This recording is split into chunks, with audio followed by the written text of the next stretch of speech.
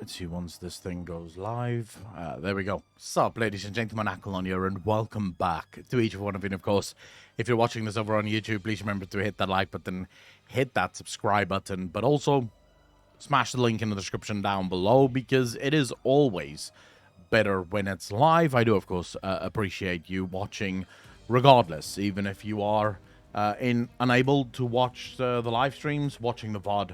Still really appreciate it, even if you're just watching the VOD over on Twitch. I don't actually know what the experience is like watching VODs over on Twitch. I've never done that. Every VOD I watch is always over on YouTube, because, I don't know, YouTube just makes more sense for offline content. So yeah, you could maybe let me know if you are one of those people that do watch the VODs over on Twitch. I'd love to know, what's that experience like? And why do you prefer that over YouTube? Could be very interesting to know. Because, yeah, Twitch just doesn't really strike me as a place you want to be for specifically, you know, offline content, so to speak. So, yeah, I'd love to know. Anyways, it is Sunday, so very happy Sunday to each and every one of you. Or shall I say, sadly, it is Sunday, end of the weekend. Always a horrible day. Always a horrible day, you know. Even if you don't really like myself, I don't really have a massive weekend, quote unquote. You know, I sometimes take Saturdays off. Yesterday, though, I didn't really take off. I still worked. I was making videos and stuff. But yeah, it's still, you know, weekend just gives you a different feel. Bigurku, how you doing? Good afternoon to you. Or good morning, rather, depending on where you are in the world. Bigurku, how was your weekend? What did you do? What did you get up to? The disco option, how you doing, brother? Good morning. Good morning to all of you faltering in on this, what is only, I think, the third Sunday stream we have ever done on the channel. And I do mean fucking ever. Very weird. Usually, I don't stream on Saturdays and Sundays. Last weekend, I streamed on the Saturday. I didn't stream on the Sunday.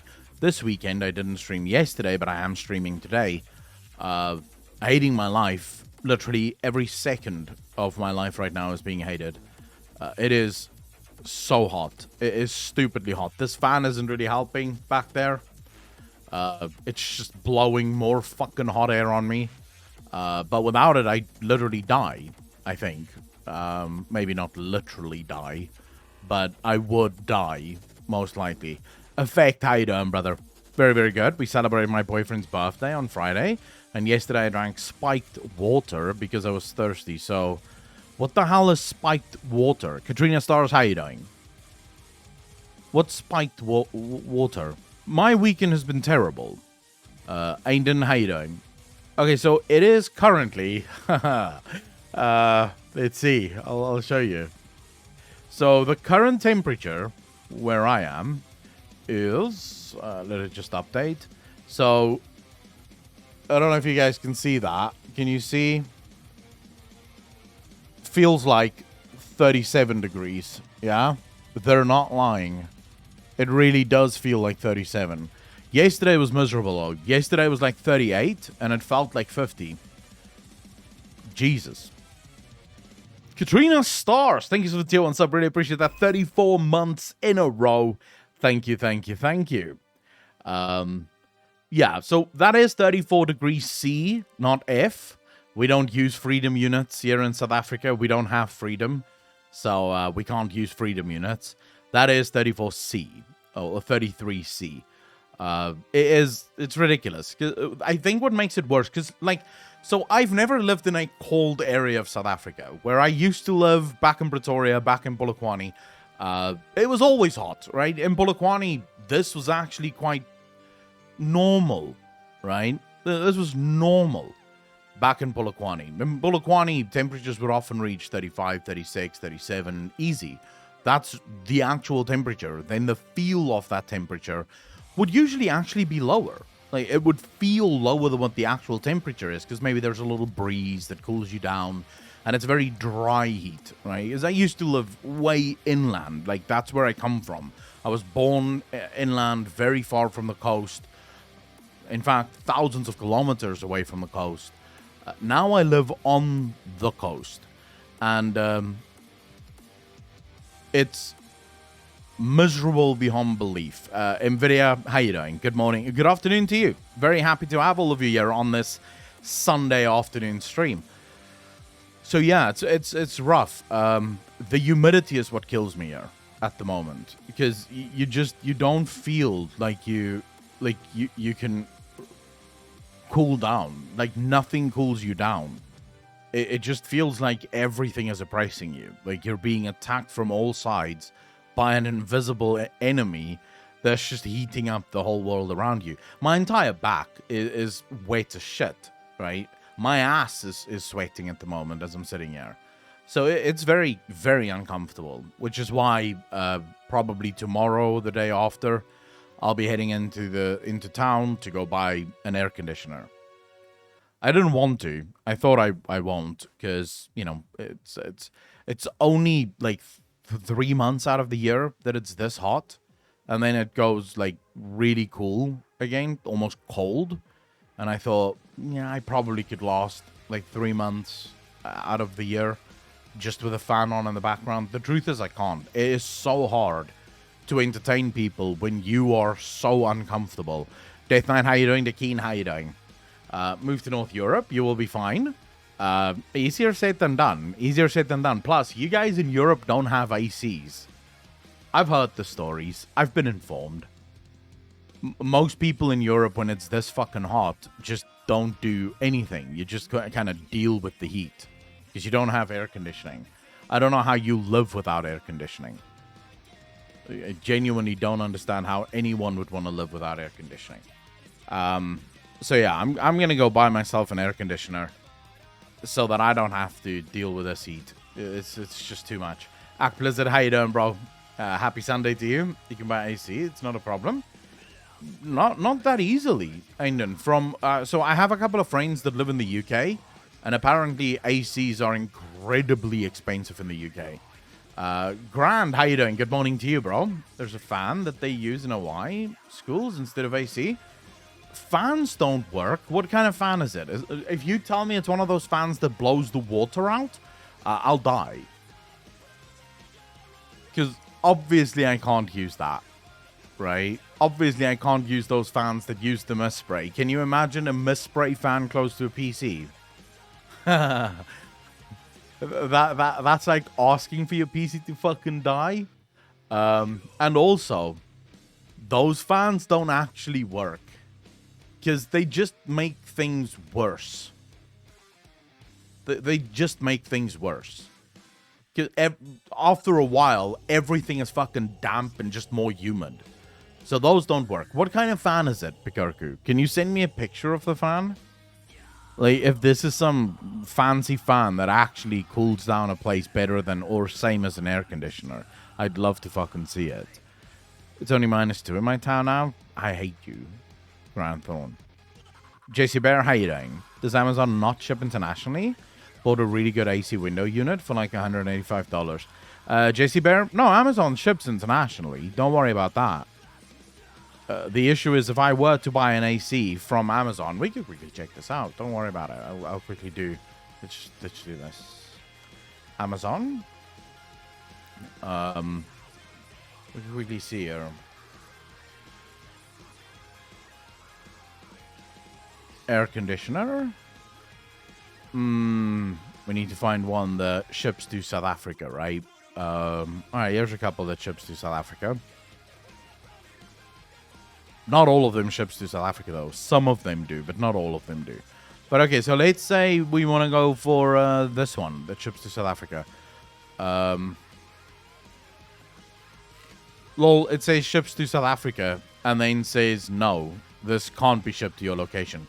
But anyways, this does make my point. Like Dash, how you doing, bro? The Wild team blamed the old guards for outdated game mechanics. Now they do the same for bad storytelling. Like Dash, that's exactly fucking right. Deberzu, how you doing? Alright, so, but this does make my point absolutely perfectly. So, if you look at this, yeah, I would pay for this air conditioner $369.99. my import and shipping fees would be $274 and $32. So I'm basically paying $100 less for shipping than what I am. I could literally buy 2 air conditioners for the price of shipping and the fucking air conditioner.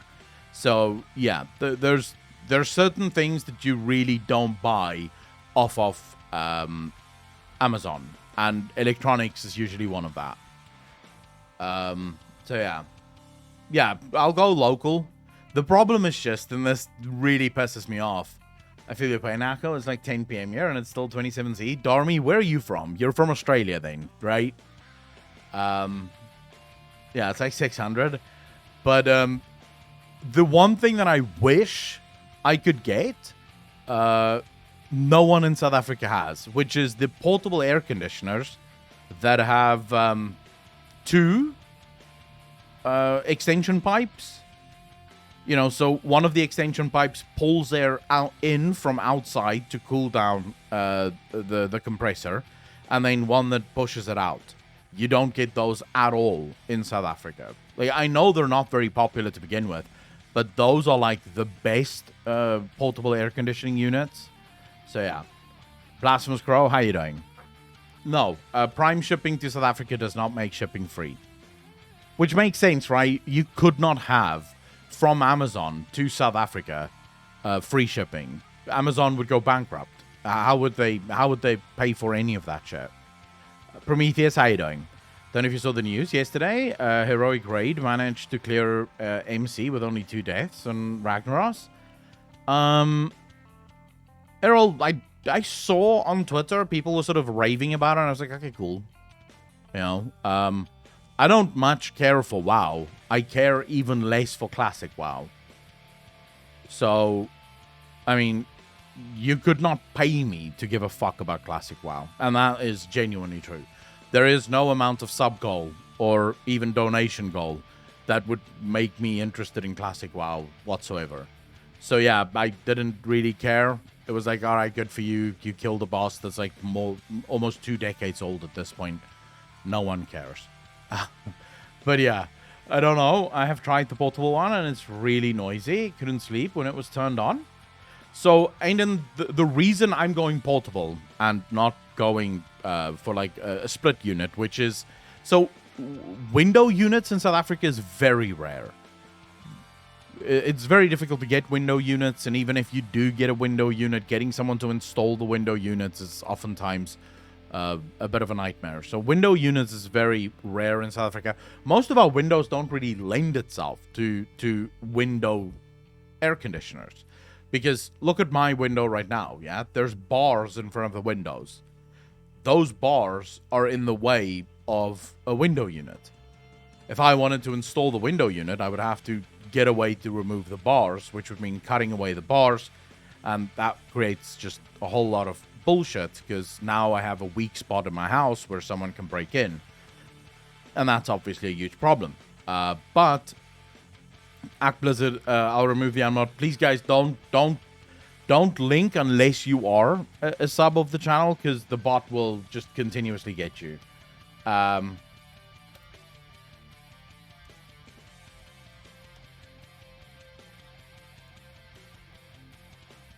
There we go. Wait, why is it... It timed you out, Act Blizzard, but for some reason I can't untime you out. Oh, thank you very much, Andy. Really appreciate that. So yeah, just once again to recap, guys, the reason we have a subscriber-only link policy on the channel isn't because I'm trying to force you to sub. I don't care if you enjoy the content, just be here and have fun with the content. But we do that because we have... Every once in a while, you'll have trolls coming in, linking malicious websites, and then hoping that people click on the website. And we've had this in the past, which is where this policy comes from. Some guy came in and he linked a website with like saying this is a really funny video. People started clicking on it, and he basically farmed everyone's IP.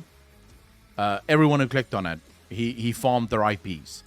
Now, this guy didn't do anything with it, but, you know, he just sort of told everyone, I've got all your IPs. But if you had someone else, they could just start DDoSing at random, having fun with it, you know? So that's why we have that. At least then it's less likely that someone is going to link shit like that. I don't know. I don't expect that as well. Well, thanks for the info. Vornado fans, 660 BLK. What the fuck? Hold up, Pikarku. Let me check this. And you say this is a fan that is as good as an air conditioner. Is it fuck? There is fucking zero chance that this fan is as good or even close to as good as an air conditioner. Look at the size of that little thing. Look at the size of that little thing. There's no chance. There's no chance. That fan would not be able to cool down an entire room. There's no fucking way. In South Africa with this heat, the heat would kill this fan. Yeah, I highly doubt this fan would. I can't think this fan. They use it in Hawaiian schools. Too expensive. Do a split system where you are.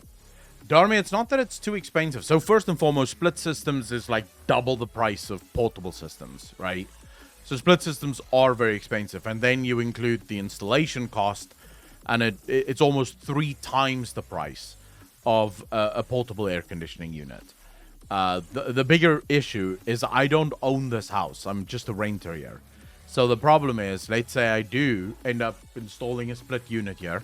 What happens after a year? Because I don't want to stay here for longer than a year. I'm not that happy with this house. It's a fine house. It's just not the perfect house, you know. Plus, I do want to buy a house eventually. So when I move out after a year, I now have to remove the air conditioner or keep the air conditioner, depending on what the owner tells me. And that's where things get really iffy and dicey. Because if you're lucky, the owner says, look, I'll buy the air conditioner from you for, say, 60% of the market value, what you paid for it. I'll give you 60% of that. That's if you're lucky.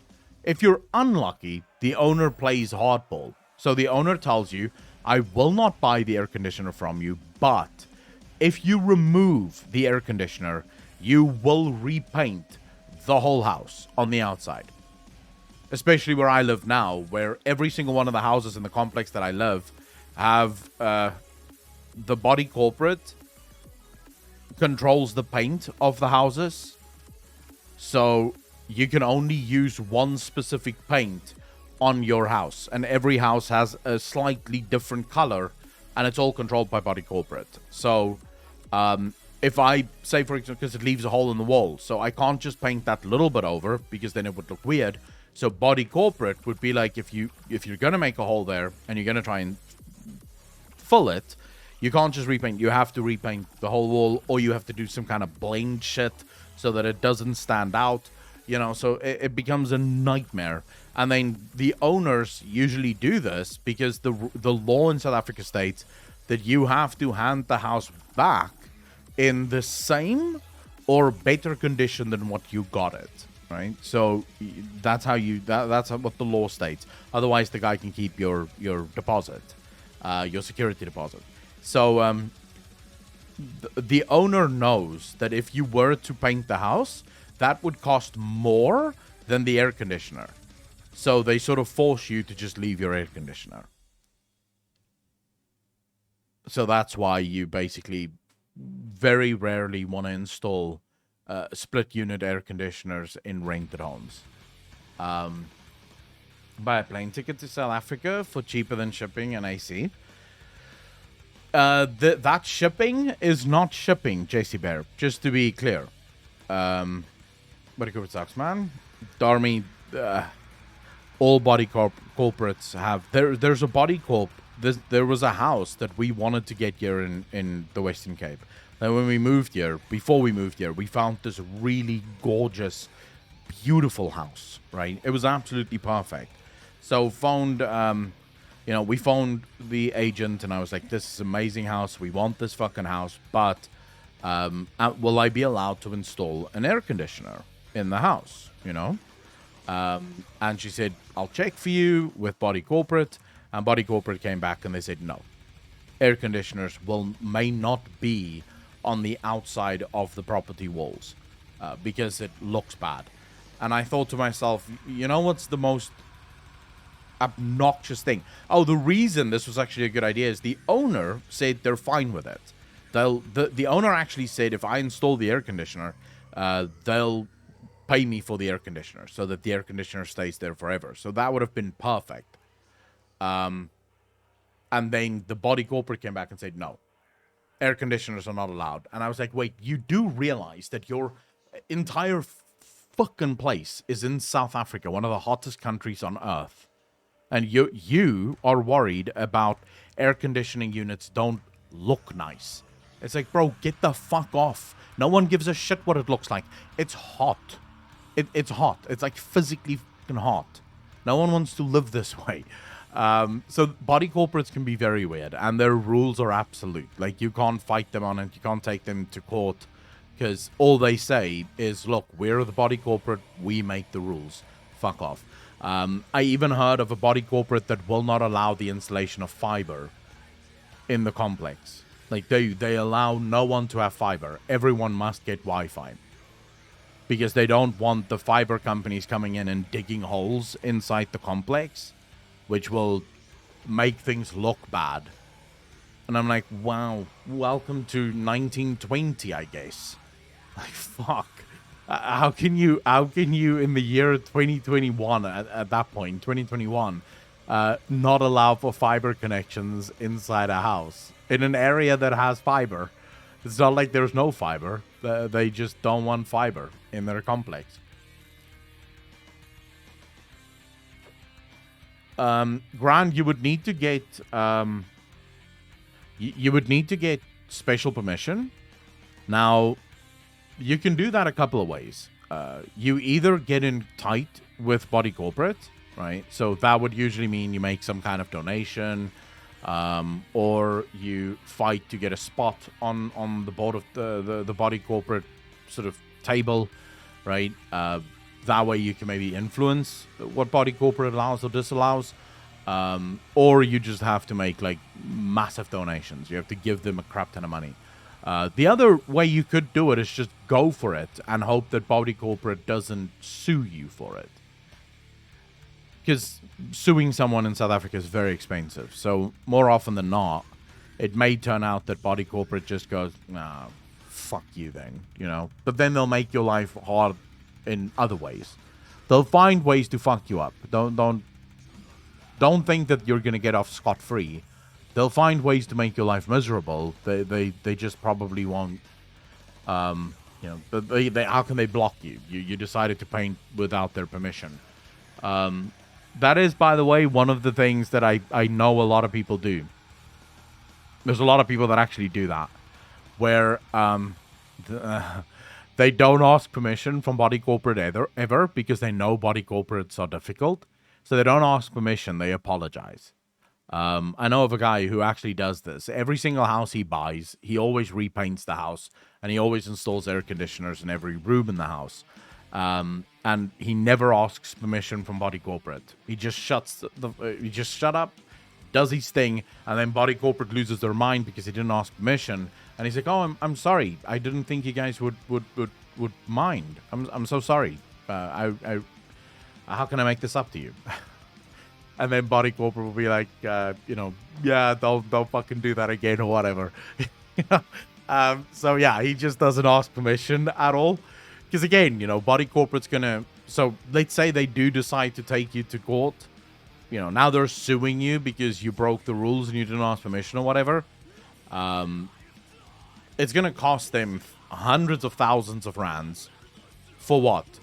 All you do is just go and repaint it the day before the court case back to the original color, and what can they do? You know, now they've wasted a bunch of money and their case is dead in the water. So yeah, okay. So Body Corporate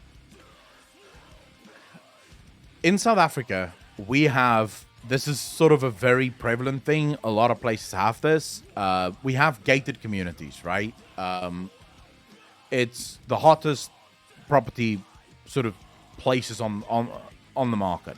Everyone wants to live in a gated community because it's safe. You have electric fencing all around. You have security guards at the gates. You have cameras all over the property. So, for example, our entire property is monitored 24 hours a day by security companies with cameras. We have security at the front gates. We have electrified fencing all around the property. You know, so it keeps you safe. That's basically why you live in a gated community. But all gated communities have a body corporate. This is sort of the group of people that control the rules of the community. So they make the rules. They basically tell you you can't play music after 10 o'clock, or you can't have an air conditioner, or this is the color that your house must be painted.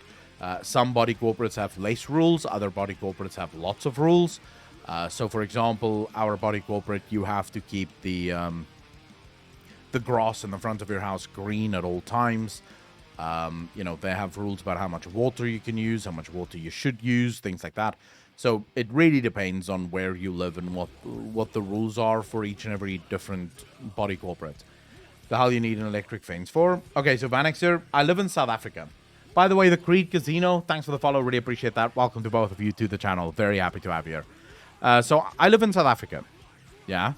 Now, for those of you that isn't aware, for those of you that is from Europe or even America, for that matter, you might not understand this, and that makes perfect sense. I don't judge you at all for that. But South Africa is not a safe country. It's never been a safe country. South Africa is one of the highest crime rates in the world. We have one of the most inept police departments in the world. So in South Africa, the citizens of the country have effectively taken matters into their own hands. Every single store in South Africa has their own security company that keeps the store secure. If you go to any store in South Africa, you'll usually be greeted by a security guard at the door. That's there 24 hours. That's his job. He keeps the store safe. There's CCTV inside the store, and that CCTV is usually protected or usually monitored from the security company headquarters. Sun Goddess, thank you for the tier 1 sub. Really appreciate that. 12 months in a row. Thank you, thank you, thank you. Sun Goddess, how you doing? So in South Africa, what you're basically looking at is the citizens of the country have said, right, our government have failed. They no longer have the ability to keep us safe. If you, for example, decided to phone the police right now, yeah,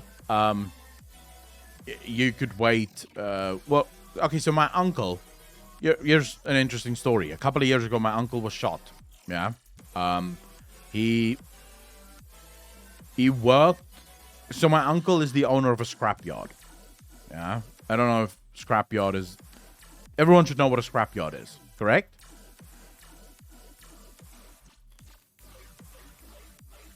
No, don't sad face. He lived. He fucking lived. He didn't die.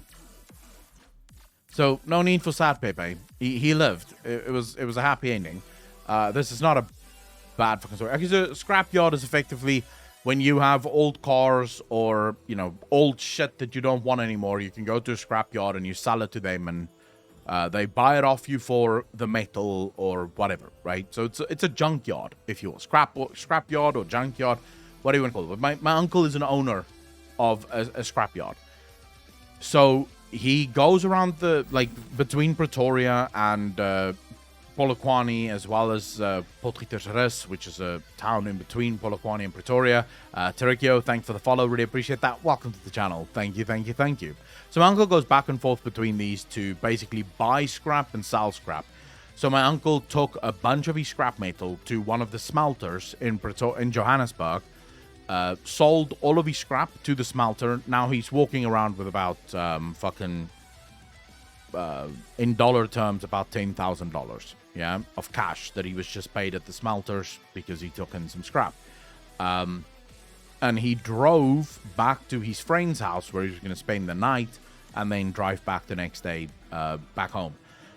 And as he drives into the driveway, as he gets into the driveway, Alex, how you doing, brother? Alex, how you doing? Both Alexes, how you guys doing? Malifia, how you doing? So he gets into the driveway, and suddenly a van pulls up right behind him. So they basically followed him from the smelters. They knew that he had money on him, so they pull in. They basically block his escape. He can't get out. So they get out of the van with guns, and they're sort of forcing him to get out of the car and hand over the money. So my uncle have these tinted windows, and he swears the tinted windows is what saved his life, because they couldn't actually see where he was at the time. But as they're there screaming at him, my uncle's friend comes out of his house because he's hearing this commotion. Yeah? And he starts screaming at them, and suddenly the guy shoots twice into the fucking car. Right? He just shoots into the car, just bam, bam. And he shot my uncle through the side here, into the ribs and into his stomach. He shot him once here, and the other bullet missed him, luckily, completely. So they didn't get the money, and they also didn't, they shot him. So now they're phoning the police, they're phoning the ambulance, yeah? The ambulance arrives about, this was public, because my uncle didn't have medical insurance, so they had to phone the public hospital ambulance. The ambulance arrived about half an hour later. The police arrived about 3.5 hours later. My uncle was already out of the hospital. He had been patched up, he'd been fixed. He was already let go out of the hospital when the police finally arrived to figure out, so what happened here? Can we help? And they're like, no, it's fine, because the security company, my uncle's friend's security company, they caught the guys.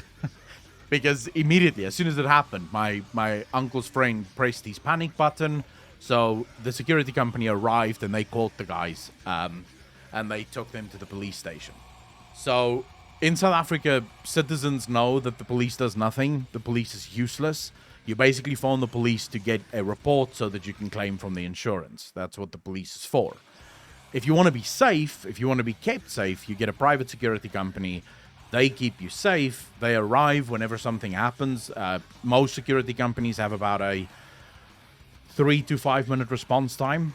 So as soon as something goes wrong, they are at your house within 3 to 5 minutes. And we also have the largest private security force in the world. Like, the private security force in South Africa is about 550,000 officers versus the police force, which is about 250,000 officers. So South Africa has the largest private military in the world. Because they are basically a military. They're armed to the fucking teeth. Those guys rock up with handguns, fucking machine guns. Like, they are fully armed, bro. Like, bulletproof vests. These guys are 100% highly trained, very lethal security guard. So yeah, South Africa has an incredible private police force. There's a different kind of security, I guess. And it's so hilarious seeing US whine about the smallest things. I mean, you get so used to it. They are the true NPCs with infinite back slots. So you have a private army for hire, I hear? Yeah, well, there's different companies, right? There's about, I think there's about 9 different security companies that you can choose from. All of them competing for, customers and shit. So there's no one private company that you, there's no one private army that you, but I guess if you really wanted to, you could hire, I could hire one of the companies and you could hire another one of the companies and they could go to war on our behalf if we had the money, to sort of stage our own private war. We could probably do that. But yeah, so in South Africa, we don't rely on the government for anything. You do it yourself, or the market creates something that does it on your behalf. The police is miserable, dude. The police is truly miserable. I wish I could afford to hire you for a US speaking tour. I feel like people here need a dose of reality outside of the US. Look, the thing is, so I don't actually, Jesse Bear, I don't actually agree with that. Because, look, it's sort of like the argument that people make where they go, stop complaining, there's kids in Africa without food. It's like, yeah, who gives a fuck? Sure, it's hard for the kids in Africa who can't eat, but my problems is real too. You know, I hate that because you can't really compare your problems to someone else's problems, because just because someone else has a objectively larger problem than you doesn't really like nullify your problem. You know, and as countries evolve and as countries get better, obviously people are going to start complaining about different things. Truly, as a South African, the things that Americans and Europeans complain about, I oftentimes look at and go, I would be in heaven if that was my only fucking complaint.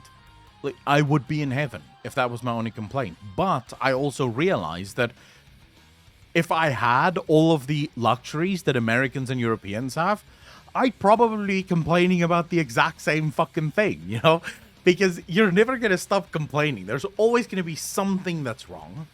And there's nothing you can do about that. There's always going to be something that's wrong that you're going to want to complain about. And just because someone else has a larger problem than you doesn't make that automatically your problem or means that you shouldn't complain about it.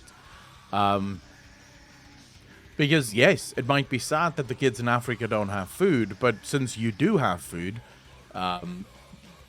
you may complain about the fact that you can't warm your food.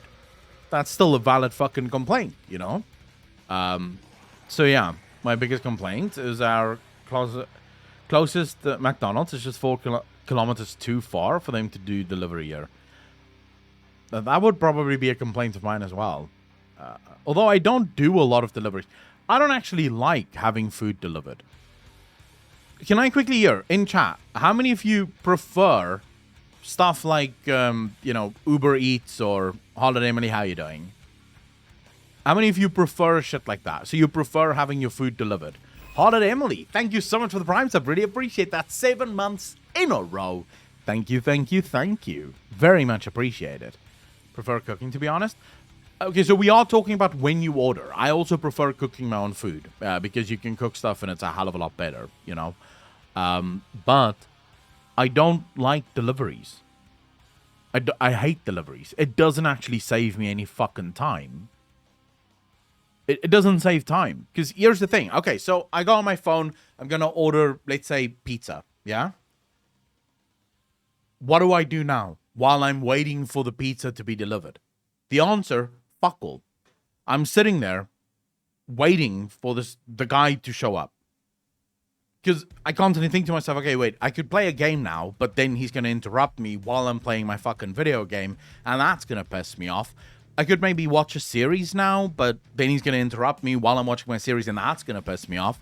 So, may as well just fucking sit here like a moron and wait for the fucking guy to arrive so that I can start doing my shit. So, I may as well just get in the car, drive to whatever store I want to order shit from, order it, get home, and then watch my shit. So I prefer just going out and buying whatever the fuck I need rather than ordering it. I hate ordering food. Plus, there's something about a menu, like seeing a menu in real life, that I still really like. For example, you can order groceries online in South Africa as well, right? Almost every single supermarket here has their own app that you can order food from. I never order food from their apps because there's something magical about walking in the store and seeing the things in front of you. Like, you see the thing and you're like, not this one, I'll take this one. There's just something about that that's really fun. And also, it sparks imagination. So if I don't know what I want to cook tonight, I love going to the store then, because then you walk through everything and you're like, oh my god, I could really use this, and I could pair it with this, and I could do this, and I could do that. This is going to be perfect, right? Prior to going to the store, I didn't have a clue what I was going to cook. But now I know, because I saw all the things and it sparked ideas. So I genuinely hate ordering. Ordering online and then going to pick it up when it's ready is usually what my family does, to be honest with you. You could do that as well, but I just see that as an extra step that's needless. You know, so I would go, for example, you choose the fat and the meat, you choose the freshness of the veggies. Well, I don't choose the veggies. I just choose the fatness of the meat, which is always max fat. But yeah, I get what you're saying, Alex. Only delivery I like is Amazon deliveries, but I just cook for myself most of the time. By the way, it's not safe in South Africa to go out and buy food. It's more safe to stay home and order one. Blizzard, I don't agree with that, because in South Africa, like I said before, I've said this multiple times, South Africa is very unsafe. But if you know where to go and where not to go, South Africa is fine. You just need to know the place. Like, don't wander into, like, the fucking township after dark. Because, yeah, then you're looking for trouble. You're probably going to get trouble. But if you're, like, if you know where you're going, you know where to stick to, you're fine. Nothing's going to happen to you. I've lived here my whole life, and I've only ever... how many times... Okay, so my whole life that I've lived here, I've once been held at gunpoint, and they stole my wallet and my cell phone, so that wasn't too bad. And I had one of my cars stolen. That's it. Oh, and I had a break-in as well. So that's about 3 times. I had 3 brushes with crime in my entire life that I've lived in South Africa. So I wouldn't say it's too horrible. Kirill, how you doing? Okay, why the fuck would I hunt for food? Why would I hunt for food? There's food at the store.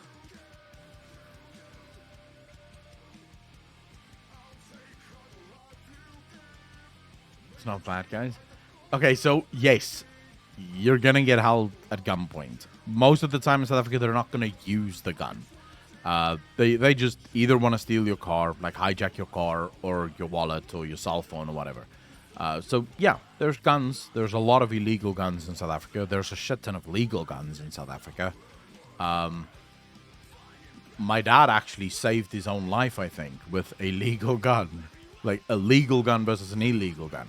He was held at gunpoint as well. Like, the guy wanted to steal his car, and then he ripped out his own gun, and the guy just fucking bolted, dude.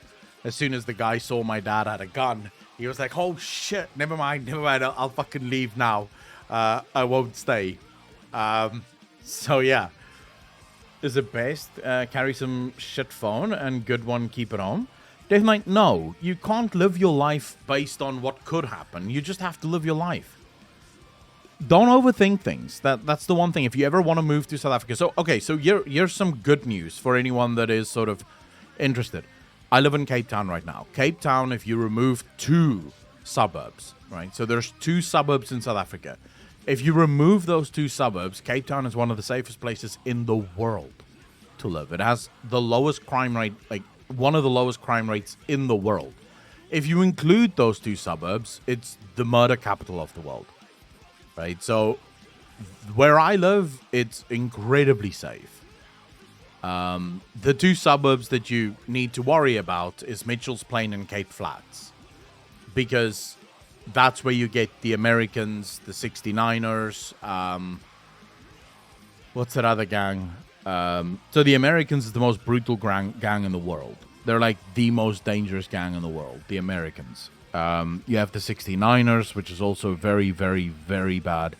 Like, that's gangland. Not even the police goes in there. But if you remove those 2 places, you're fine, right? So, like, Cape Town is incredibly safe thing. So the way you want to live is just live. Bad shit is going to happen. You can't really control that, but you can also not really allow bad shit to dictate your life. Just roll with it. Also, because now I shit with money. If phone gets stolen, I won't get one new for a few months. No, you'd be fine. What did the 69ers do? No, the 69ers, that's not their full name. They're something 69ers. I just can't remember the something. Anyone carries a gun in my country, at most, you'll get into fights with people at night? No, I'd say the majority of people, like, not the majority, but a lot of people in my country carry guns. Like, South Africa also have this incredible fight. What are the guns laws like in South Africa? Open carry? JC Bear, you can, although it has to be holstered. Right, so it has to be holstered. But our constitution also protects gun laws. Our constitution, I believe it's also the 2nd Amendment in South Africa. Might be the 3rd. I'm not sure. but our constitution also allows for every citizen to be armed. Now, my government has done a lot over the last 20 years to try and erode gun laws, but they keep running into fights where people keep taking them to the Supreme Court, or the High Court, as it's called in South Africa. And then the High Court strikes it down because it's against the Constitution. And in South Africa, in order to amend the Constitution, you need a 2/3 majority in Parliament in order to amend the Constitution. And the ANC is struggling to get the 2/3 because the other parties in South Africa won't vote with them. So the ANC and the EFF would love to take away guns. The other parties keeps blocking it, and without one of the other parties, the ANC and the EFF can't take the guns because they can't actually amend the Constitution. So they keep trying. You know, our police minister of police, tried to pass a law. When was this? About 3 months ago? He tried to pass a law that would make it illegal to own a handgun for self-defense. He passed the law, and within 2 hours, the High Court struck the law down. Like, High Court was like, no. Literally, in the Constitution, citizens are allowed to keep guns for their own protection. So, what the fuck? This law contradicts the Constitution. You can't do this. So they keep trying, but they keep failing. So yeah. And plus, you would have a fucking riot. Like, if you want to start a war in South Africa, you ban guns. Like, the second the government bans guns, they will start a war. So they tried to do it slowly. First, they banned assault rifles. Then they banned semi. Like, all semis got banned. And now they're trying to ban, like, all guns. You know, now they're really trying to take away all guns. But this is where people drew the line. This is where people sort of said, fuck off. You won't get my hunting guns. You won't get my handguns. You won't get my shotguns. So this is where people sort of realized that the government is sort of incrementally trying to disarm the citizens. So yeah. No, in South Africa, they'd probably have a hard time trying to get rid of guns. It's very similar to the US in that regard. Gotta go shop. I'll drop by again once I'm back. Holla, take care of yourself. Enjoy the shop. I have a problem when any government thinks they can dictate what your rights are. My rights are not up for debate. JC Bear, absolutely agree with you. CCS, how you doing, bro? You need to do it more slowly. So you can own semi-auto handguns? Yeah, in a way, you can. I mean, most handguns are semi-automatic, so... yeah, you can. Look, I'm not that clued up on the gun laws of South Africa, I'm going to be honest with you. It's not really a massive focus for me.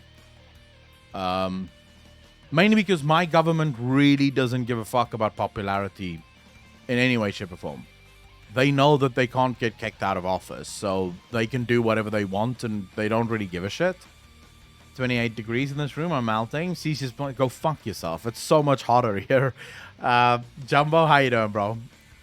Repeal the National Firearms Act here. Machine guns for everyone. A lot of city people don't understand that wild animals can cause issues and hunting is still used as a source of food in many rural areas. So I don't like the argument of guns for hunting because it doesn't actually go to the heart of the issue of gun ownership and why gun ownership is important. So I don't actually like using guns for hunting as an argument why guns should not be banned, because that still leaves a lot of open discussion where the government can absolutely step in and say, well, okay, we won't take your hunting guns, but we can take all of the other guns. You know, so we can take your handguns because you don't really hunt with a handgun. We can take your machine guns or your semi-automatics because you don't really hunt with machine guns or semi-automatics, you know. And the first thing I hear is go fuck yourself. Gotta love Akko. Jack, how you doing, brother? Thank you so much for the first time chat. Really appreciate that. So my argument against people trying to repeal gun rights and people trying to take away gun rights is, first and foremost, the vast majority of gun crimes in the US is committed with illegal guns. So even if you were to ban weapons, even if you were to make it illegal for anyone to own a gun, the guns that's used in crimes is already illegal. So if the current laws did not stop those guns from being in the hands of criminals, then why the fuck do you think banning the guns is going to take away the illegal guns in the hands of criminals?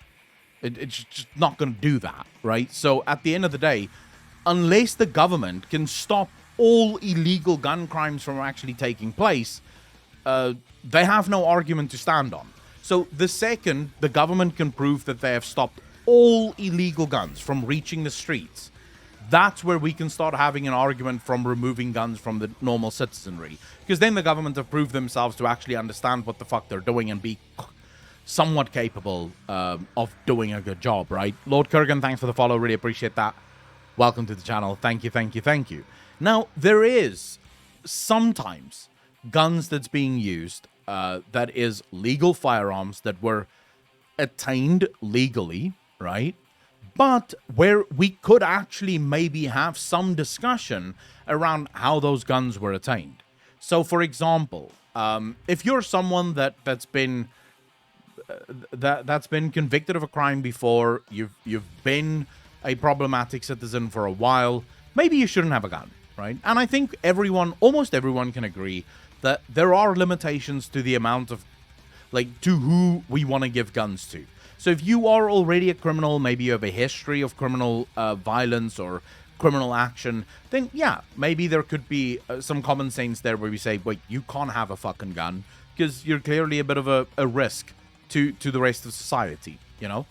But by and large, the vast majority of crimes are committed by illegal guns to begin with. So someone needs to explain to me, and I'm very open to having this discussion. If we have anyone here that is anti-gun in chat, please explain to me, how does a law that bans guns stop the illegal guns that is already on the street from just still being there? Considering the fact that those guns that are used in crimes that are illegal were illegal already. So the law changed nothing about those guns being there. So how exactly does that actually help? Even if you were to make all guns illegal, that would still not actually do anything, because those illegal guns were illegal to begin with. Firearm restriction rules, but I know it won't work. They do it illegally anyway. There's too much money in it. 100% correct logic. PDD, thanks for the first time chat. Really appreciate that. Welcome to the channel. Thank you, thank you, thank you. If the bad people want a gun, they will get their hands on a dirty weapon, period. Look, there are countries in which this made sense. And what always pisses me off is when you get these people go, oh, but look at Australia. You know, they banned guns and all mass murder stopped. No one ever says that the last mass murder that Australia had prior to the banning of all guns was like almost 7 years before that. And then after 7 years, they had one mass shooting, and then suddenly the government said, fuck it, ban all guns. So really, gun crime was already on the decline in Australia before guns were banned. But there's another bigger issue with the whole Australian thing, and that is Australia is literally surrounded by water on all sides. So you can actually, at least to some extent, stop what comes into your country. Right? Because everything has to come in from the outside. If it's banned inside your country, it has to come in from the outside. So you could potentially catch most illegal gun shipments. How do you do that in the US, where one of its borders is literally basically bordering the crime capitals of the world? All of those gangs in South America. I'm not calling all South Americans criminals. I'm saying we all know that Mexico have incredible issues with gangs and gang violence. If you go to almost every single one of those South American countries, a lot of them have very alive and well black market operations. How do you stop that? How do you stop that? How? In what universe are you going to be able to control that entire border to make sure that no illegal guns get in? You can't. So to try and say America and Australia is the same thing is fucking moronic. You're a moron if you use Australia as the example for why banning guns would be a good idea. I'm not saying you can't make a good argument for it. I just haven't heard one. And I'm very open-minded about this because, like I said, it's not like a done deal for me. It's more just a case of I'm yet to hear a good argument as to why banning guns would stop gun crime.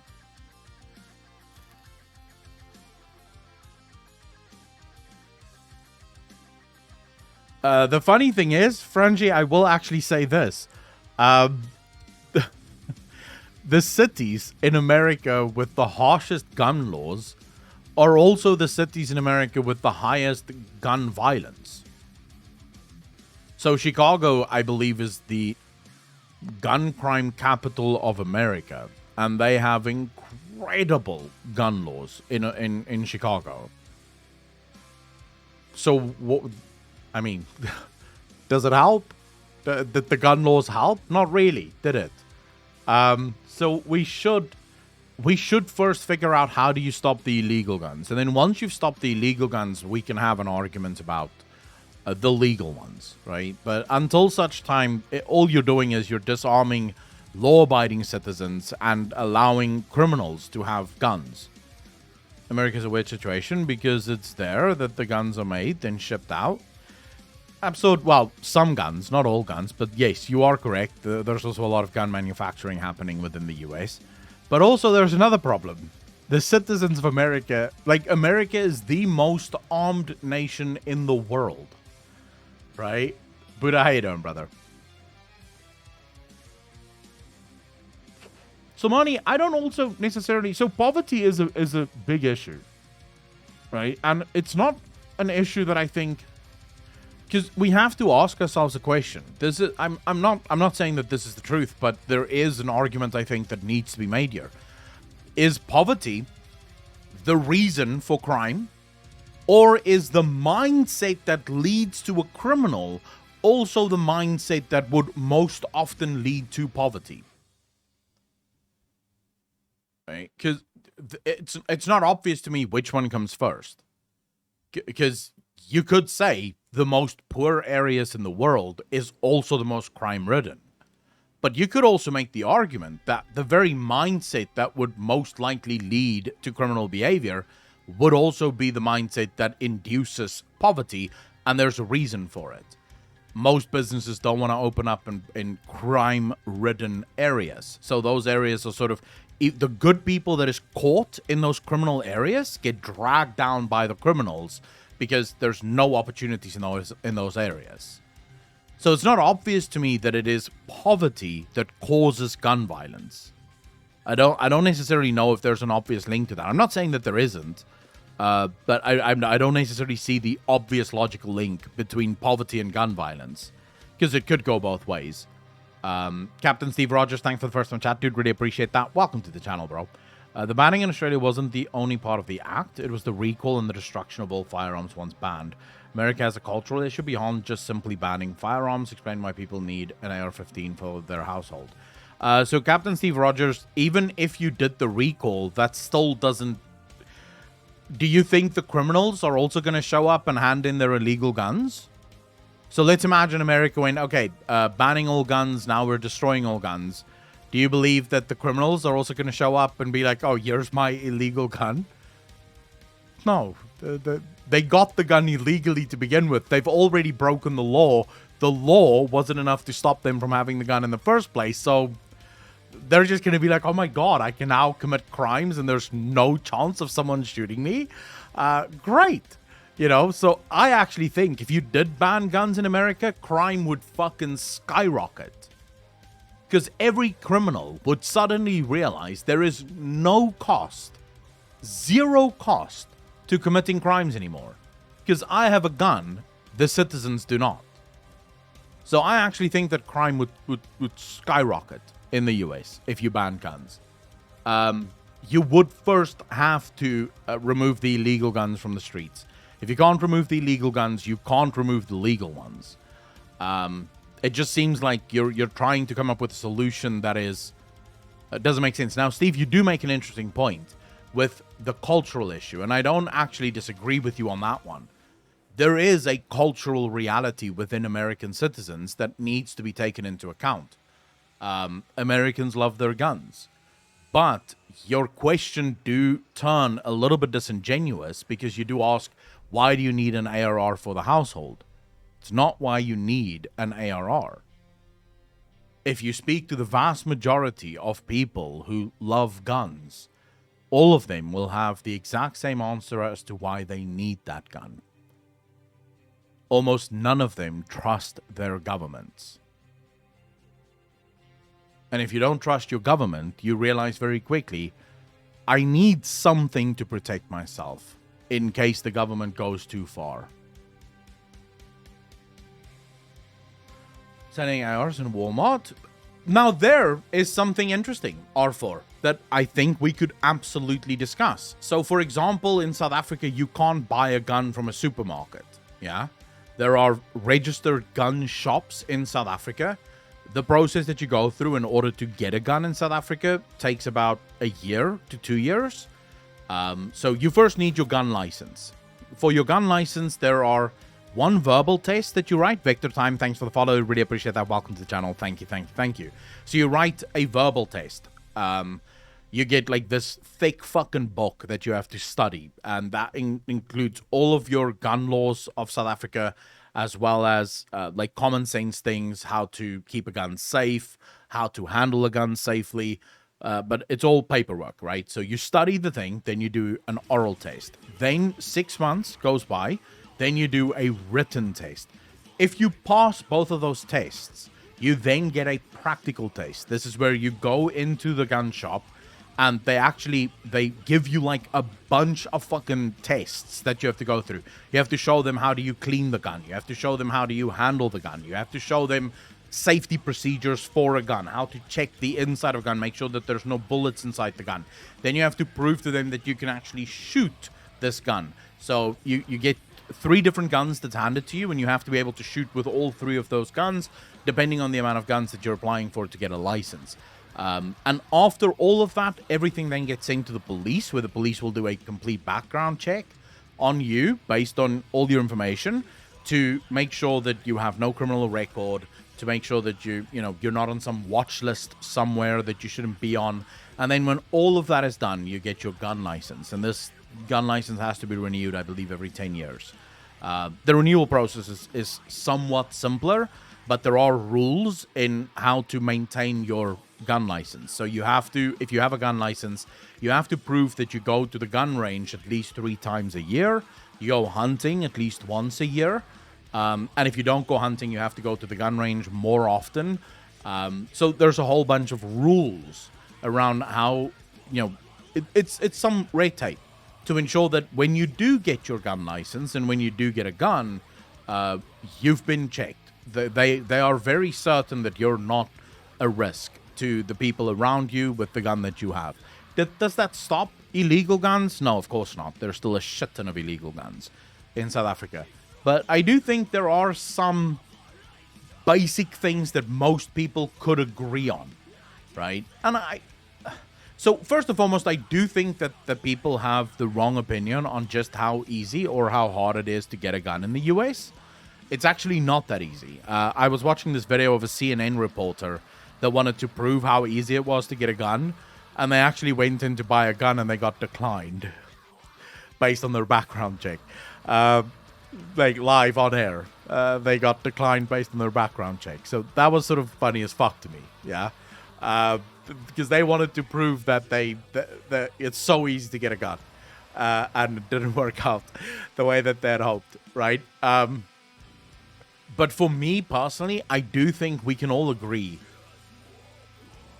So, for example, there was a mass shooting. When was this? Like 3 years ago? The kid that walked into his school and just shot up the fucking school. I think this was 3 years ago. As it turns out, that kid was on the FBI watch list for like months prior. The FBI was very much aware that this kid is a problem. And still that kid managed to walk into a gun store and get a gun. Now, I think we can all agree that that is a big fuck up within the system. How did the system fail so miserably? Because the system should not fail that fucking miserably. There's that other guy, if you guys remember in Las Vegas, there was a guy who sat in his hotel balcony, and shot into the crowd down below. Do you guys remember that? This is like 4 years ago. In Las Vegas, the guy just shot into the fucking crowd like crazy. Turns out he was on the FBI watch list as well. And he managed to get a gun whilst on the watch list. Now, that's where you sort of go to yourself and say, hold up. The answer here isn't banning guns. The answer is figuring out, how does someone like that get through the fucking cracks? Like, how does that happen? When you have someone that is obviously a fucking risk, so much so that the FBI is aware that this fucking asshole is a risk, right? Then you sort of have to ask yourself, but wait a second, how did that guy get his guns? Something failed here. So it's not obvious to me that banning all guns is going to make any fucking difference when the actual gun laws that already exist wasn't even enforced here. Because you can't actually buy a gun if you are on any sort of watch list, and if you are under suspicion of criminal activity, you can't actually buy a gun legally in America. So the question is, how the fuck did you get that gun? Where do you get those guns? Right? So to me, it just feels like and it makes sense, right? Human beings love easy answers. Everyone loves this. Everyone fucking loves an easy answer.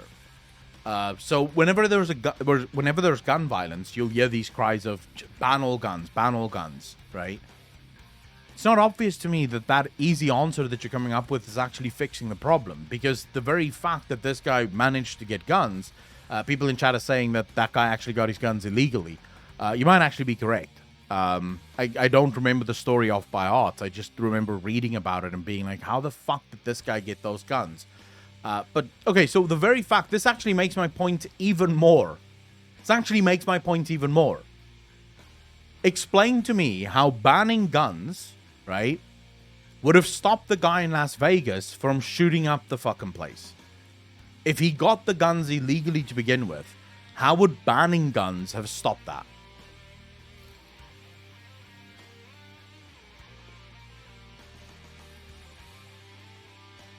But I also, at this point, just want to be clear. I'm coming after liberals pretty hard here. I'm coming after the Democrats pretty hard here. But the conservatives are pretty fucking stupid here as well. Because, for some reason, conservatives, like Ben Shapiro, will not even discuss ways of making sure that this shit doesn't happen again.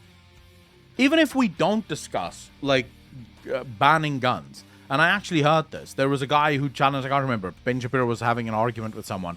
And the guy actually wanted to have an argument about gun laws and how you could make some kind of useful gun law. And he was like, no. It's not up for debate. It's the Second Amendment. Like, bro, you can't fucking be like that. There has to be some kind of middle ground here. No one said that it has to be banning all guns.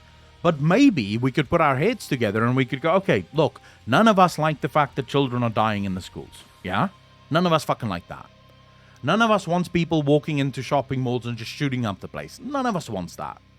So what do we need to do? And maybe that could be through strengthening the ability of the police to catch these people. Maybe it could be through some revised gun laws that doesn't remove guns from people, but does actually give people, does actually make sure that bad people don't get fucking guns, right? There has to be some kind of argument. We can't just shut down argument. We can't just sit here and go, no, there's no fucking arguments to be had here. Of course there is. There must always be debates about these things. Now, I will not entertain a debate about banning guns, but I don't think that means we shouldn't debate guns and gun laws in general. I think debates are healthy. They're always healthy. It's always a good idea to have some kind of discussion. The problem is just in America, liberals and conservatives will not fucking debate anything. It seems like the Republicans and the Democrats are far too busy screaming at each other to actually have a decent conversation. Spoff, thanks for the... How you doing, brother? Looking at the root cause would be a lot more effective than simply banning things. Disco option, I absolutely agree with you there. Nick, thanks for the 2 months up. Did really appreciate that. 21 months in a row. Thank you, thank you, thank you. You're assuming that the problem in school shootings is that a kid can get a gun. The problem is that the kid wants to kill other kids in the first place. True, 100% agree with you. But again, this would come down to the solution, yeah?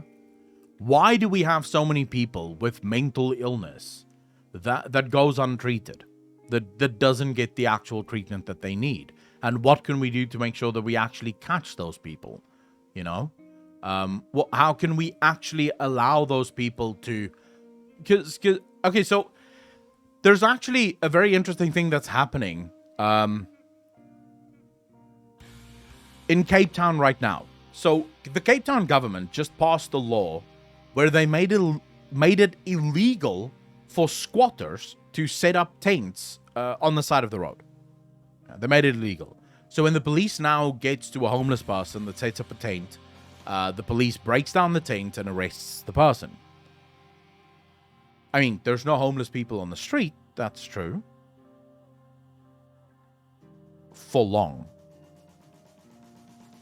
The homeless people still get on the street and they still set up their tents. They have to sleep somewhere.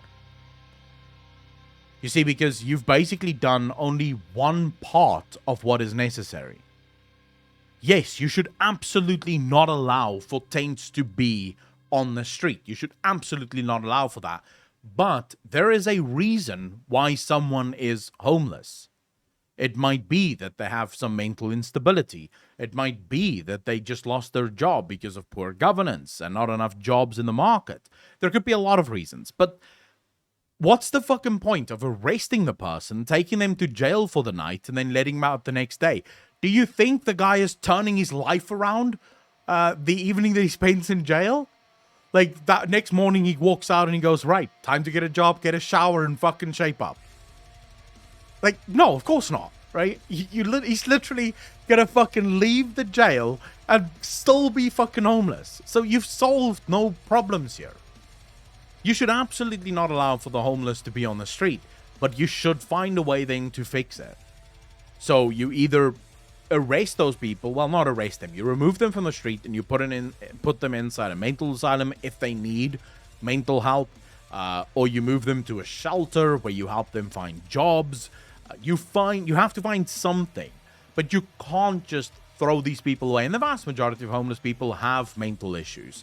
So it might be worth coming up with a system to move them into mental asylums where they can get the help that they need and hopefully they can rejoin society at a later date and become useful members of society. But more often than not, this is why I hate the government, because the government only comes up with easy solutions. It almost never comes up with holistic solutions. It never finds a solution that actually tackles the brunt of the problem. So when there's poor people, what do government do? Let's give them money. Well, I don't think that's obviously going to help. Because the very fact that they're poor might not be solved by just giving them money. I can tell you right now, I have poor people in my family. Even if you gave them $100,000 a month, they would still be poor. You want to know why? I have not seen those people make a smart financial decision in my fucking life. In my life, I have not seen. There are members of my family where I guarantee you, I will pay you money if you can highlight a single smart decision they've made with money, ever. So it doesn't matter how much money you give them, they're always going to be poor. They'll find new ways to blow that money on bullshit. So clearly, just giving the money away isn't the only solution. I'm not saying don't help the people. No one want to see people suffer. But there needs to be more, you know? And I'm not necessarily saying I have all the answers. I don't.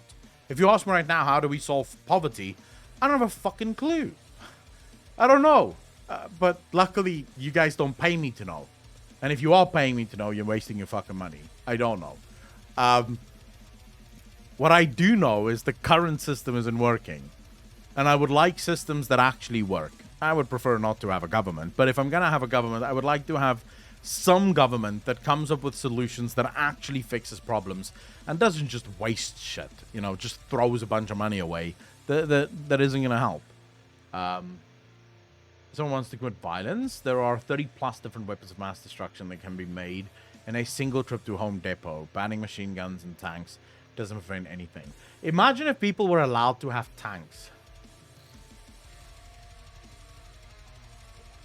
Silver Goblin, how you doing? I would like the moon. I wonder if we... What would happen, do you guys think, if we blew up the moon?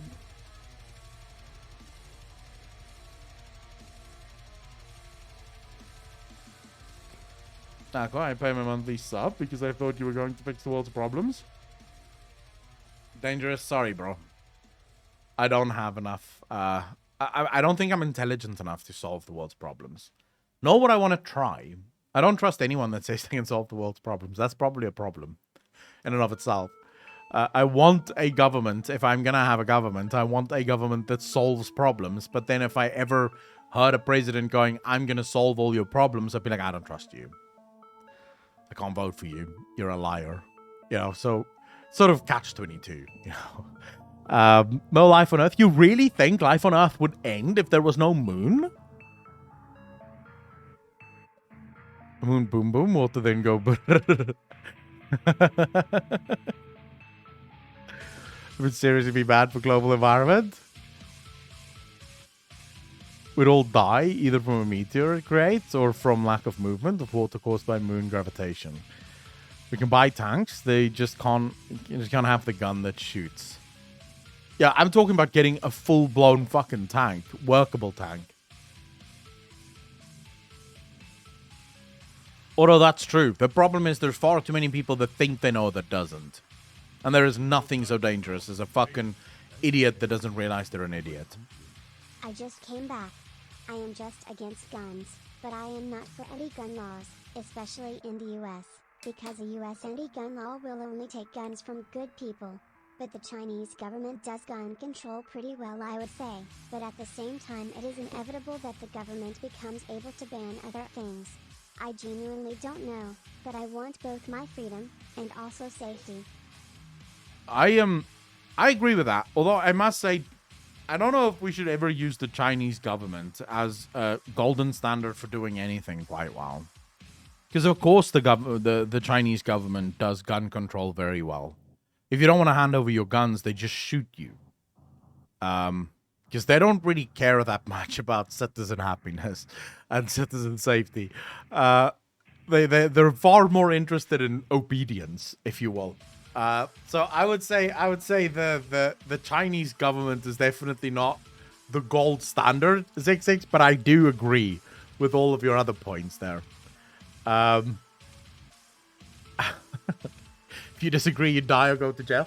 Bro, the Chinese government literally did that with the pandemic. Like, they just locked people inside their homes without food. Like, genuinely. They just locked people inside their homes without food. Just, the police just arrived and locked the gates to the building. And we're like, nope, you stay here. It's like, Jesus. I mean, it's effective. They say they wiped out the pandemic rather quickly. Some people died, you know, some people went hungry, but, you know, what's a little human suffering? Nikea, thanks for the tier. What's up? Really appreciate that. 10 months in a row. Thank you. Very much appreciate that. Unforgive one, how you doing, bro? Look, at the end of the day, Zikura, thanks for the follow. Really appreciate that. Welcome to the channel. Thank you. Look, freedom is hard, yeah? And I can understand why some people don't like freedom. I can understand why some people think that as humans we shouldn't be so heavy or so nuts for freedom. Freedom brings with it chaos. It brings with it a lot of chaos, let's be real. The more freedom you give a society, the more chaos there is almost inevitably going to be. because if you're not controlling the comings and goings of every single citizen, there's bound to be some bad shit that happens. Yeah? Zig6, thanks for the 50, bro. I'm wondering if it is possible that with enough citizens educated and conscious about these issues, a government can be elected that can ensure both strict control against firearms, but will not interfere with freedom either. I don't think you can. I'll explain to you in a minute why, but, so let me just think about your question for a bit there, 6-6. Okay, so the thing is, here's the trade-off as far as I can see. Now, I'd be interested to hear if there's anyone that disagrees with this.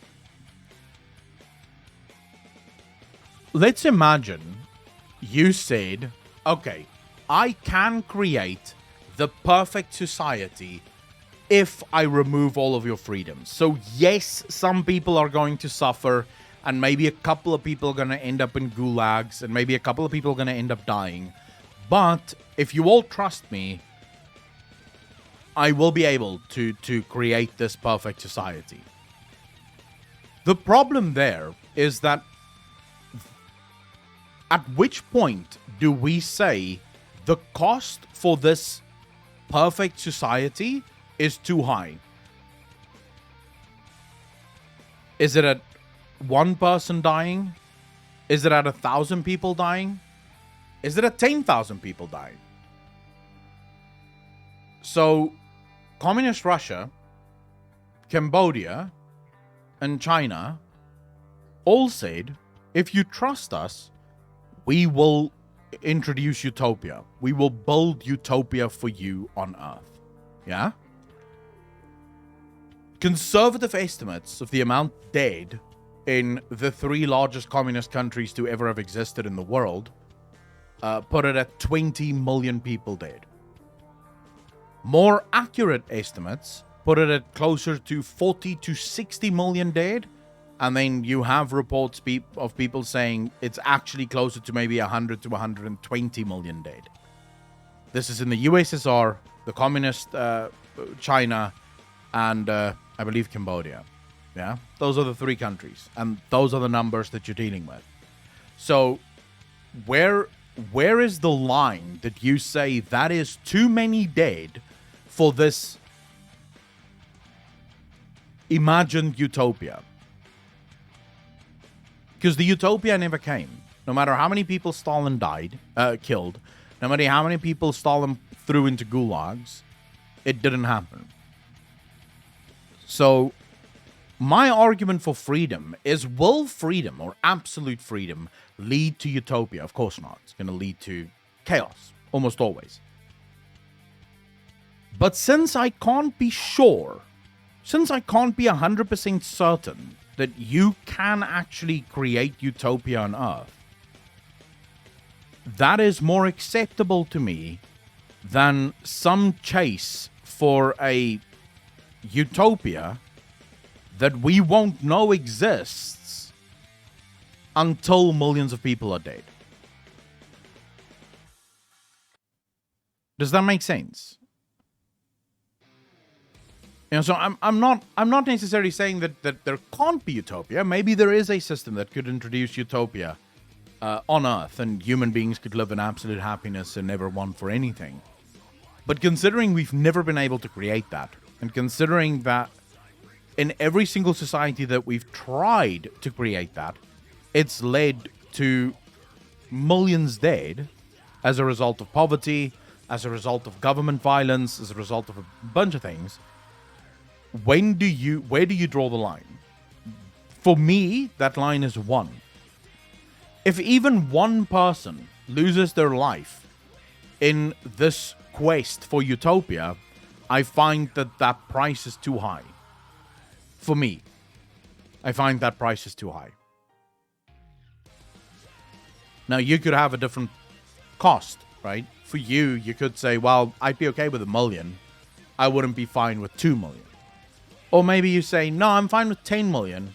I just wouldn't be okay with 15 million. Or maybe you say, I'm fine with 50% of my population being wiped out, if that would lead to utopia, but 51% would be a bridge too far.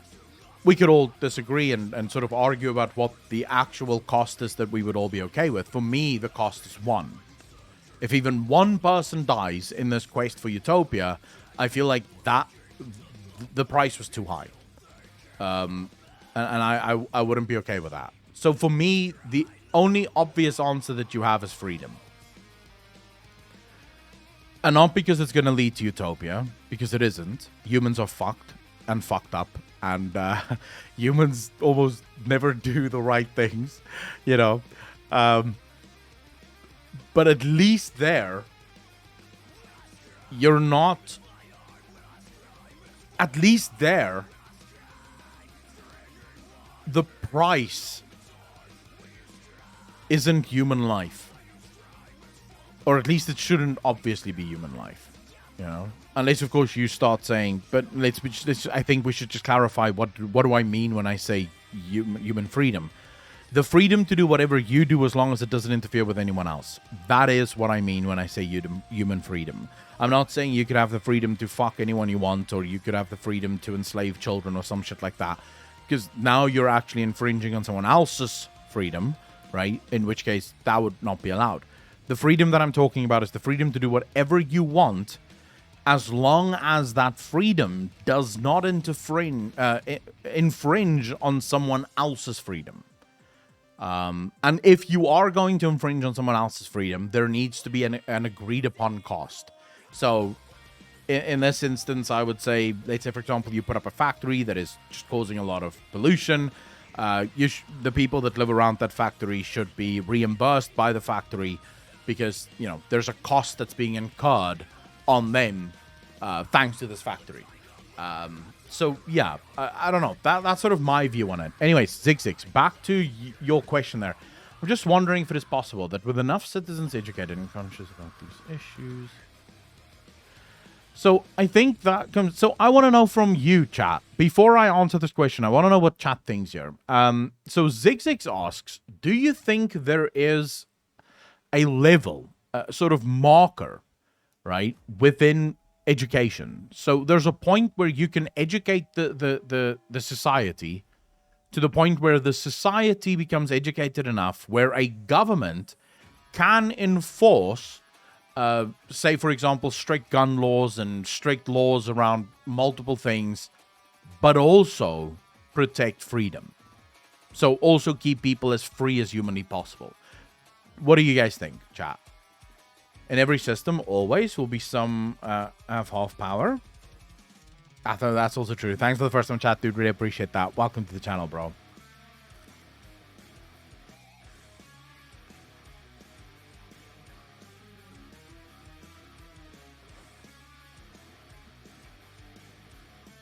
Yes, but not with how education works currently. If so, I can't imagine it. Way too many variables involved there. Education and knowledge is key, but I doubt, because there will always be jealousy. So my answer is actually, I don't care about the education debate. I care far more about the government debate. So, chat, who do you guys think goes into government? Which kinds of people do you guys think goes into government?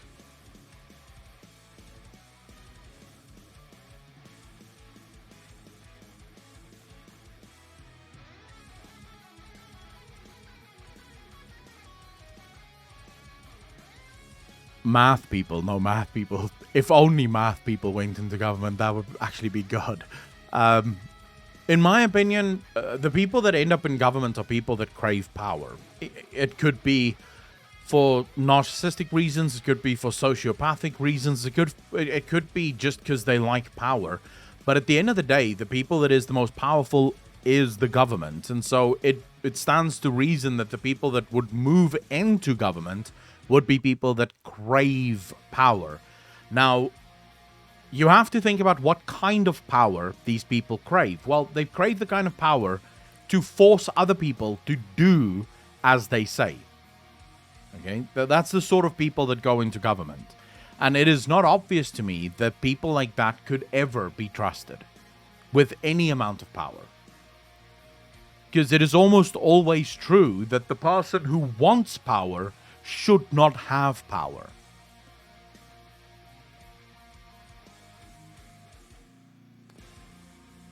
Nesnov, that is true. I should actually, you're right. Thank you very much for that first time chat, because it is actually very true. You are correct. I should revise my statement.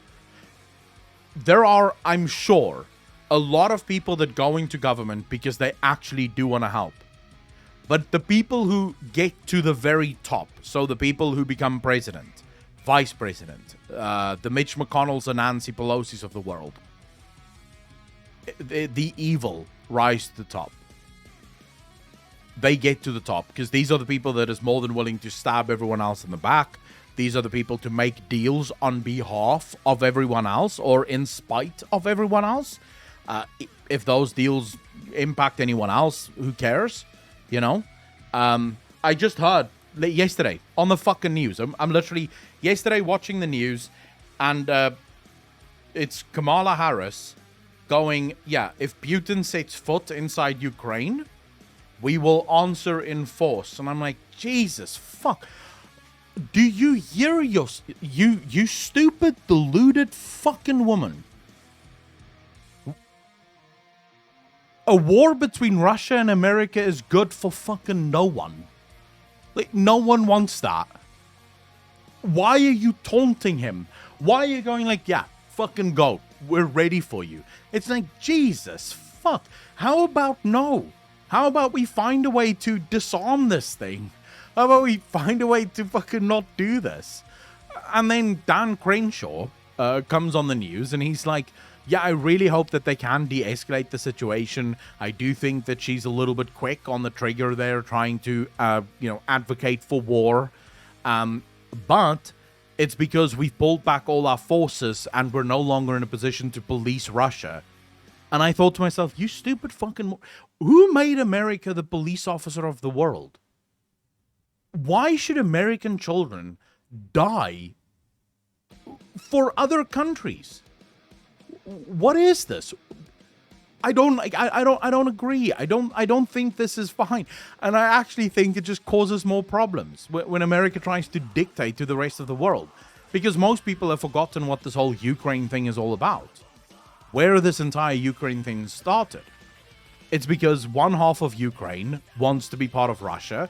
The other half of Ukraine wants to join the European Union.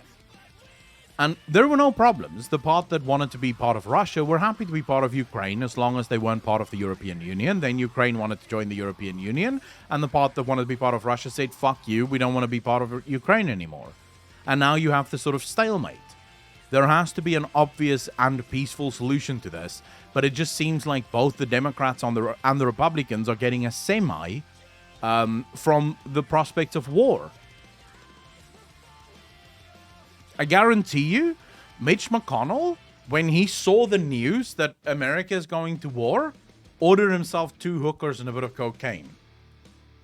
Dude, that guy was so fucking happy when he heard that they're going to war again. And of course, the exact same happened. Nancy Pelosi probably whored herself out for some fucking guy, I don't know.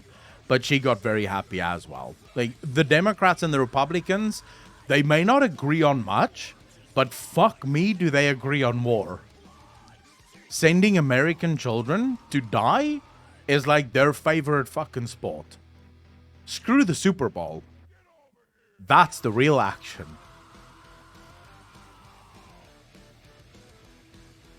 Yes, Silver Coppin, I think all countries should handle their own shit. And I also think that you should try and be friends with countries, not try and make war with countries.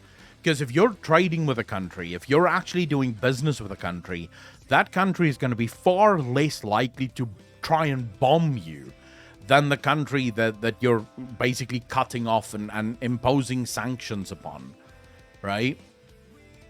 Because you're sanctioning that country. Why wouldn't they hate you? They're gonna hate you because you have sanctions against them. Why not try and find some kind of peaceful solution? Why must it come down to America? Why should America be the police officer of the world? More importantly, who the fuck looks at Biden and thinks he's a good moral compass? Or Trump? Or any of the presidents that came before him? why should these people in office be the people who dictate to the world how they can live when these people don't even stick to their own fucking rules? It's bullshit, is what it is. I can understand why people get so angry at America. The sad part is people get angry at American people. When I find it very weird that I haven't met a single American citizen that is pro-war. I find that very weird. There's a bad election coming up for the Democrats in 2022. The current administration needs a war to distract from their incompetence at home. The issue is, you're saying it's a bad election for the Democrats, but is it any better if the Republicans get into office? For those of you that's brand new to this channel, let me be clear. I offend everyone equally because I hate both. I think both the Republicans and the Democrats are incredibly inept and useless. They're basically the worst. So yeah, I hate both. Democrat doesn't matter. Republicans at least have a moral standard. I don't necessarily agree with that, Pink Turkey. Republicans at least pretend to have a moral standard, but I don't think they have one. I find it very difficult to believe. Because the Republicans will always go on and on about the fucking debt. Every single election, the Republicans go on and on about the fucking debt. The debt is too high. The debt is too high. They get into office, they raise the fucking debt. It's like, okay. What's your issue?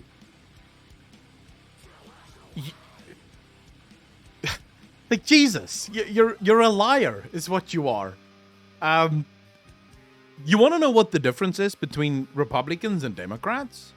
The biggest difference from where I sit, at least. PDD, thanks for the follow, dude. Really appreciate that. Welcome to the channel. Thank you, thank you, thank you. It's true for the neocons, but a more populist move can change that. Maybe. We'll have to wait and see. The only difference I can see between Democrats and Republicans, and we should never forget that a very large chunk of Americans are actually independent, which is something I didn't even know until about 2 years ago. Like the largest voting group in America are all independent. They're not registered Republicans or Democrats. But specifically talking about the people that is sort of Republican and Democrat, the one difference I can see between the two groups is Democrats actually still believe in their government. Like, Democrats actually believe that the government will make life better. Where Republicans simply vote for the Republicans because they're not the Democrats. Whenever I speak to the Republican voters, like normal people that just vote Republican, they hate the Republican Party. They fucking can't stand the Republican Party. But at least the Republican Party isn't the Democratic Party. But then when I talk to Democrats, Democrats are fucking all in, bro. Like, most of the Democrats I speak to have drank the Kool-Aid. Like, they're 100%, yeah, you know, the Democrats will save us. And it's like, I just want the Democrats to also realize that their party is just as shit as the Republican Party. Because I think that's when the American people can stand up and say, enough. Enough. Because that's what we need. We need the American people to stand up and say, you know what, both of you can go fuck yourself. I was so proud of the last election in South Africa. So fucking proud. In the last election in South Africa, less than 16% of the entire country voted. 16% of the entire voting republic of South Africa actually voted. I was so fucking proud. Because it means that the vast majority, 84% of the country's voting public, have realized it's a scamaz. It's all for show. America needs that.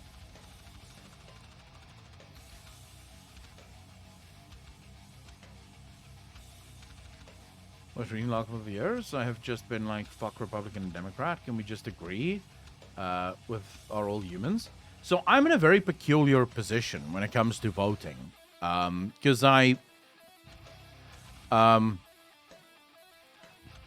Economically, I'm conservative. I don't think the government should waste money, and I don't think the government should spend more money than what it makes. But in all social issues, I am very much liberal.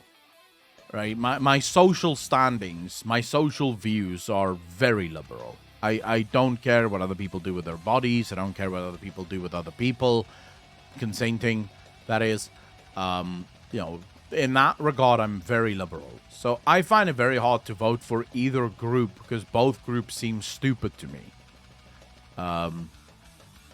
Democrats are willing to wield government power to force their way. I don't think, I just want to say, I'm not talking about liberals here. I'm talking about Democrats. I'm not talking about liberals. Because that's a whole different thing. I think the vast majority of liberals also, more often than not, will vote Democrat because it's not the Republican Party, right? But they also don't like the Democratic Party. So I'm not talking about, I'm talking about, your hardliners. The people who have never voted for any other party but X party. Those are the people that I'm talking about. And when I speak to those Republicans, they just hardline vote Republican because it's not the Democratic Party. At least. Now, I'm not saying that there isn't. I'm sure there's a bunch of fucking Republican voters who absolutely believe that Mitch McConnell isn't Satan. I'm sure that's possible. Although I don't know how you look at Mitch McConnell and like that guy. Genuinely fucking speaking. I don't know who votes for the guy. I would love to fucking know who votes for Mitch McConnell. Agriel, thanks for the deal. What's up, dude? Really appreciate that. Welcome to the most degenerate chat on Twitch. Thank you, thank you, thank you. Can someone fucking tell me who votes for Turtle Boy? How does that guy keep getting into office? He has, not just him. Not just fucking him. Let's be clear. I'm not just talking about him. Mitch McConnell. What's that other fuck? Lindsey Graham as well. That guy. Chuck Schumer. Nancy Pelosi. How do those four people keep getting into office? To name a few. Right? We've just used two. Two on the Republican side. How? Who the fuck votes for these people? How do you look at these people? So I was watching this video. Nancy Pelosi was sort of saying, whenever I sit with my party and I speak to the Democrats, I always say, in this room, under this roof, is a collection of the most honest and intellectual people in the country. And I was listening to it and I wanted to go, I see the problem. You don't understand what the word honest and intellectual mean. I get it now. What the fuck are you talking about? You're calling politicians honest and intellectual? Jesus, fuck. That's new. So did you South African Republicans would rather vote for Republican, which kills them, than a Democrat? Somani, but Democrats would rather vote for a Democrat, which kills them, than a Republican. So it goes both ways. It goes both ways. This is not a single... Look, stop thinking. Love Type, by the way, thanks for the follow. Really appreciate that. Welcome to the channel. Thank you. Just stop fucking thinking that. For the love of God, all of you. All of you, stop thinking this. Stop thinking that, oh my God, the other side is so stupid. It's not just the other fucking side. It's both sides. Both sides are so fucking stupid. It's not just one side. Dude, if there's one thing that I have to give the Democrats and the Republicans some hat tip for, I must tip my hat towards to them. Because they have managed to convince Americans that they are the only options. And for that, I have to give them fucking kudos. I have to give them kudos for that one. Zedicap, thanks for the follow. Really appreciate that. Welcome to the channel. Thank you. The biggest achievement of either party is to convince people the other side is the problem instead of the leadership of either. Can you imagine if the people of America united?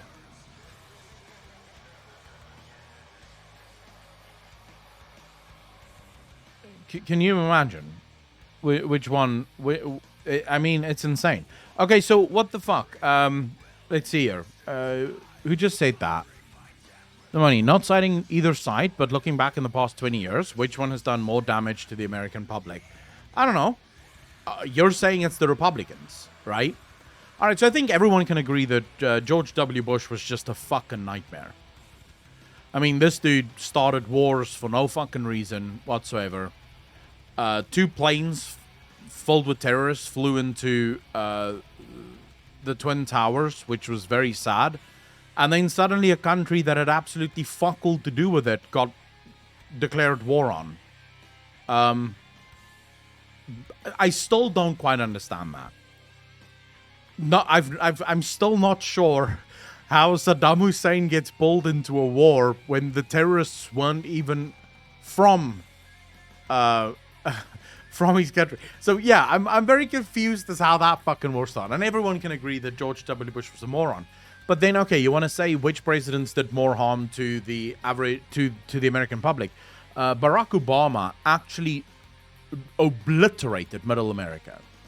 Under the policies of Barack Obama, Middle America was absolutely fucking decimated. Like, decimated. They lost all of their industry because of trade deals that basically made it impossible for them to keep mining, keep working.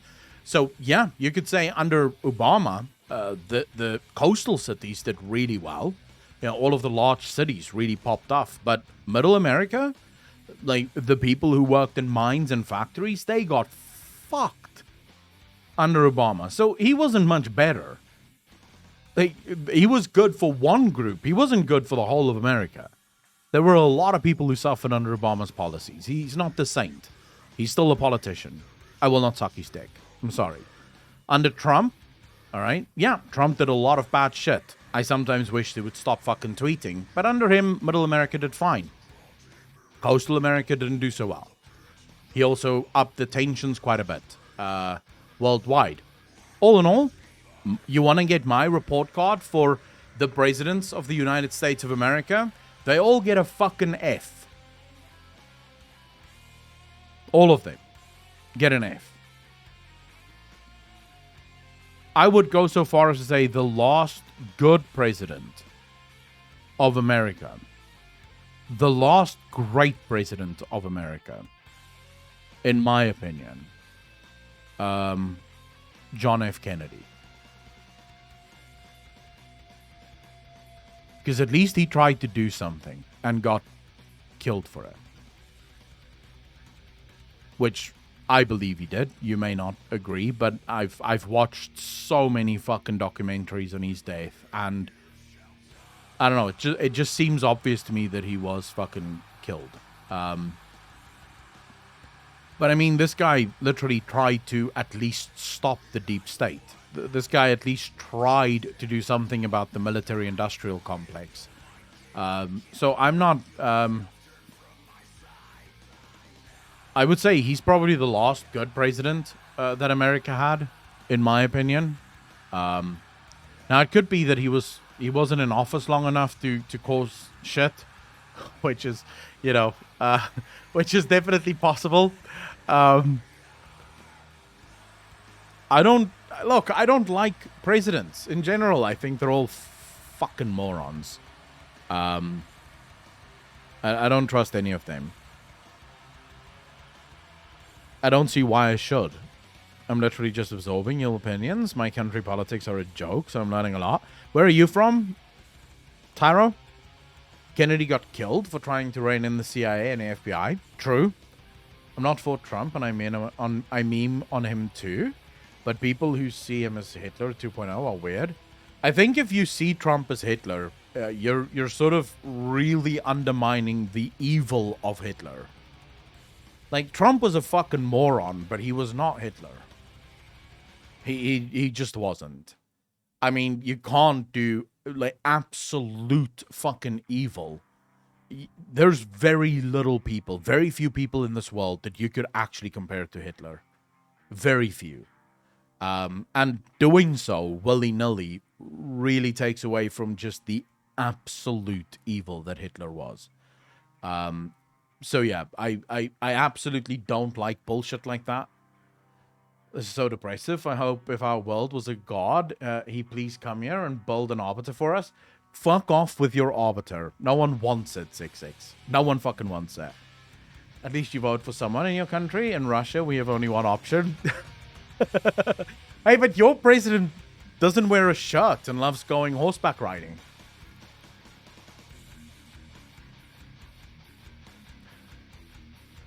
You hate Trump? I thought he was just a moron, but the more research I've done, the more I think we never really deserved him. I don't think it matters. I don't think Trump was as bad as people think he was. I also don't think he was as good as people think he was. Easy F. Just think for yourself and look stuff up. Instead being told what to think. You see, the thing is, this is a problem. So it's easy to say, just look stuff up for yourself. So there's a couple of reasons why this is almost never possible for human beings. First and foremost, there is such a thing as confirmation bias. Now, this is something that most human beings aren't even aware of, and this is why the scientific approach is peer review. Why do scientists ask for peer review? The answer to that is actually rather simple, because of confirmation bias. Human beings, as it turns out, are incredibly good at justifying their own beliefs. It's what we do better than anything else. We are very good at finding the information that confirms what we already believe. So, to say just look stuff up for yourself, if you want to believe that Biden is a good president, you will find information that proves Biden is a good president. If you want to find information that proves that Biden is a bad president, you will find the information that proves that Biden is a bad president. So saying just do your own research doesn't really mean anything, because people will do their own research and they will find exactly what they want to find because of confirmation bias. The other thing, and this is actually the thing that I actually agree with. This is actually the thing that I have the most sympathy for. Is most people are busy. Most people are busy. You know? You have a full-time job. You have a family. You have kids. You have a wife. You're busy. You don't have time to fucking go on the internet and cross-check every single person, fact-check them, make sure that they're not lying, right? You don't have time to fact-check the fact-checkers that tells you whether or not someone is lying. So for most people, it's so much easier to just believe whatever, you know, whatever, you know, you sit there, you watch CNN, you think they're telling the truth, you're busy with your own shit, so yeah, CNN is telling the truth. For most people, this is sadly just how it goes.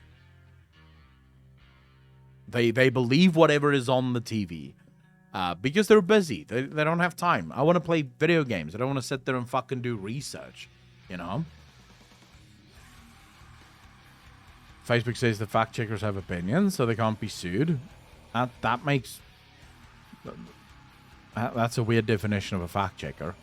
Trump made mostly not horrible economic moves, but on the social side of politics, he was stupid and very likely racist as fuck.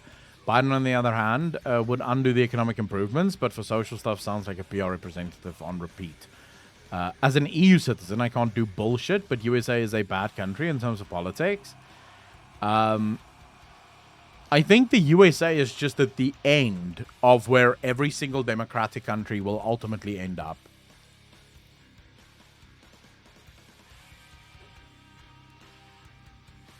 I think I don't see. It's not obvious to me that any other type of outcome is possible for democratic systems. In fact, I think America lasted as long as it did because of how its founding fathers tried to protect it. But it's not obvious to me that you can actually stop this from happening. It will happen in every single country, no matter what. It may take longer, it may move slower, but ultimately it will happen in every single country. The biggest difference, I think, between America and the rest of the world... let me ask chat first. Chat, what do you guys think is the biggest difference between American people and people from other countries in Europe? What do you think is the biggest difference there? Being Turkey, that's very true. Ego, control, constitution, ego 100%, freedom, dollars. Well, what does dollars mean? Oh, cholesterol level. LQ. Cholesterol levels are probably true for the people of South Africa as well. Just look at me. Patriotism.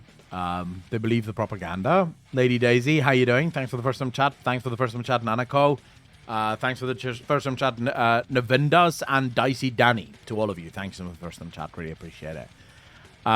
So I would say the biggest difference between American citizens and European citizens is divide. And I'm not even talking about the divide that you're currently struggling with. Hazard, thanks for the first time chat. Really appreciate that. Welcome to the channel. It's the divide of belief. So if you, for example, take a conservative in Europe, they're basically the same as the liberal in Europe. There's ultimately no real difference between a European conservative and a European liberal. They have slight differences. Like they one might like Toyota electric cars, and the other one will fucking like Honda electric cars. But at the end of the day, they both like electric cars. They're just not entirely sure which electric car should be the electric car of the government.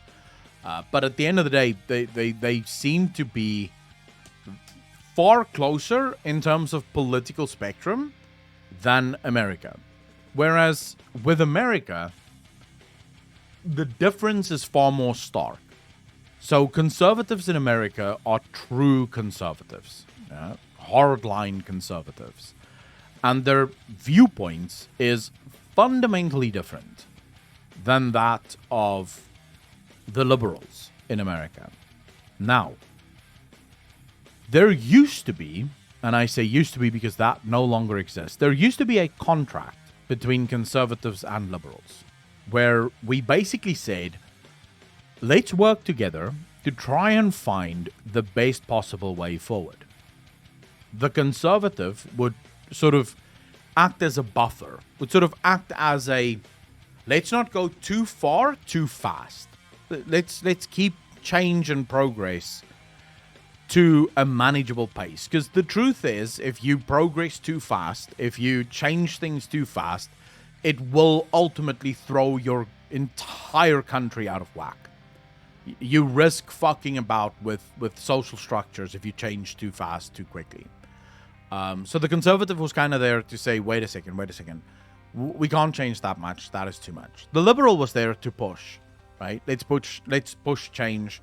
Let's get stuff done. Slowly but surely, this relationship worked because America did change and adapt. We saw the civil rights movement in America. We saw the gay rights movements in America. So America is changing. It's adapting. Now you have the far right and the far left who have basically said, fuck this understanding. Fuck this deal. We want what we want and the other side can go fuck themselves. Now this is where it gets dangerous because you already have the most divided political beliefs in the world between normal conservatives and normal liberals. Now you also have these other two groups that basically just want to kill each other. That's why America is where it is. That's why America sits where it sits. In the current sort of landscape that we're in. That's why America looks so fucking bonkers.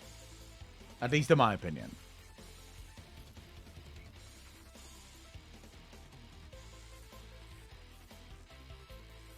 Liberals can have California.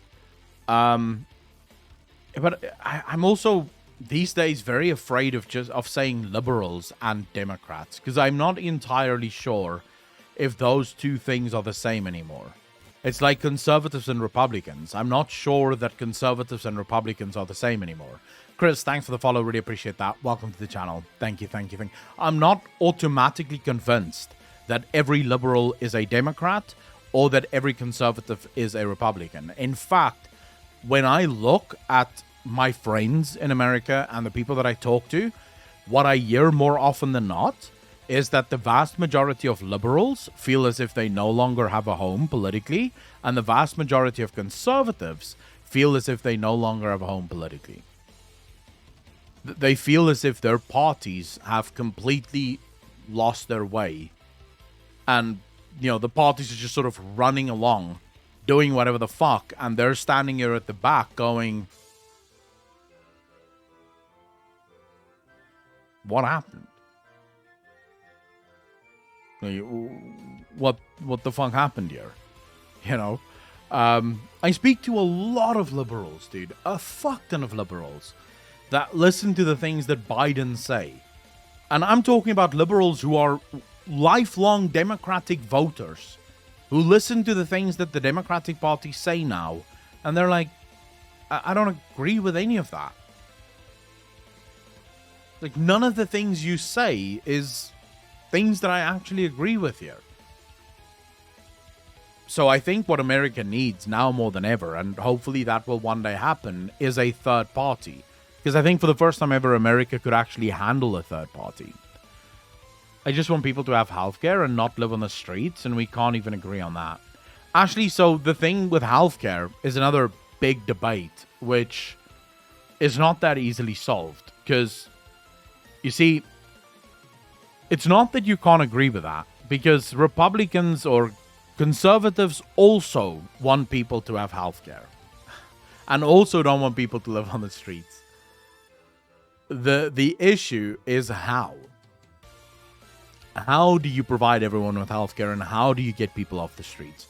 This is where you... So I think the more correct way to say that would be to say that you can't agree on how to get that, not on the fact that you want that. Because conservatives aren't against everyone being able to afford healthcare. I think if you speak to most people that are absolutely honest, I can't think of a single honest person that would tell you that the healthcare system of America is just great.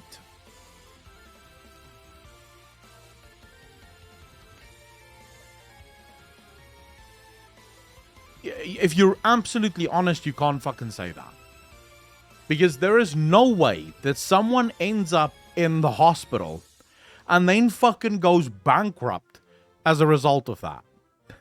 Like, if you have a system where a night in the hospital needs you to file for bankruptcy, something is fucking wrong, you know? Something is fucking wrong. But that I'm not automatically convinced that giving people healthcare through the government is the answer. Because I actually believe that it is the government that is to blame for the healthcare costs in America. I think that the government is to blame for why healthcare is so fucking expensive. Case in point would be the lack of competition within American markets. You know, where every single state in America only have like one or two healthcare providers. And this bonkers thing of healthcare providers not just being able to provide healthcare to people across the whole of the country without registering in every single state. And then there's state laws that basically prohibit them from being able to provide healthcare to people around the country. If you had like 30, 40, 50 healthcare providers, it's obvious to me that the prices on healthcare would come down significantly as a result of that. I mean, we could talk about the different government regulations and stuff on healthcare as well that just makes very little sense. For example, in California, every single person that gets healthcare in California must also get, as part of their healthcare package, must get maternity, you know, whatever that's called. I can't remember what it is in English, but coverage for if you have children. And it's like, why would a man need that? If you're a man, you don't, that's literally not something that you would ever claim for, and yet it has to be part of your medical package. It's like, that's fucking bonkers. Why can't medical insurance companies just cater to your specific needs? Because we have that in South Africa. I'm not going to sit here and say that South Africa has the best healthcare system in the world. It doesn't. But at least in South Africa, you have a crap ton of options. If you phone any of the medical aid companies in South Africa, you could get, for example, a hospital plan. Now, a hospital plan will cost you,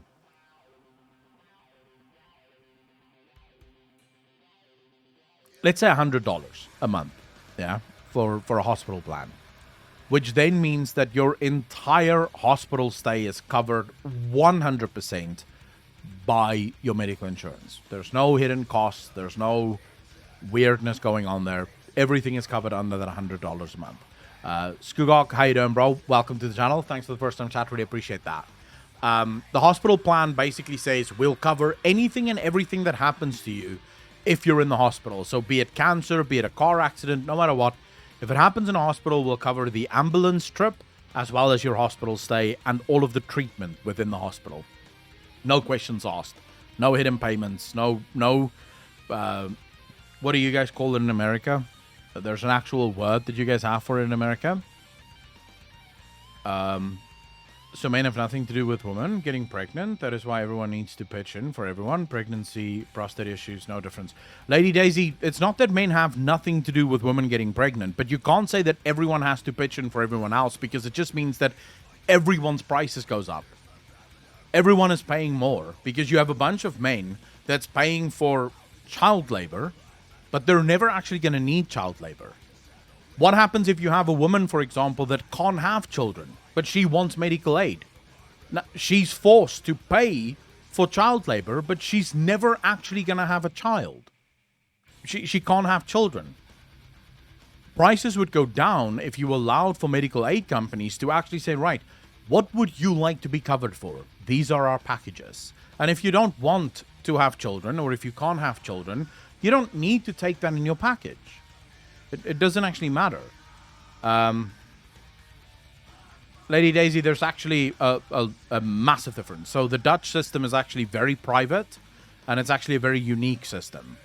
So if you want to talk about the Dutch system, we can absolutely have that discussion, but we're talking about the American system. And the American system and the Dutch system cannot even be compared. I actually happen to think that the Netherlands have one of the, if you're going to involve the government, the Netherlands system actually have one of the best systems out there. Because it just so happens that the Netherlands and Germany are the two #1 countries when it comes to healthcare in the world. They have very low waiting times, they have very high standards of care, and medical costs are actually very, very, very low in those countries. But one of the main reasons they have that is because the vast majority of it is completely privatized. It's simply the government that sort of...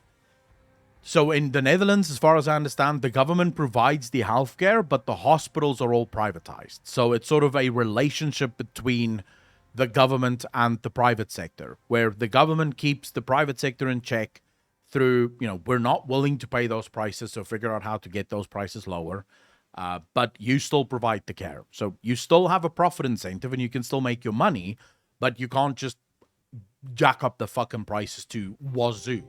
And then in Germany, they also have a system which is really cool, where they say every single person that gets a job must also have healthcare. So you can go to any company you want that provides healthcare, but you have to have healthcare.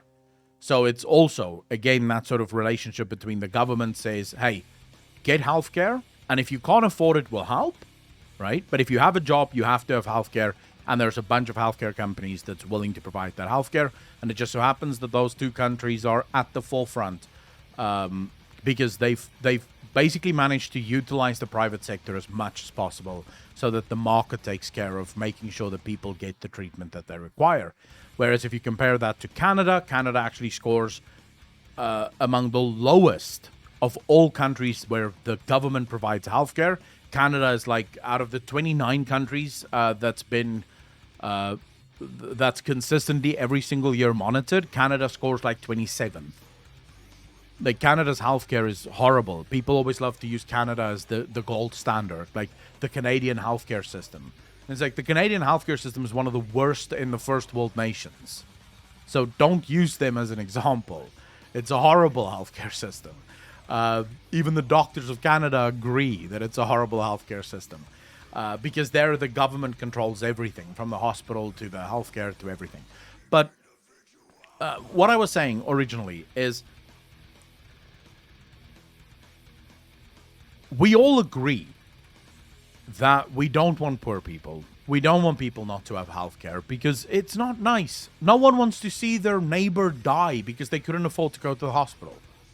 No one would want to see that. You know, no one wants to see poor people on the fucking street with nothing to fucking do. You know, no one wants to see that. With no way of getting off the street. The argument, the only argument from what I can see,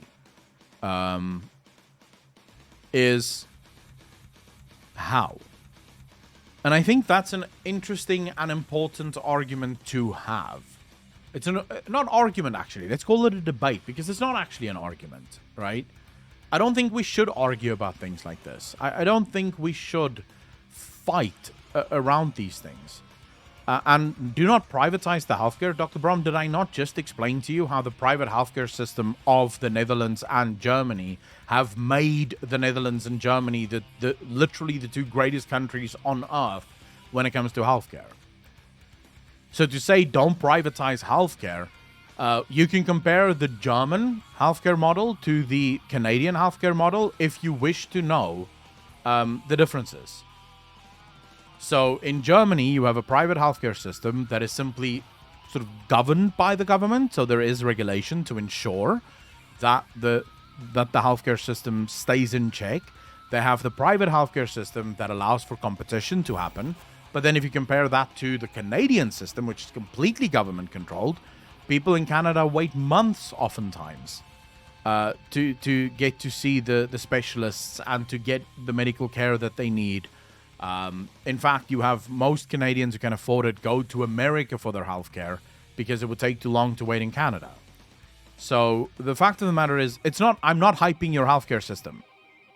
This is not me hyping your healthcare system. This is literally the government.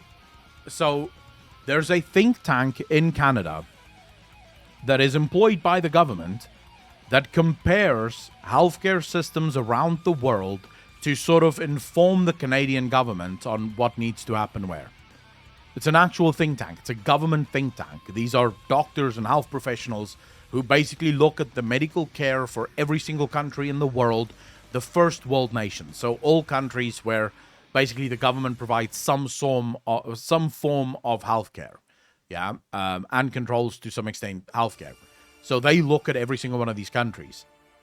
Literally. The number one country in the world for healthcare, the Netherlands. Number 2, Germany. That's their report, and it's like that for the last decade. For the last decade, the number one country in the world when it comes to healthcare, and they judge this on a number of factors. One of them is cost. One of them is the amount of time that you spend waiting to actually see a doctor or a specialist. Then there's the waiting time for accidents. So if it's an emergency, how long do you wait? So they have an entire list of things that they actually judge the healthcare systems on. And Netherlands is number 1, Germany is number 2, Canada is like number 27, America is number 28. So, actually, no, I'm lying. America actually scored higher. Excuse me, I'm lying. America was number 16, I think. America's healthcare system, based on all of those things, are actually higher than Canada in many ways. The only place where America loses is on cost. The American healthcare system is the most expensive healthcare system in the world, which should tell you that it's a fucking bonker system. You have this system where Republicans keep saying this is a private system. It's so fucking expensive, it makes no sense. So fucking, like, what the hell? It's just weird. It's just fucking weird. What do you mean, who are they blaming? no, this company doesn't blame, oh, this think tank doesn't blame anyone. Like, they don't apply blame. Their job is literally just to collect the results and then make sort of recommendations to the Canadian government on what they could change. So one of the recommendations to the Canadian government for the last decade has been, you cannot disallow private clinics. So the Canadian healthcare system, basically, private clinics are not allowed to offer healthcare services if it is, and I don't think this is for the whole of Canada. I think this is for one of the provinces of Canada. Ontario, I believe, is what they work in Ontario. But so a private clinic may not provide any services that the government already provides. So if the government already provides the system, then a private clinic may not provide that system either. So even if someone had the money and they wanted to go pay a private clinic, they wouldn't be allowed to, because the private clinic isn't allowed to help them because the government already provides the service. So this leads to a massive backlog of hospitals. Hospitals are completely packed with people and waiting lists because everyone is sort of reliant on the government's ineptitude to provide them with healthcare. So they've been, for the last decade, telling the government, listen here, open the market to the free market as well. So allow for private clinics to open up. Allow for private doctors to open up, to actually provide these services. So if someone have a little cough or a little fucking flu, just go to a doctor. If you have the money, pay the doctor and the doctor will help you, right? But the government refuses. They want to provide everything. So this is sort of what they've placed their... this is one of them. The guy took like an hour to explain everything that they want the Canadian government or the government of Ontario to change. But that was sort of one of them. Jasperine, how you doing? Thank you for saying it. There is no narrative. There is only the history. Seriously wants a narrative. That's my point. Zipper News. Oh, Zipper News. Yeah, and Husbando. Thanks for the follow. Really appreciate both of you. Welcome to the channel. Thank you, thank you, thank you. Into it, I believe. You have to make a ton of paperwork to get some help from our healthcare insurance, Krankenkassen, and it does not fit you, don't get the help. Dr. Bomb, no one said that there isn't a lot of paperwork and probably a lot of bullshit around it either, but considering the countries that it is up against, Germany is pretty good. Look, we can never... Blasphemous Cove, by the way, thank you so fucking much for the gifted subs, dude. Really appreciate it. Give me some hearts in chat for Blasphemous Crow and him redistributing the wealth. It's very much appreciated, comrade. Thank you, thank you, thank you. You have to decide, what do you want? Are you shooting for perfection? Do you want perfection? Because then you're in the wrong species.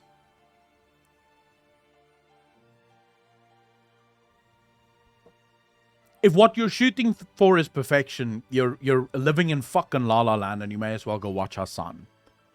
Because Hassan lives in that fantasy land as well. The world where somehow the government can create this perfect system where no one ever dies. And everyone is just always fucking happy. Right? If you want to live in the real world, in a world that actually makes sense, and where humans are the people that you're actually basing your things on, then you have to understand that perfection is not something we can ever fucking strive for. We will never be perfect. We are humans. We are flawed. We're going to make mistakes. The thing we can strive for is as best as possible, or as close to perfect as possible. And even then, we're still going to be pretty far off from fucking perfect, right? We're still going to be pretty far off. But we can always strive to be a little bit better than what we are right now. The least suffering as we suffer? Yeah, pretty much. Mew Kitimon, how you doing, brother? Medicine is really expensive here. My asthma medicine ran me $300 without insurance. You see, Taj, are you from America?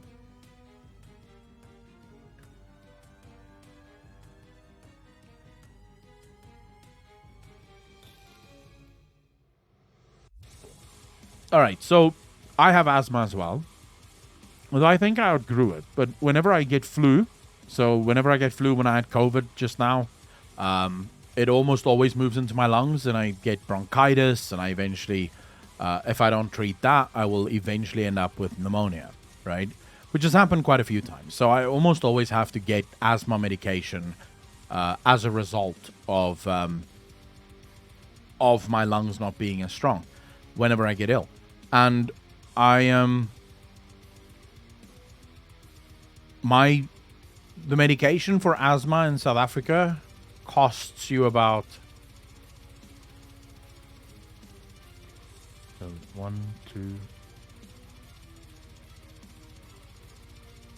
$15.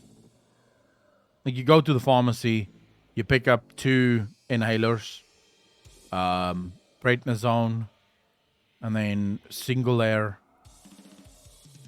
about $15, maybe $20, depending on the pharmacy that you go to, because some pharmacies can be a bit more expensive than others. But yeah, about $15 to $20.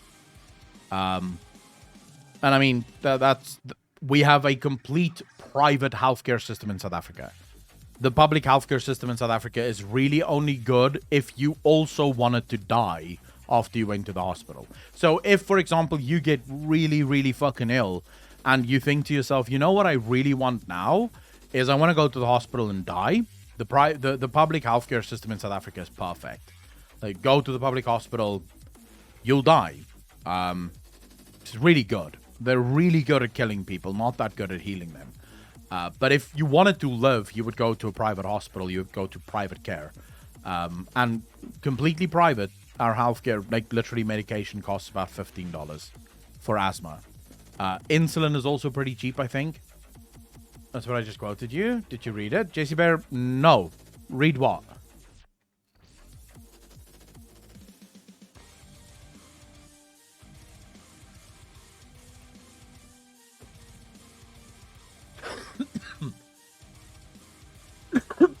Let's quickly see her.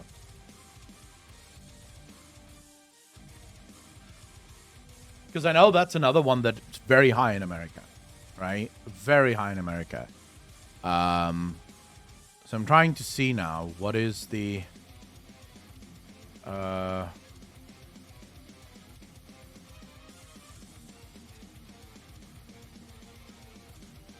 what is the price of this in South Africa? Now they only have the price in America. What the fuck?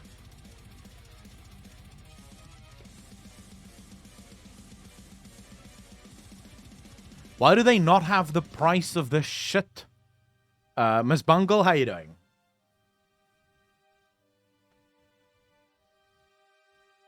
With insurance, it costs about $10. Yeah, but there shouldn't be that. So it doesn't actually matter at all in South Africa whether you have insurance or whether you don't have insurance. The cost of medication is the same across the board. So, for example, I don't have insurance that covers medicine. So if I need medicine, I have to pay for it cash. And the vast majority of South Africans don't have insurance that covers medicine. Their insurance covers hospitals, and that's it. If you want to go to the doctor, you pay for yourself. So that forces them to keep prices as low as humanly possible, because if you made prices too expensive, people wouldn't be able to afford it. Because no one has $1,000 lying around, you know? So I'm looking here to see.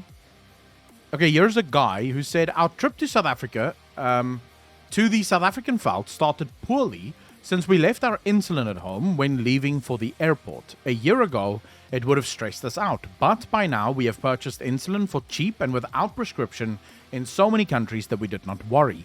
Landing in Cape Town, I called a pharmacy to verify that they would sell us some. We arrived there at 10:55 p.m. right before closing time. Jesus, what pharmacy is that closes at 11? Right before closing time. We were able to buy 2 boxes of 5 Novolog, Novo Rapid Year cartridges for $42 per box, and 2 panes of Lantus, backup in case we have a pump problem, for US $15 per pane based on the Novolog prices. It is about 30% cheaper to buy a whole box, by the way. So that would put the Lantus box of 5 pens around $53. A pretty good deal. So that's what you pay for it in South Africa.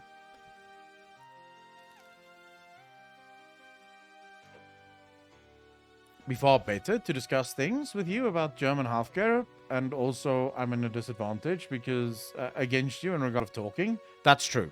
That is true. You can only type and I can talk. It's funny how I set that up, Dr. Brom. To make sure that I win the argument, I make sure that I'm the only one with mic.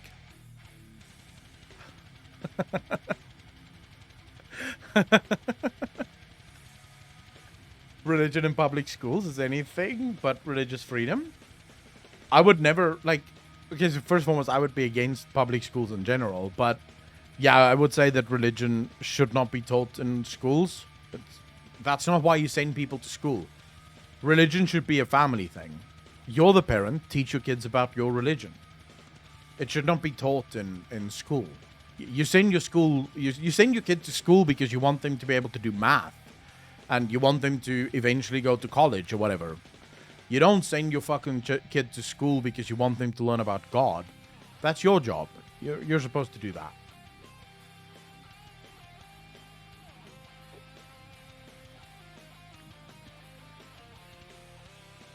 Count every name of God. Echo looking real hot today. Too bored. How you doing, brother? It is fucking stupidly hot, dude. You have no idea. You have no idea. I am literally sitting here. My back is just so hot. And what's worse is this is a mesh chair. The air is supposed to just, you know, flow through it. And it's so hot that the mesh chair is not really helping. Childcare so the adults can work. Finally, OnlyFans. I don't know about that. You guys are off with the OnlyFans goal by about, what is it? 2,555 subs?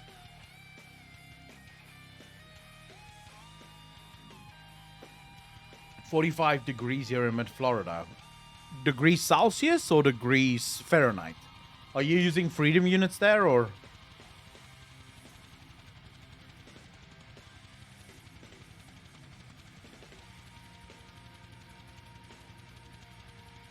America literally divided church and state, yet keeps one nation under God and the Pledge of Allegiance.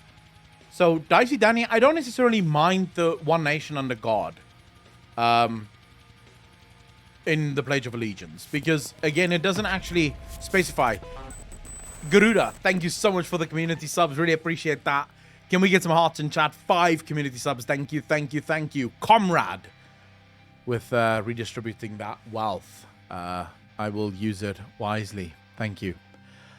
So, my issue with the Pledge of Allegiance is actually that that they fucking expect you to pledge an allegiance. I'm sorry, but I don't want to pledge an allegiance to fucking anyone. Not to your flag and not to your government either. I am my own person. I will agree with you when you do the things that I prefer or that I agree with. But I will not pledge my allegiance to you. Why the fuck would I do that? So that's my problem with the Pledge of Allegiance. Not the fact that it's one nation under God, because one nation under God, you could insert whatever God you want there. You know? Whoever your God is. And if you don't have a God, then just pretend that doesn't that's not in the pledge. I don't like the fact that it's being taught to children. I don't like the fact that there are still schools in America where kids have to stand up and pledge allegiance to the flag every week. Because it feels to me, at least. Hindenburg, by the way, thanks for the first time chat, dude. Really appreciate that. It feels to me like you're trying to raise a bunch of soldiers. And it's not obvious to me that that's healthy.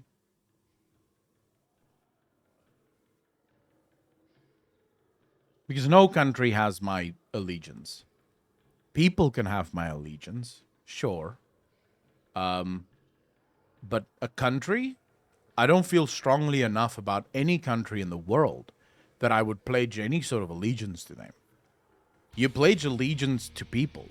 The people in your family, the people that you love, the people closest to you, maybe the people in your town even. But you don't pledge allegiance to a fucking country.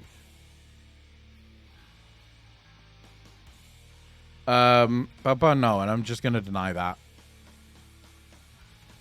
indoctrination is done young, so it normalizes gender. The thing is, it Harlot Emily, maybe could be discussed. I'm actually so. I don't even necessarily agree with countries being a thing, so it's sort of weird that I would ever pledge. And by the way, this is a massive shift for me from where I used to be. Just to be fair, I used to be all for it. You know, I used to believe in patriotism, and I used to believe in nationalism. I used to be a nationalist myself. I just never had the sort of race nationalism thing. So I never actually believed that there should be racial purity or shit like that. But I did believe that countries should protect themselves, and borders are so fucking important, and you know, your border is everything, and you have a right to kill people if they come into your country uninvited. And my views on that, I would say, have changed substantially in maybe the last 6 years or so. I've had a massive change of heart around borders. You see, because it's not obvious to me that just because you were born in a specific place, you are obviously now part of that place. I was born in South Africa, and I actually disagree with the vast majority of South Africans on very many things. So it's not obvious to me that I should be forced to stay in South Africa. The same way, you know, if I was born in the UK, I would have massive disagreements with everything in the UK. So it's not obvious to me that I should be forced to stay in the UK. So that's sort of where my nationalist thing started to crumble, was when I started to realize that, hold on, why are countries are just places? Why the fuck can't you just go where you feel welcome? Armageddon, by the way, thanks for the follow, really appreciate that. Euclidean Paradox, thank you so much for the first time chat, really appreciate that. I don't have much to contribute to a discussion of mostly American politics, but I will just drop by to say that this is interesting listening. I am very happy to have you here. And I'm happy to talk about all kinds of politics, not just American politics, because I'm not American. I just know a lot about American politics, but I'm not American myself. I like politics more in terms of the philosophy that goes into it versus the specific politics. So the philosophy is far more important to me. Act Blizzard, thanks for the follow, dude. Really appreciate that. I find it very weird that we sort of go arbitrarily, no, you can't cross this part of the world because this is our part of the world, but you're welcome to be on that part of the world. I think the world would be a much better place if people were allowed to move where they wanted to move. So I would actually be a fan of open borders. A South versus North thing there in South Africa? Two board? Yes, we do. Yes, we do. Let me see if I can find you guys this meme.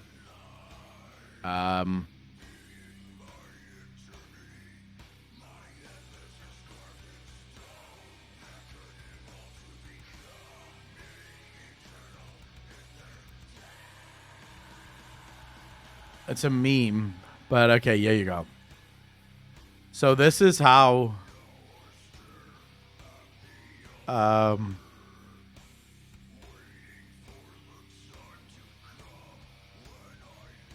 this is how Cape Townians see the rest of the country. As you can see here, right? So Cape Townians see Langebaan, Cape Town, Hermanus, yeah? And then the rest is just Joburg. That's it. That's how Cape Townians see the country. The north-south thing in South Africa is far more classist, I think. It's not so much political. So in South Africa, we have a more, I'd say, if we're going to be honest, we have a much more race-based political structure. So in South Africa, the majority of black people vote ANC. The majority of white people vote DA. And that's sort of how it is. Yeah. Now, you do have quite a large group of black people that also vote DA, but it's nowhere near the majority. So I would say in South Africa, our politics are far more race-based. It's not really location-based.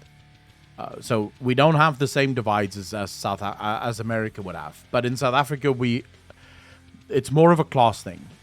Cape Townians or people that live in the Western Cape look down on everyone else in the country. They see the rest of the people in the country sort of as plebs, you know, just not good enough sort of thing. So that would sort of be, I think, the big difference.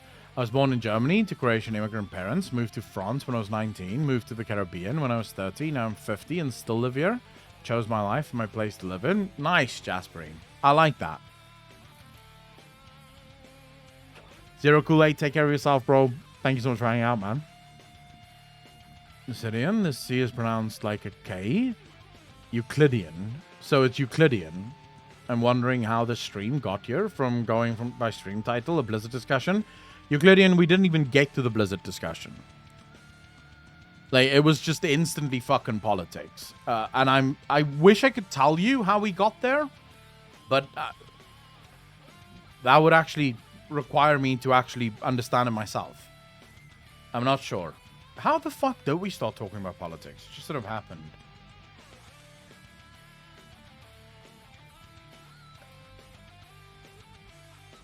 But I will change the stream title just because why not? Pepsi Max time. Lol. Only thing preventing me from choosing where I live is money. Borders have not prevented me. I mean, there are certain things that definitely stop you. Yeah. That definitely makes it easier to move wherever you want. One of those would be an education. If you have a good education, you can pretty much live wherever the fuck you want. The thing that I am arguing for is it doesn't matter what your education is. You should be able to live wherever the fuck you want based on how you see the world and living with other people that see the world the same way. I just joined. First time catching you live. No clue what's happening as I don't understand politics. Hungry Harry, don't worry. No one understands politics. Most people pretend to understand politics because they want to sound smart. So you're not really anywhere behind anyone else. Tangents, they meander. This is true, Lady Daisy. Every topic bound to lead to politics or one famous Austrian painter. People just like to pretend they know something about politics because people like to think. So I actually think I was watching Destiny. How many of you know who Destiny is in this chat? The streamer Destiny.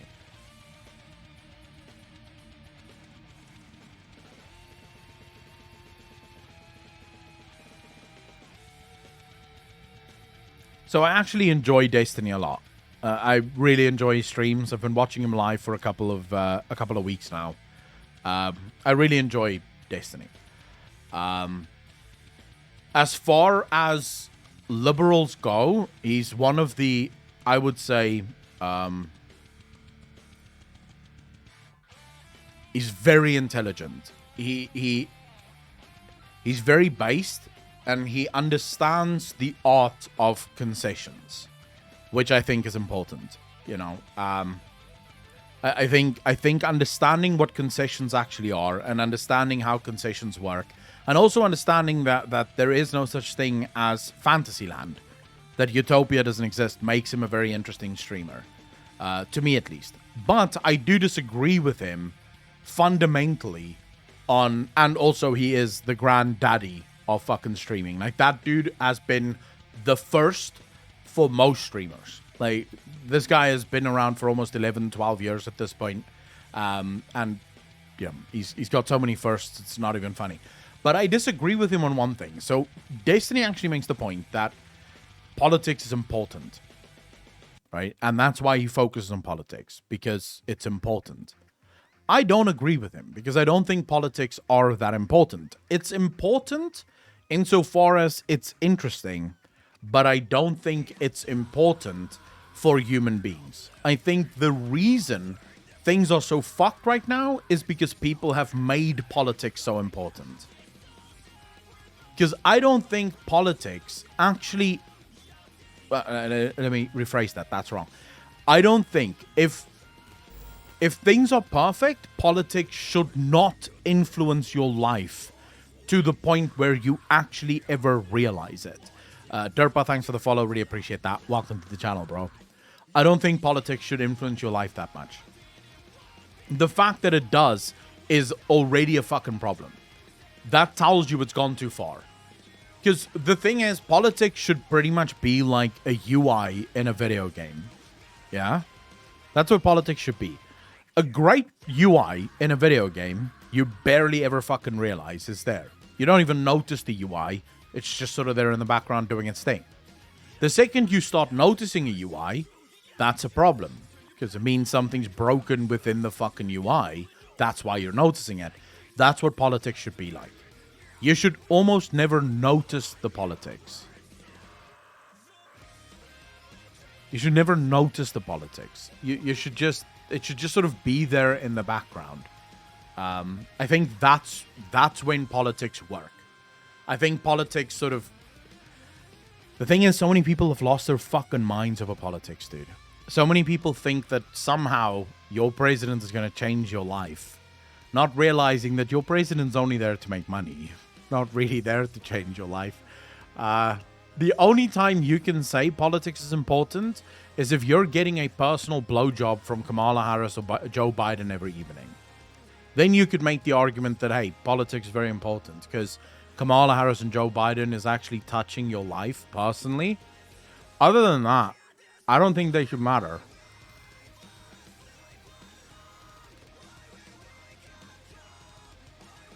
Like more than him?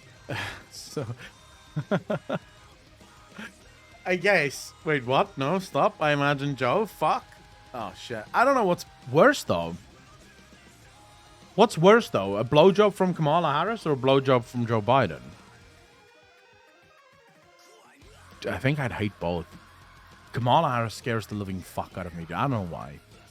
But she literally scares me. When she laughs, I get chills down my fucking spine. I don't know, she just looks evil. She's like the female version of... and I realize this might be a massive insult, but I'm going to say it anyways. She's a female version of Turtle Boy.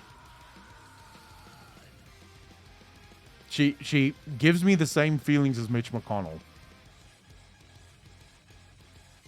I look at her, and I look at Mitch McConnell, and I feel similar things. I want to throw up. Man, Jesus, I hate the politicians, dude. Maybe your collars are too high? Insulted Turtle Boy. Lol. I don't know if you can insult that guy. But the same chin? No, they don't have the same chin. This is true. But everything else is similar. Just tuning into stream, and I must say, enjoying your streams. I can't wait to see you finish the Hildebrand quest. I'm currently at Shadowbringers. The very beginning of it. Jesus, King Julian, you have fucked off. You have really fucked off. She actually got her previous job by laying on her back. You think so, repeatedly? I don't know shit about her, so... Senile as hell. It's embarrassing. It's actually funny to me. Like, watching that guy speak is hilarious to me. Just tuning in. South African politics, global American. Daggeras, whatever. Whatever. I just sort of go wherever chat goes. I don't have anything planned. It's a Sunday and I'm fucking hot. So, whatever chat wants to talk about, I'm happy to talk about. You think Lindsey Graham is the worst? I don't know. It's a fucking toss-up, that one. It's a toss-up. Because, I mean, he is going up against Turtle Boy, Mitch McConnell, Nancy Pelosi, and Chuck Schumer. It's hard to say who's the worst there. It's very hard to fucking say. Gonna sleep now. Have a good stream, my man. Auto, take care of yourself, bro. I'd say Mitch is the worst. Feeling hot. I'm dying, is what I am. I'm fucking dying. And it is summer in South Africa right now. You can see the fan in the background there. It's so fucking hot. Mitch is legit demon at this point, and I don't know what's keeping him going. Satan, obviously. And the blood of virgins, I'm guessing. I mean, I'm just taking a stab in the dark here. It's probably eating the heart of virgins every night. But I don't think he's any worse than Nancy Pelosi and Chuck Schumer. I see them all as equally evil. Kinneon, gonna be so good. I fucking hate summer. I hate summer. I can't wait for global warming to happen so I can get the ice age. This is miserable. This is miserable. If you're in this heat, the ice age is a blessing. -1 degree outside. Now even my cat don't want to go out. I feel sorry for my dog. Like, we've had the dog. We've literally thrown water on the dog about 6 times today already. And it's a Labrador, right? So it is already quite hot in this weather. And you can just see this little pooch just lying in the shade. Just fucking struggling with this heat, dude. Just struggling with this heat.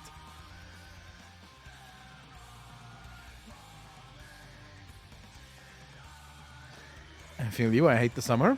I much prefer to live in Scandinavia. It's easier to deal with the cold than heat. And just put more clothes on. I agree with that. Give me winter any day. Look, anyone that says that they don't think that winter... Fuck it. Anyone that says that they don't think that winter is better than summer is fucking stupid. Because, okay, here's the thing. You're cold as fuck. What do you do? Quick chat. What do you do? What do you do? You're cold as fuck. You're freezing your balls off. What do you do? Put on some clothes. You're good. It's summer. It's hot as balls, right? Your balls are literally fucking dripping in sweat. What do you do? Oh, that's right. Nothing. Nothing. You hold your balls up to the fucking wind and you hope that the breeze blowing over it will cool it down some. Because that's about your fucking choices. And don't give me that AC thing. That only works if you're in the house. If you have a job working on some roofing shit, if you're a builder in summer roofing, you're fucked. There's no amount of AC that's going to help there. You're on the roof, the sun is baking you, right? At least in winter, put on a jacket, you can go roofing, no problem. There is always a solution to cold. There is never a solution straight up for everything to heat. Heat is just miserable. I love the beach. When it's winter, it's too cold for it, so I love the summer. Fuck that. Install AC systems on 10 drones to make them follow you. Business King, I did not think of that. If you're very rich, you could probably be okay in summer as well. Swimming doesn't help. Swimming does not fucking help.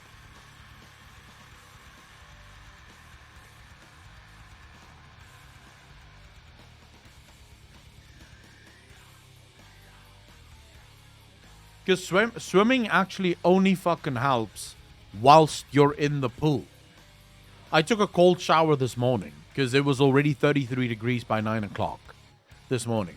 So I took a cold shower. And as soon as I got out of the shower, like as fucking soon as I got out of the shower, it was hot. Like I got out of the shower and I was like, fuck, it's hot.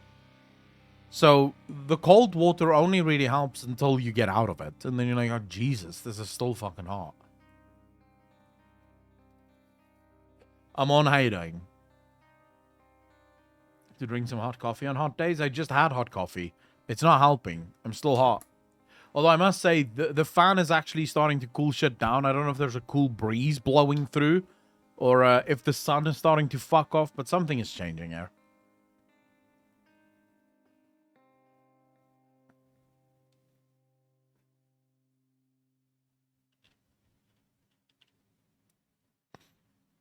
As I used to do construction plumbing. So I know what you're talking about. I know what you're talking about. You'd be hard at work, you'd be busy, and then you start to get hot because you have so much clothes on, but you can't take off the jacket because it's fucking freezing outside. Now, luckily, the one good thing is if you live in South Africa, our winters aren't that bad. In South Africa, the winters are pretty fine, I guess. Not much you can do when you're that close to the equator. Yeah, I wish I lived in a place that had snow all year round. That would be my wish. Just snow.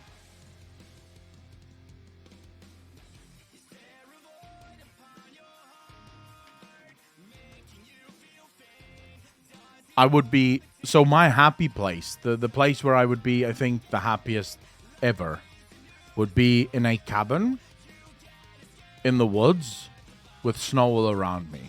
All year round. Just snow. That would be my happy place. Yeah, but Alaska gets summer?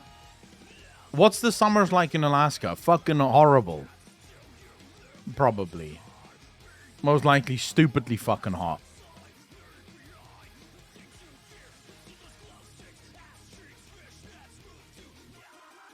Just don't mind the 6 months of...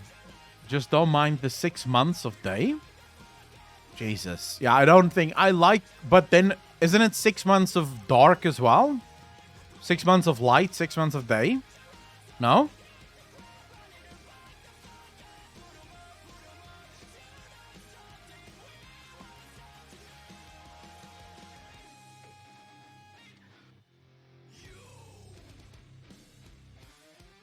Oh, shit. Alex is... Okay, Alex is the... Let me show you guys. So we have some videos that we have to upload now. You guys have just become part of the team. Congratulations! I don't pay you. You pay me, but we're doing some work. You know? We've got to upload some videos. So Alex is upping the clickbait, I think. Let's see what this video is like.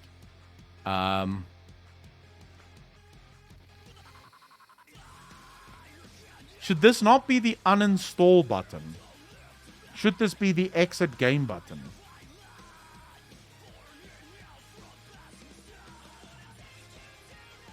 Two-board chat is in the video. What's that? What the fuck is right here? Two-board? Right above my head. What's that? Is that not you? I give you guys everything. I make sure that you guys get all the recognition you want. Sometimes some of you say some stupid shit, so you get pulled off in comment section as well. But that's on you. That is on you. We're not going on YouTube right now. Don't worry about it. I've not recorded any videos today. I don't like this one. I want the most clickbait one here. Stealing content. What's the most clickbait one?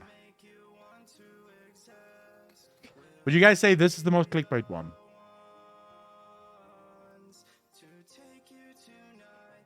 That's just Babby, you are not a first time viewer. Stealing content's bait. We have a winner! Winner! Did I download that video yet? Yeah. But that's the main video. Am I downloading the main video to the main place? Or am I downloading the main video to the wrong place? Can't fucking remember. With the clickbait thingy? If you don't clickbait, you don't get views on YouTube. It's as simple as that. You either clickbait the fuck out of your audience or you don't get views. Now, I do make a difference. Like, I do toe the line between clickbait because I never clickbait to the point where I lie. So I will never put something on a thumbnail that is so obviously not fucking true. Right? But this video that I'm uploading, or that I'm gonna upload, is literally about React content. I'm talking about people that's against React content and people who call it stealing content. So that's why this is clickbait, but it is it still holds true to the actual video. I won't put something on a thumbnail where Like, the thumbnail is literally have fuck all to do with the video whatsoever. Can react to your react? Hey, if I put Asmongold's face on the thumbnail, there's like a 50% chance that he is gonna react to it, which just means more, you know? It just means more clickbait. So, yeah, planned. Even though I don't make these thumbnails, Alex does, but planned 100%.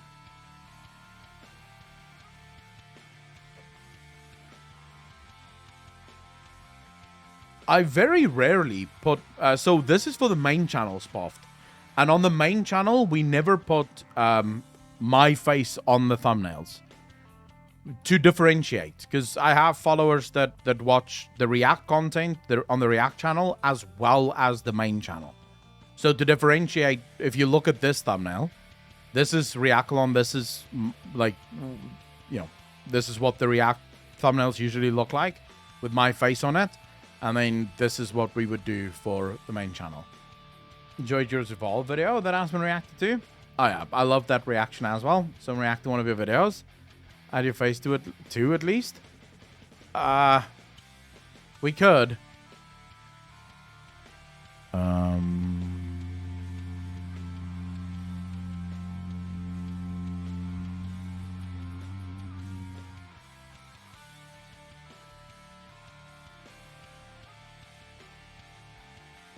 I get your point, actually. I get your point. No, I was literally just thinking about... you see, the thing is, with just Asmongold's face on that, people could click on it thinking it is an Asmongold video. So I actually get your point. You guys make good points. See, I knew there was a reason why I involved you guys in the team.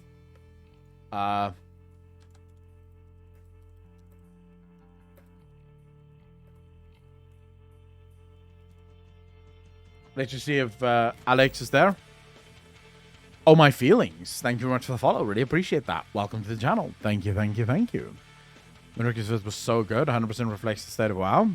True. I really enjoyed reacting to it. I want my payday, Echo. Pay me, bitch. Peter Skunkape, how you doing? Too bored, I tell you what. You donate me $100, I'll give you $1. Two at most.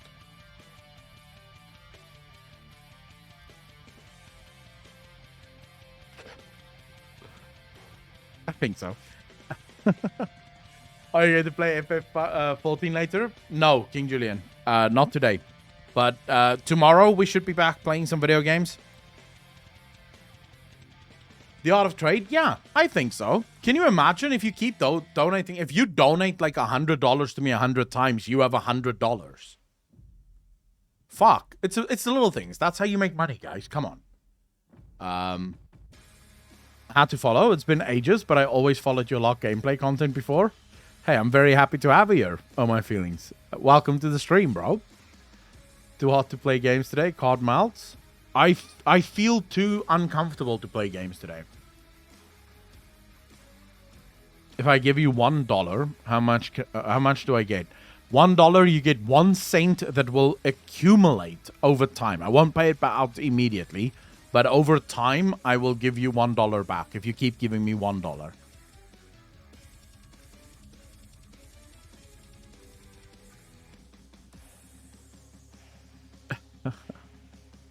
Reaction Strum? Hey, we can do reaction. If you guys have videos that you want me to react to, why not?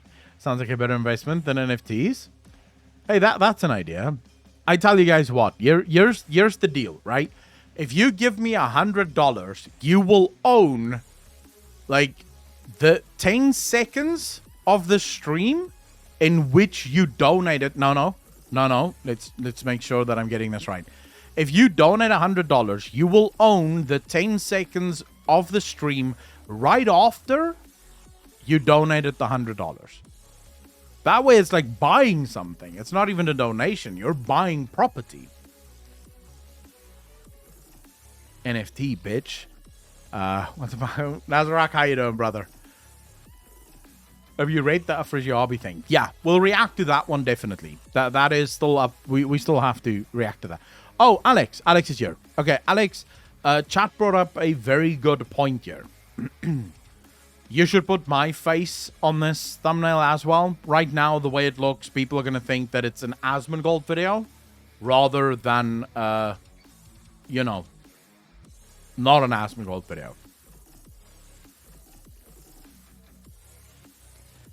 I mean, it is exactly. You are basically buying time. What if I gave you 1 Saint, Taco? How much would I get back? For 1 Saint? Fuck all. That's like poverty levels of shit. Plus, it would cost you more. This is editors, though. Derpa, how you doing, bro?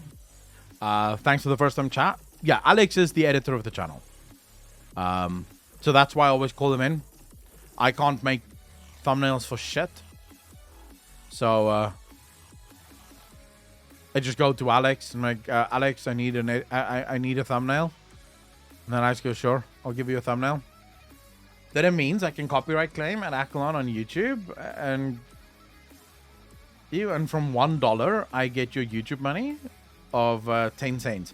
Death Knight, if you copyrighted 10 seconds out of my stream highlights, you would get exactly $0.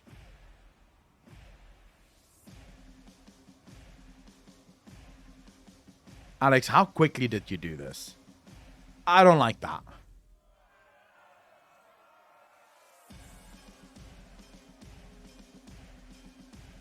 This picture is too outdated, bro.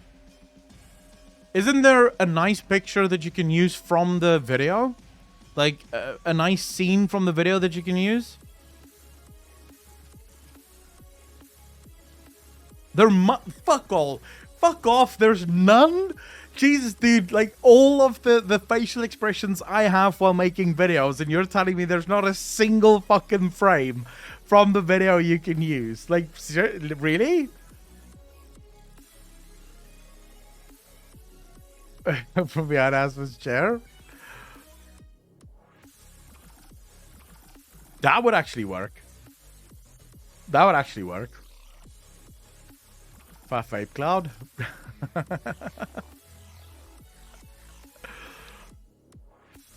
Clip it and ship it. I imagine that is Alex's face when you asked him to change the thumbnail. Alex doesn't like when I ask him to change the thumbnails, I'm sure. I'm sure. Making thumbnails is I think making thumbnails is actually the hardest thing to do on YouTube.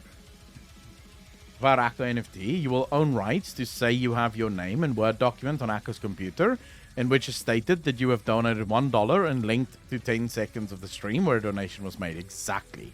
And that Word document is as good as law.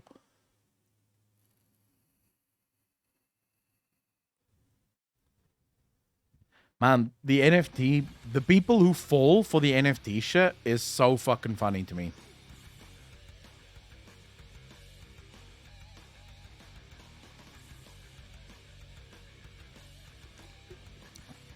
Because half the people that owns NFTs don't even know what the fuck they mean.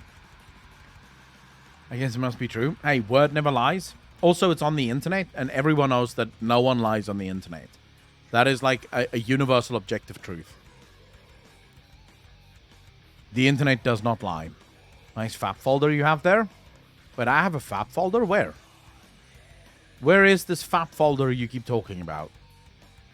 No one in 2022 should have a porn folder whatsoever. If you have a porn folder, you're living in like the dark ages. The internet is literally forever. There is so much porn on the internet, and you're gonna have a fucking folder filled with porn on your computer. Why would you waste precious hard drive space to have something that is hosted on servers all around the world? Internet outage. How often does the internet actually go out, though?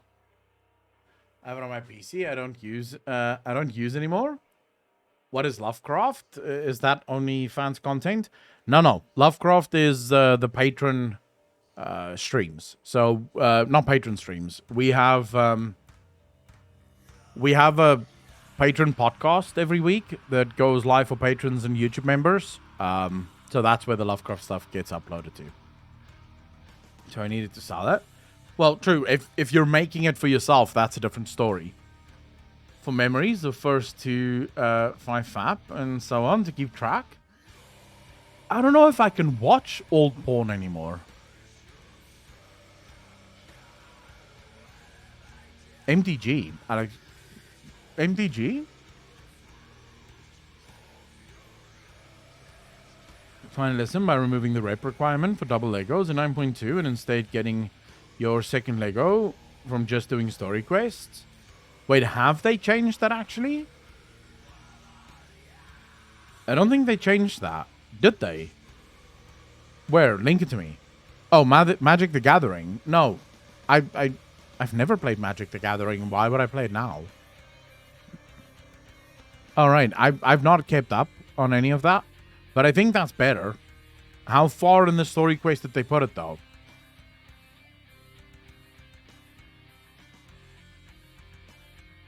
Because I feel like that's almost more important. Is how deep into the story did they put the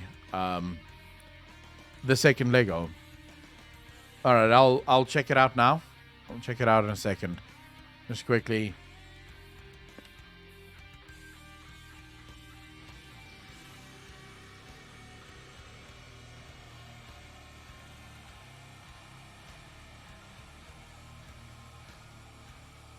There's lots of flowers in the fields of the world, but I still collect my favorites and take them home to put in a vase. Blasphemous Crow, that is the worst fucking argument I've ever heard. Because a flower is a real thing. That would only be sort of relevant if we said, look, why do you need a wife? Because there's porn on the internet. That's bullshit, right? Because yes, a wife is real, porn is not real. But that's not the argument. The argument is there's porn on the internet. You don't need a folder with that. So I don't agree with that at all. Cool story, Daniel. How you doing, bro? Revered reputation. So it still requires revered reputation. That was also the link I sent you this morning. You said you wanted to cover on stream. I didn't read the link because I wanted to cover it on stream, so I had no idea what it was about. Gloritheus, thank you for the follow. Really appreciate that. Welcome to the channel. Thank you. But anyways, Alex, thank you for sending it. Becky Miss, thanks for the first time chat. Really appreciate that. Absalom. I don't think so.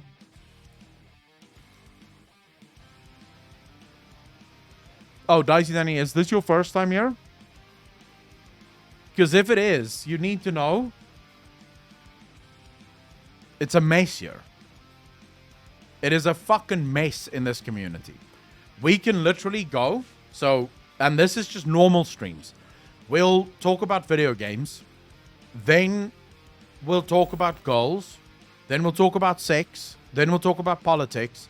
Then we'll circle back round to gaming. Then we'll start talking about crypto. We basically fucking talk about anything. It all just goes. Everything goes. Basically, chat controls where the conversation goes. I just sort of follow along. Matt Seeker, thanks for the follow. Really appreciate that. Welcome to the channel. Thank you. On there, it still requires revered reputation, and it now requires chapter 7. Right. Okay, we'll react to that in a minute. Sex again? Yeah, we always talk. We talk about sex a lot, actually. Which is kind of funny, I realize. I noticed the irony in that. A bunch of gamers laid by a fat fuck on the internet talking about sex. I realize that's ironic. It's not missed on me.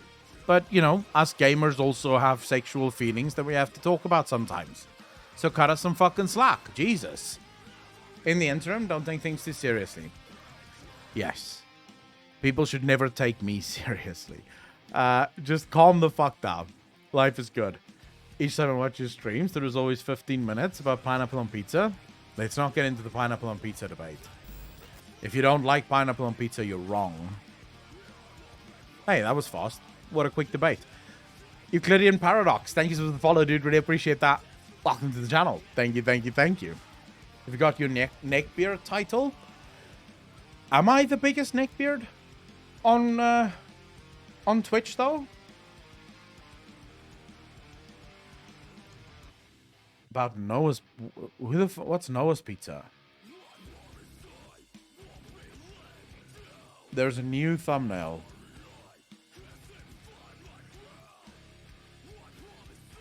Let's see.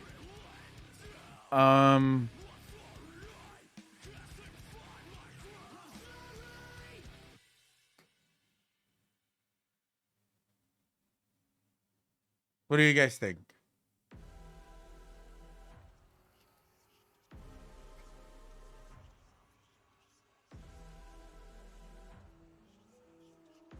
Do you think I look... Because basically, Alex, what I think you're going for here, correct me if I'm wrong, this is sort of the idea that I'm getting from it. I am not amused at Asmongold reacting to my content. That's sort of what I'm getting from this. Which, FYI, I don't mind. I love that Asmongold reacts to my content. I'm just... The video is about people claiming that Asmongold is stealing content. So, that's sort of the story that I think the content is trying to tell. And Noma is correct there. I wouldn't fit in Asmongold's mouth. I have a big cock. Giant. It would be far too big.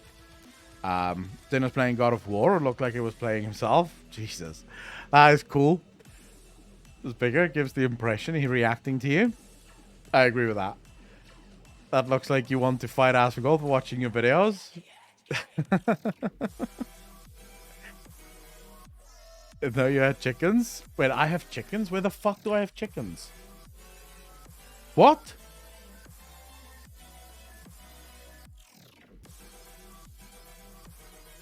Where? I don't have chickens.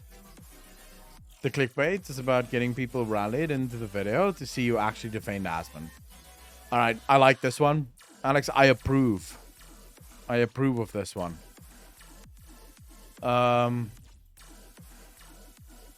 Let's go. Let's fucking go, bro. Let's go. Upload video. And...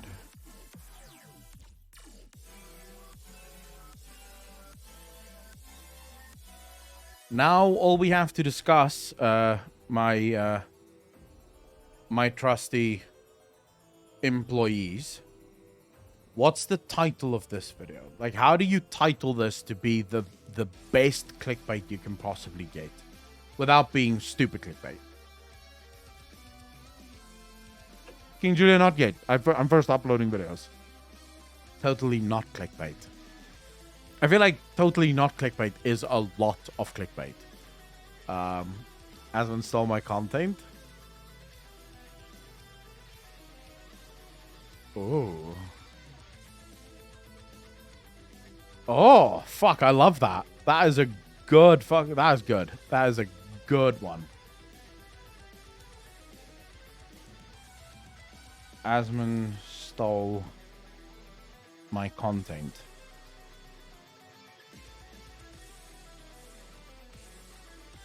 Is React content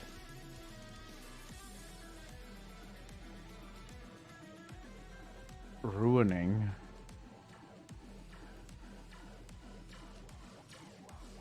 content? No. How do I fucking phrase this? How do I phrase this? Reaction videos are so funny on YouTube when they mirror them, blur and tiny window to get away with it. You ready for the same fate as Volty? Who the fuck's Volty? Asmon stole my content. Making it a question is actually a good idea. Did Asmongold steal my content?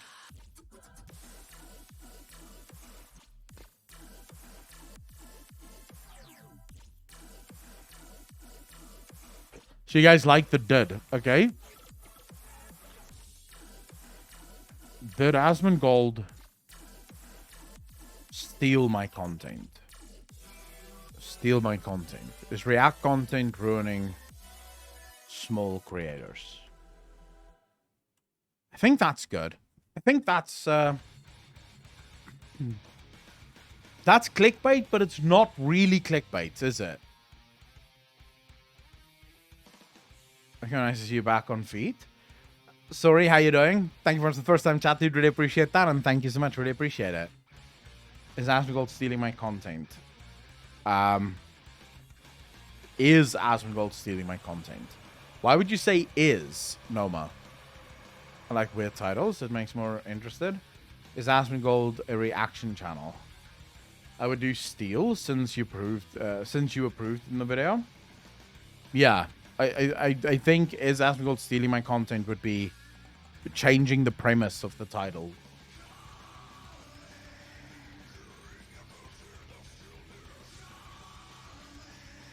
Check man, I've been told Asmon stole my content, but did he? PT, so the problem with that one, and the reason I probably wouldn't use that one, the biggest problem I have with that title specifically is it then starts to feel a bit too much algorithmic.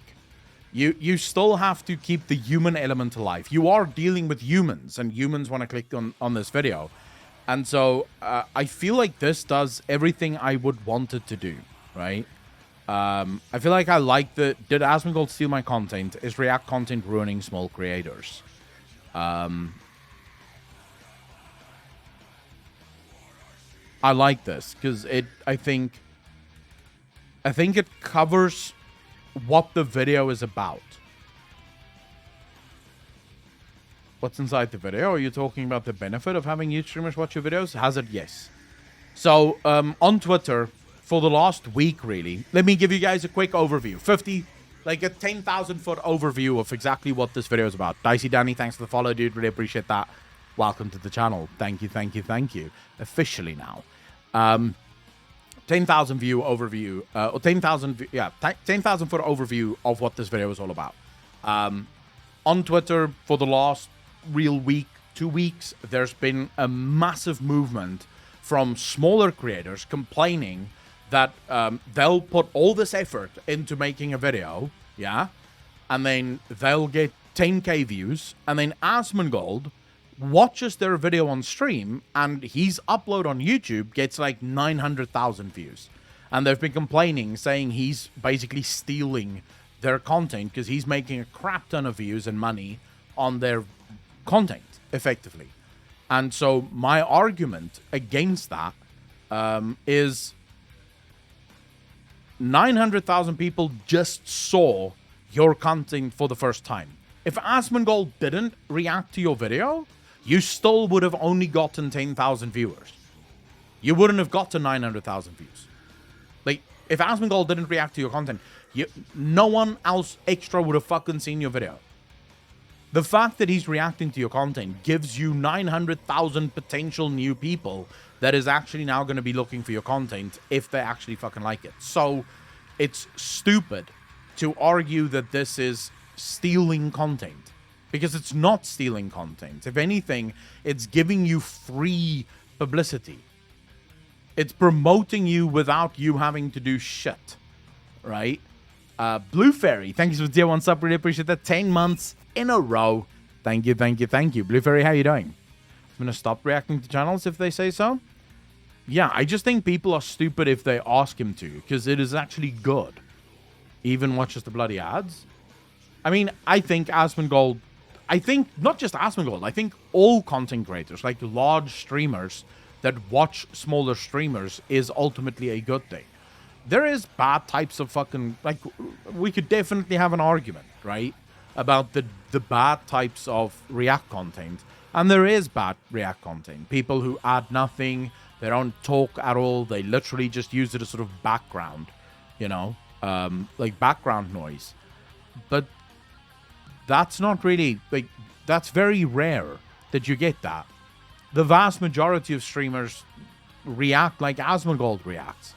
But you're going to say, Alex, does Asmongold steal my content? That will help to vane off the clickbait gods. Isn't that what the title is, though? I feel like that is, did Asmongold steal my content? Yes, yes, yes. That is what it is.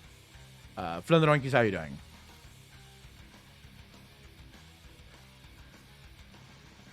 Naznav, how you doing? I'm very happy to have you here. And I think there is a ton of people that actually, oh, you want this. All right, I see what you did there. I think there's a lot of people that have discovered me through Asmongold, I know there's people that's discovered me through Pyromancer.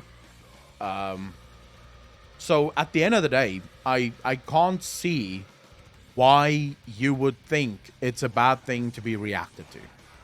I just think people are stupid. And I also think there's a bunch of people that fucking cry about shit because it's the in thing to be. Like, for some people, it just, they have to cry about everything, because if they don't cry, you know, people are going to realize they don't actually have a fucking personality. I found you by YouTube. I think the vast majority of viewers here. So, quick question. I love doing this, because I really enjoy knowing this.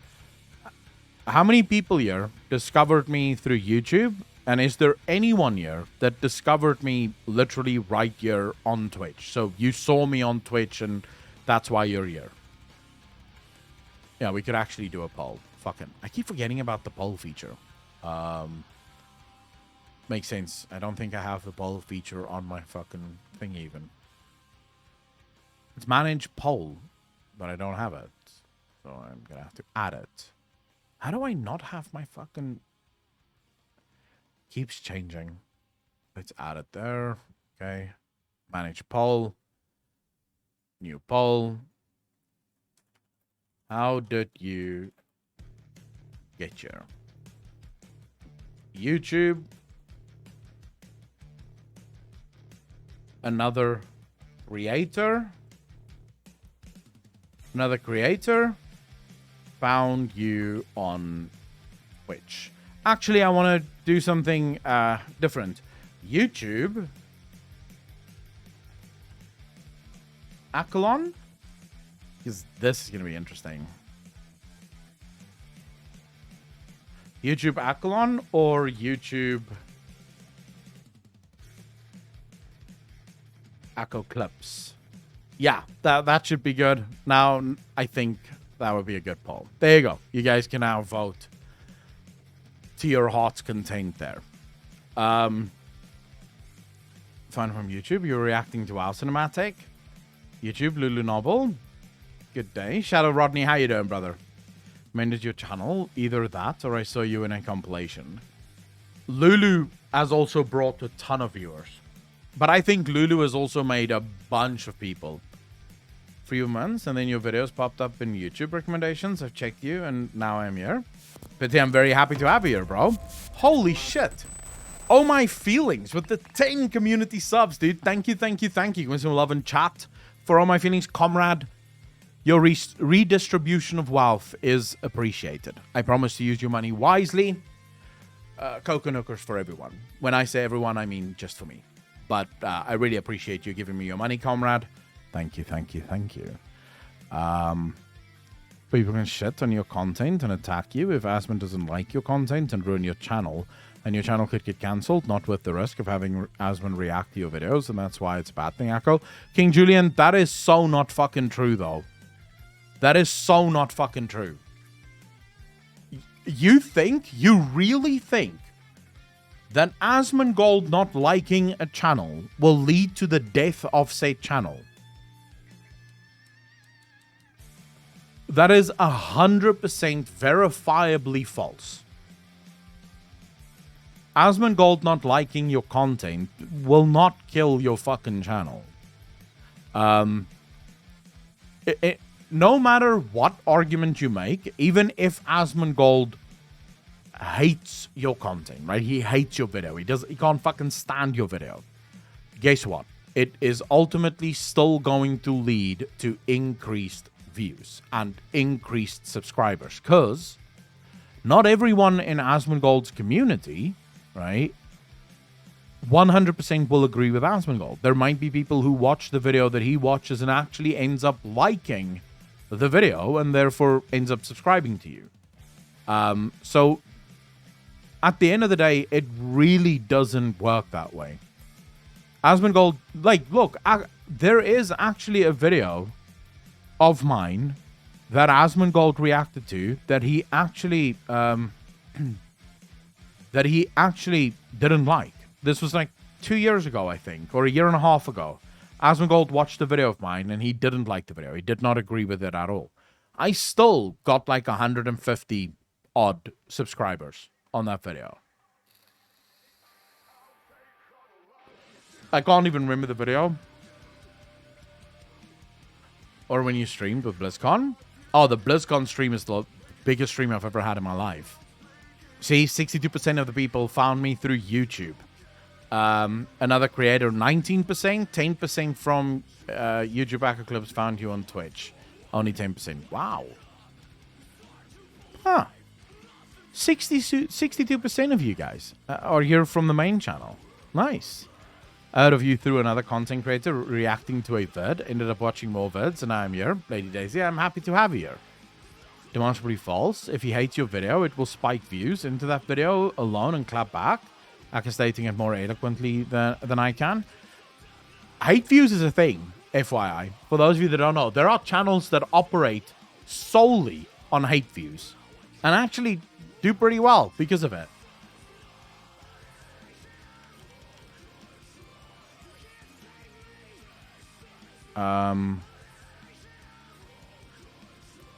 Twitch streamers reacting to content is the new meta.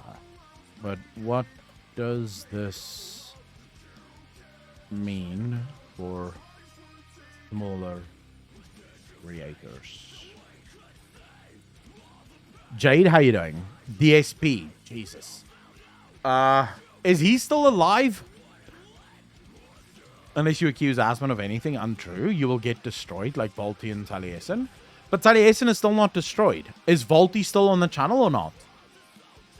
I came for the Warlock guide, stayed for the Coffee with Akko stream, and look at us now. That's true. Alex was a viewer like almost from the beginning, and now he's my editor. Is Volty 100% gone? I could almost masturbate to your lore speculation. Nick, why? Thank you. Kinky as fuck, dude. I hope if you ever did masturbate to my lore speculation, you made a video of that. I think a lot of views come from FF14 now. True. The lesson views are tanking since he's rants against Asmon. I don't think that's true. Let's see. So here's mine. Since Asmongold have reacted to it, you can see pretty dead for the last month. Because there's not been much happening in the last month. So, yeah, we've not had, like, it's been fucking slim pickings the last month on YouTube. Specifically for the main channel. The Clips channel is doing really well. The main channel, not so much. Mainly because I'm not yet sure what I want to do with the main channel. At this point, at least. But this is since, so Asmongold reacted from here. This is where Asmongold reacted from that moment. And this is where we are now, since Asmongold have reacted to the video.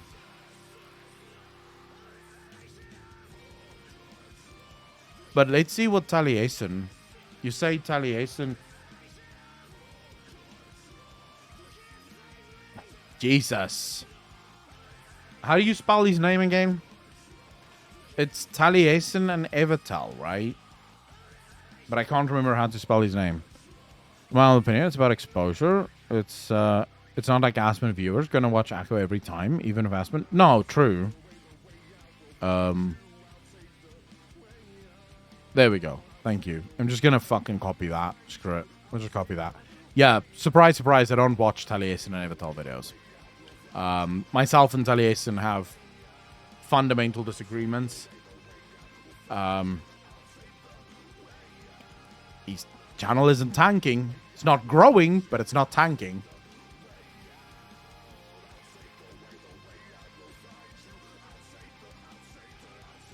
Look, at the end of the day, okay, what happened with the Volty situation? Let me ask that. What exactly happened with Volty? So you're saying if I do a video and Asmon says it is shit, that doesn't mean my channel will get cancelled and fail. Is that right, Akko? What do you mean when you say cancelled? Like, how do you get cancelled?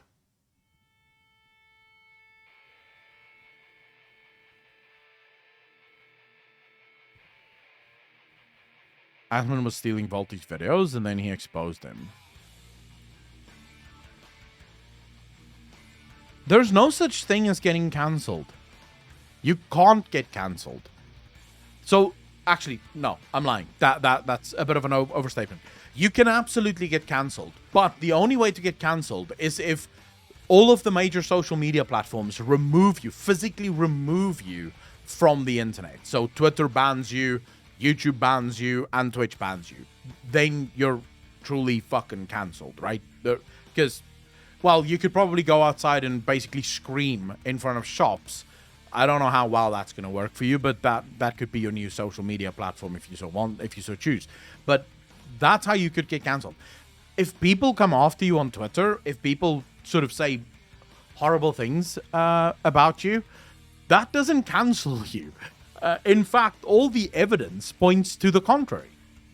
Like, every single bit of evidence we have ever fucking had shows that that's not true. No matter how negative the feedback and the content about you is, no matter how hard people actually attack you, if you weather that storm, if you ride it out, okay, you will always come out the other side larger than what you went into it. Always. Cancel campaigns are incredible for growth. Incredible for growth. Asmongold, I believe, have benefited quite heavily from all of the people trying to cancel him. You want to know why? Because everyone is talking about you. Absolutely every single person is speaking about you. So what happens? More and more people see you. As those people see you, not everyone is going to agree with the negative stuff that's being said. So they're going to watch you because they're interested. Why is everyone saying these negative things about this guy? Right? They see you and they're like, hey, this is actually quite fucking interesting. I like this. The algorithm thinks, wow, this guy must be popular. Everyone's fucking talking about him. Let's show everyone more. So you always come out the other side more popular than what you would have been if you went into it, before you went into it. All right, so we'll watch this because I'm really interested to know what this Vaulty thing is about. So Taliesin and Evital dying, or not dying, but basically stagnating, I think is far more a result of World of Warcraft than what it is a result of their channel. The fact of the matter is, World of Warcraft is pretty much dead at the moment. It's very difficult to get people to click on World of Warcraft videos. It is almost fucking impossible to get people to subscribe to World of Warcraft channels. So yeah, World of Warcraft stuff is just it is just where it is. And I wonder if we were to say, for example, Soul So Breezy. If we looked at his channel, you can see here as well. Plus 100, plus 100, plus 100, plus 100.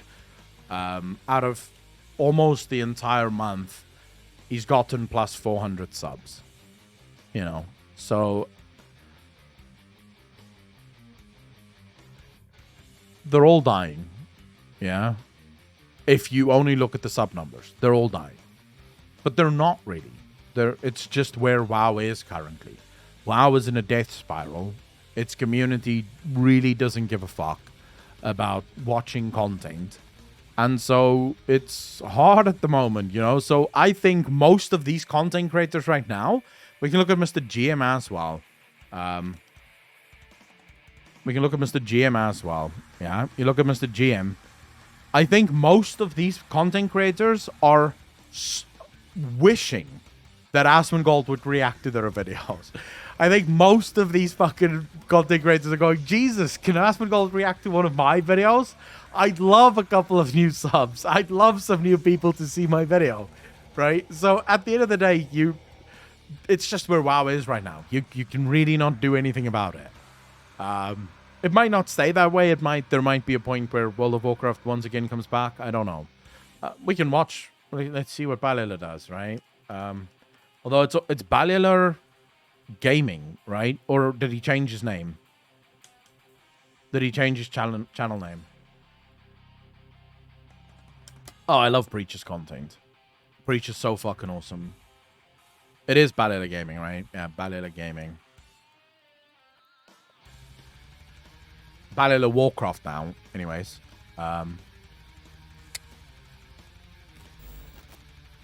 Vince, how you doing, bro? Thanks for the follow. Really appreciate that. Welcome to the channel. Thank you, thank you, thank you. Boom. Same thing for everyone. Now, let's look at Preach. Preach also has a different name. It's not just Preach. What is it again? It's Preach something.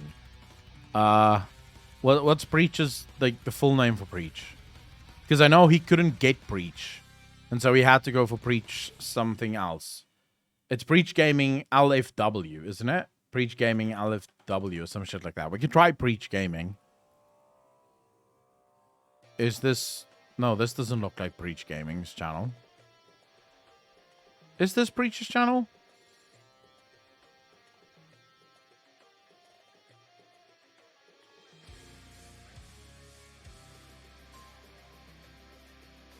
Who are these people? Why do I not know the people on his banner?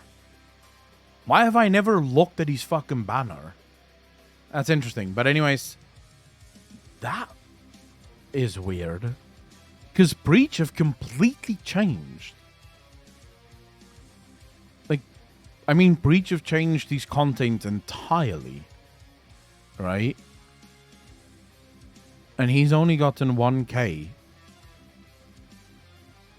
You know what it might be as well? It might be January.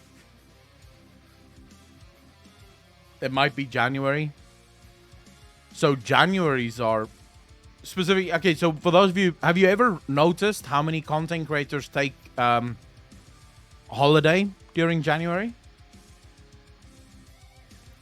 Like the vast majority of content creators will just go on holiday on over January. Usually January, February, because Januaries and Februaries are miserable for YouTube.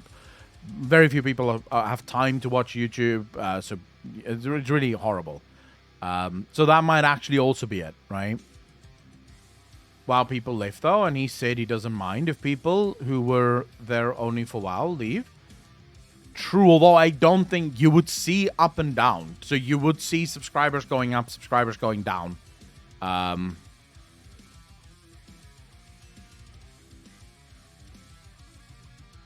He is still gaining, though. He is, you know, the channel is still doing really well. Yeah, I mean, the highlights channels, I think, for everyone is doing amazingly well. But I have to say, I have no complaints, because my Twitch have also been popping off. You guys have been fucking amazing on Twitch. You know, we're getting more views on Twitch now than we've ever had before. Look at it. We're literally sitting here today talking politics and crap, and we have 214 of you morons hanging out. Clearly expecting higher quality content than this if you only knew before you clicked on it. So, you know, that is... I think Twitch currently is sort of where everyone is just blooming. Everyone is having their dick sucked by Twitch at the moment. Echo, I'm faithful to you, man. I decided yesterday to help you do extremes, and when my will know Echo as soon as the data center travel happens. Tokyo, I'm really happy to hear that, bro. You watched Rich too much? 11k subs, something on his Twitch. Sad you're not playing Shadowlands for us now. Too bored. You couldn't pay me to play Shadowlands. Actually, you could. You give me $3,000, I'll play an hour of Shadowlands. Just small price to pay, right?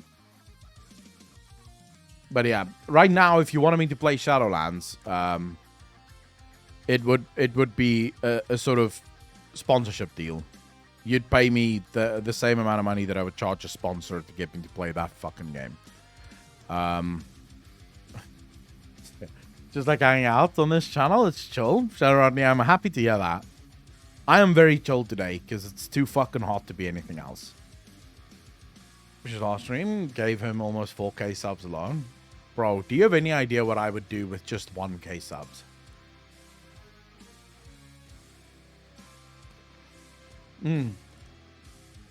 One day. $3,000 an hour of Torghast. Oof. That might be a bridge too far.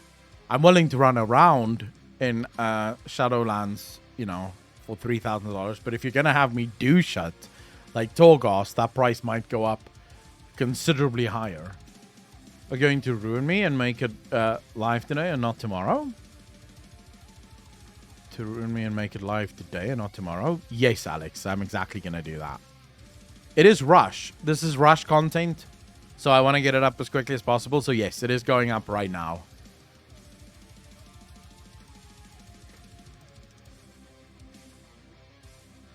Alex is going to hate me because we're not supposed to upload videos on the main channel over the weekend. No, if I got, so right now, if I got the channel to, let's say we got the channel to like 2,000 subs, I would hire another editor. That would sort of be, I think, that would, like, right, Alex? That would be like our only goal, really, was to get another editor right now. So we could actually start putting out the amount of content we want to fucking put out. But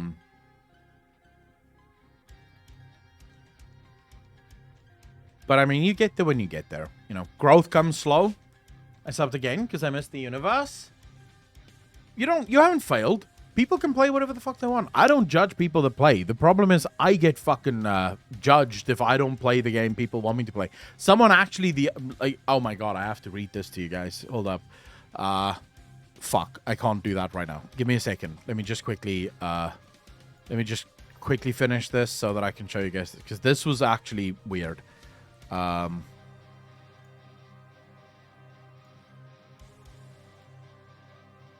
I want to show you this comment that was made on the channel. Like, someone commented on the video yesterday, and it was just one of the worst comments I've ever seen in my fucking life, dude. I think that video can be made public now, so just go for it. Why not? All right, so comments. Let me just see. I'm just looking through the comments here. I don't want to expose anyone that doesn't want to be exposed. 90%. Delirious dog shit. Mikey Bar is nobody. I'm sick. Since when? Right now we've lost him. Fuck, I'm trying to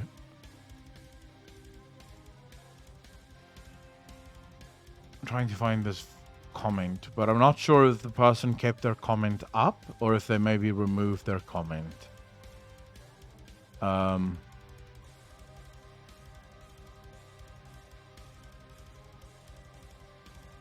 Activision to MS. Everyone letter is useless. PvP, gotta say. Oh, here we go. So, look at this comment. And by the way, there's no hate to PTL Gaming here. Like, no hate whatsoever. But pay attention to this comment, and then you guys can tell me what do you think is wrong with this comment. Gotta say, you're gonna lose your core audience with all the Final Fantasy content. Now it's just the weebs watching. Yeah, you fucking weebs. You're losing us, brother. Come back to us. That's very emotional. Fuck FF. I don't care if WoW sucks nuts right now. It's still better than MSQ's and FF weeb as story. So what do you guys think is wrong with this comment? Chris, how you doing, brother?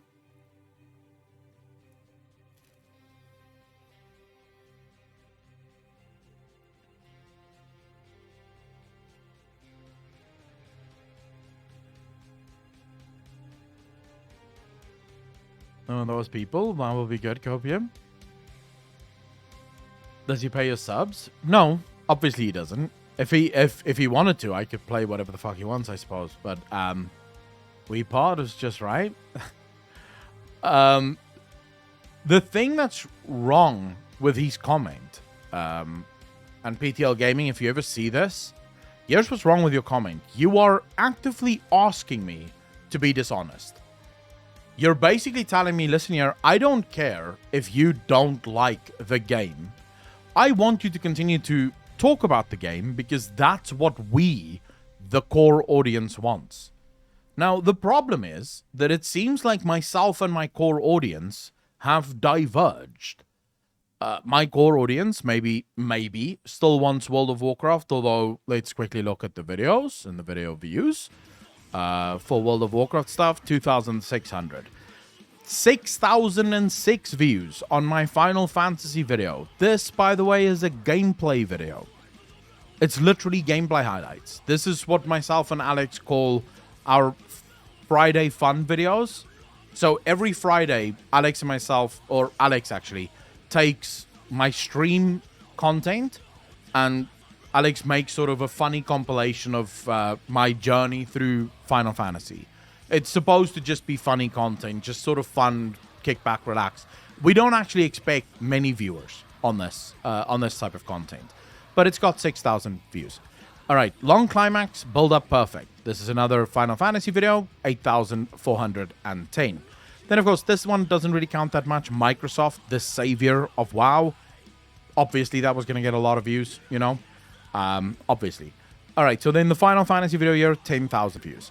My wasted time video, 7,000 views. My Return of the Ancients, that was a leak video. I expected many views, 12,000, 9,000. Fragile Story, 7,000. And this is the one that Asmongold reacted to.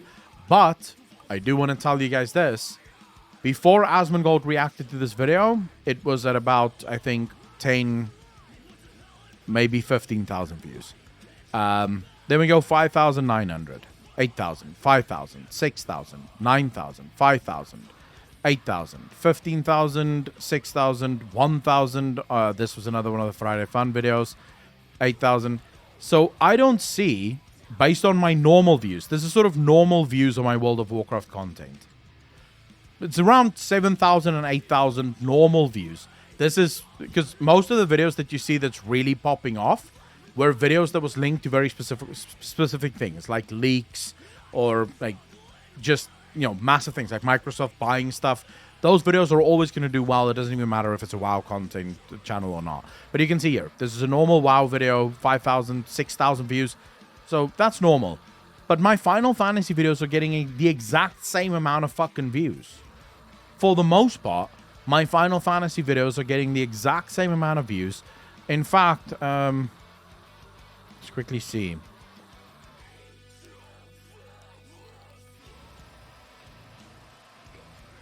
So here we have my Final Fantasy A Realm Reborn video. This is 23,000 views.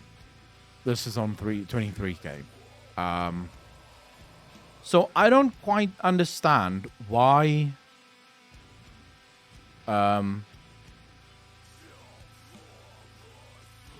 like what core audience am I actually losing here? Because I don't think I'm losing any audience. I think if anything, I'm gaining new viewers because I think there's a massive portion of my core audience that is sort of bored with you know, with World of Warcraft. Maybe I'm wrong. It's possible. I could be wrong. But I don't think I am. For a year, core MMO players are changing to play only one game to variety. So I'm going to go variety. I am going to go variety. For anyone that's sort of wondering, I'm not going to stick with Final Fantasy alone. Yeah, around Shadowlands launch, the views were sort of consistently hitting the 10k, sometimes 12k. Like, I would say 10k, sometimes 12k, most of the time between 8 and 10k around Shadowlands launch. But you could actively see the videos drop as soon as people started figuring out, wait, I fucking hate this expansion. May not limit yourself to MMOs too. So I'm on my main channel, I'm going to limit myself to MMOs alone for now. I've promised so many people that I will try Star Wars: The Old Republic. I promise people that I will try ESO. I promise people that I will try Guild Wars 2. I might even eventually do a sort of try every single MMO on the market, even the free ones, and give my sort of opinion on those MMOs. So I'm genuinely looking forward to that journey. I'm very much looking forward to that journey. And then who knows, right? I might reach a point where I go, wait a second, I'd like to try something else as well. Content wise, yeah, I mean, it's gonna be done with stream. Yeah, so all games that I try, I will stream as well. Because I prefer, I actually prefer Twitch to YouTube, if I'm honest. It's not that I mind YouTube at all. I love YouTube as a platform. But if I'm going to choose where I want to spend most of my time, it is going to be on Twitch. Moni, how you doing? Yeah, I just think Twitch is more fun. At least for me, I have much more fun streaming on Twitch than I do making videos on YouTube. And also, you guys keep me well entertained, so that really fucking helps. But yeah, the main focus for me currently, as things stand, is trying to... Wim, dude, thank you much for the follow, dude. Really appreciate that. Welcome to the channel. Thank you. Read the link now. I will, King Julian. I have another video to upload. Patch, how you doing, brother? Love you too, man. Holiday Mini, thank you very much. Naughty. Your YouTube videos is what made me get on Twitch. But that's what I'm using YouTube for at the moment. That's what I'm using it. So it's not that YouTube have become completely useless and I'm just no longer caring about YouTube. I think YouTube is a great platform. But what makes YouTube so great is the fact that you can get people from YouTube over to Twitch. But let's be honest, what is better? Leaving a comment on a video and hoping that the content creator sees your comment? Or coming to chat and being able to type to me immediately and have me respond to your chat? This is far more interactive and far more fun than, you know, the YouTube thing. So for me, YouTube right now is sort of more... I use YouTube actually more as a collection of my greatest moments, if you will. So that's what I like YouTube for at the moment. It's sort of using it as a collection of great conversations, great moments on stream, fun moments in games, and things that I genuinely think. So how we choose the clips is usually a case of... so there are clips where Alex will sort of come to me and be like, dude, I don't think this clip will work. You sort of saying the same shit that you said a million times over. There's clips that I delete that I don't even send to him, because I don't think you guys would want to see that. So for me, the stuff that I upload to YouTube is very much things that I think if you missed the stream, you may want to see, you know? That sort of thing, if you will. Alex, there's another video that we can do tomorrow, by the way, for the Clips channel. There's another video for the Clips channel that we can do tomorrow. It's the one why I quit Mythic raiding and moved to Final Fantasy 14. You've seen that one, I think. You'd pay for a bloopers reel. You're editing that one at the moment. Yeah. Okay, great. YouTube definitely a great marketing tool, but much more fun to chat with creator and other viewers. Agreed. No, we will see every single of your videos because we like your videos no matter what. Actblizz, I really appreciate that. But I don't expect people to watch every single one of the videos. I actually prefer YouTube Live than Twitch simply because of the ability to go back and forth during a live instead of having to wait and go to see the VOD. The only problem is YouTube chat is hard garbage. So I actually, as a streamer, hate the fact that YouTube viewers can go back and forth during a fucking stream. Just gonna throw that out there. I hate that. Can you read my previous message? It was kind of long, so I don't want to type it out again. Agriel, can you quickly just copy paste it? If that's possible. How long ago is the previous message, Agriel? If it's not that long ago, I could probably try and find it. Vain2, by the way, good morning, bro. How you doing? You say it's a kind of long message. Where? Oh, there are 3 videos I wanted you to see. 2 are Larry videos about how Final Fantasy 14 used to work, and 1 from Zepla about bigger flexes in 14. Want me to link them? You can put them in content suggestions. By the way, any videos that you guys want me to react to, you can go onto Discord and drop those links in content suggestions, and I will react to them whenever we do the react streams. Press up arrow in the chat. Zakor, the problem with up arrow in chat is... Oh, are you talking to Agriel? Because, yeah, the reason I don't like scrolling up is OBS. If you try to scroll up in OBS, it blocks the scroll up sometimes. So I have to go to the actual streamer page in order to go up. We still have to react to that video, but I first need to finish this video. Hold up, chat. Okay.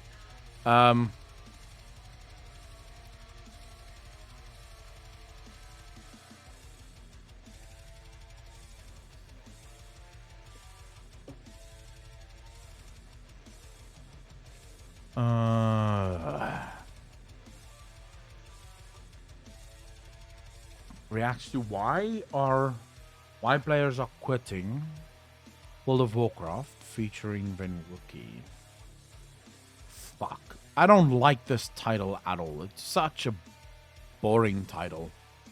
What do you guys think? It was to Agriel, yes. Pressing up in the chat shows your latest messages again. Well, there you go. That shift of community health was a lovely change. Lassius Babby, what do you mean? What shift in community health?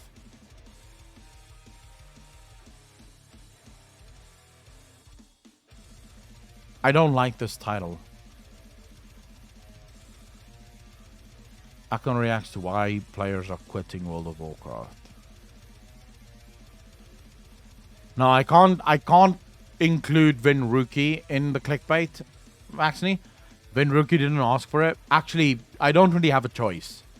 This is all I can name it, because this is truthful. I am physically reacting to Venruki's video, why players are quitting World of Warcraft. There's not much I can do.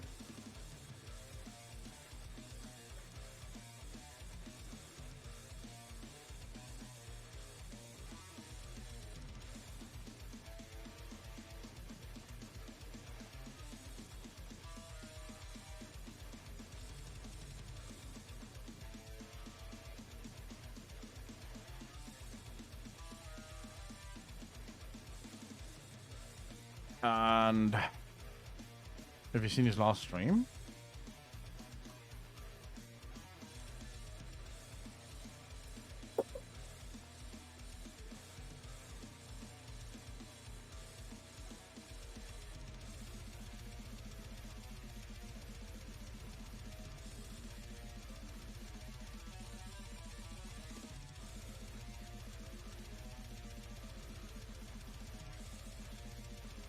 No, that's wrong. There we go.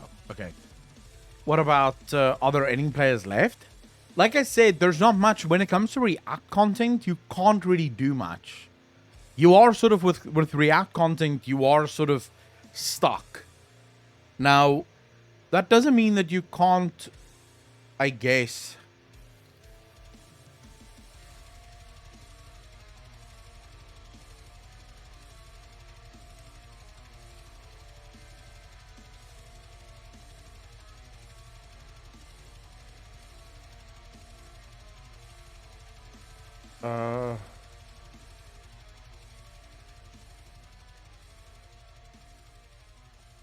Maybe there is. Hold up. You could probably do something like this. WoW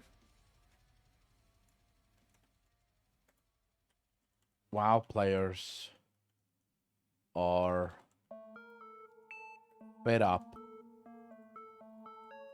with Blizzard. WoW players are fed up with Blizzard.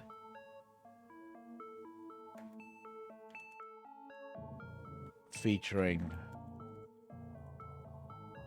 Venruki. And then you can do Akalon react to why players are leaving WoW. Why players are leaving WoW. Ivan Rookie. See, this you could do, I think. I saw him say that he enjoyed the story and talked to Emma about it on stream. As long as you credit and the name of the vid in the description, we should be good. Yeah, that's exactly what I'm thinking now. Akalon reacts to why players are leaving WoW by Vin Rookie. WoW players are fed up with Blizzard featuring Vin Rookie. I don't think... Yeah, I think that would be fine, right? Hashtag fire Bobby in the title. I could probably do that. Fuck it. It's fire Bobby. Why not? Either Chill Show stuff or rename it Chill Stream. Oh, we could just do this. Main channel. That's fine.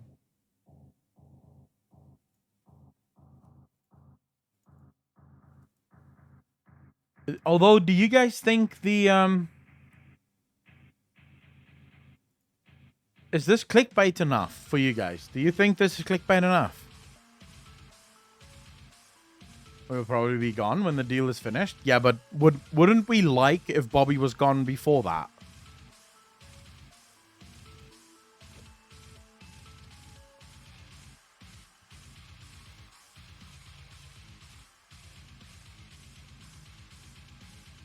When you look at Vin Rookie, like,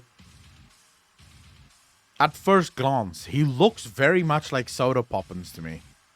I don't know why, but he looks like, if I look at him just quickly, he looks like Soda Poppins.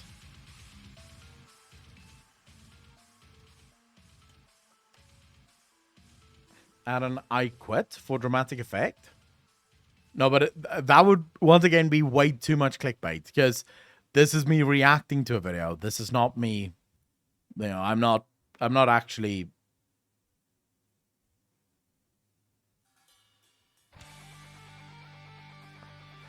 It's not actually me, right?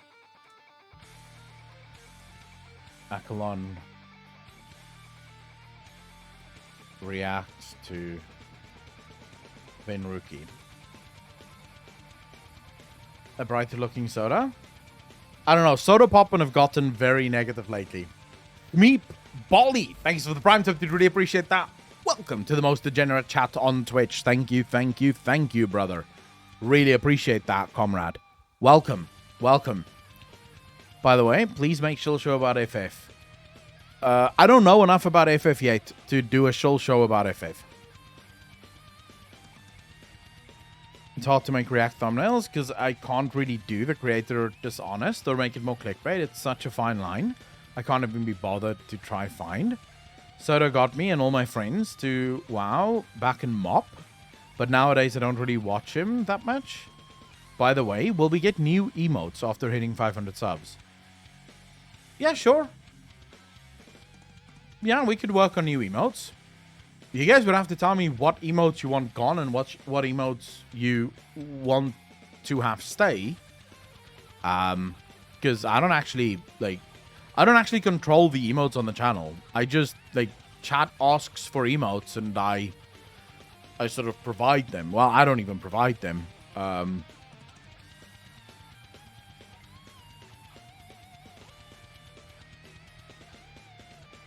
Furorius makes them on chat's behalf, usually. So, well, not just Furorius. There's a couple of creators that makes thumbnails, or a couple of people that makes thumbnails for the channel. But yeah, I don't really... or emotes, not thumbnails.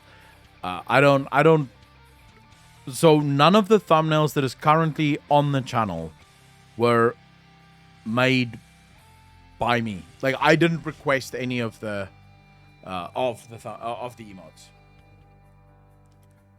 Even the normal ones, the BTTV ones, you guys asked for that.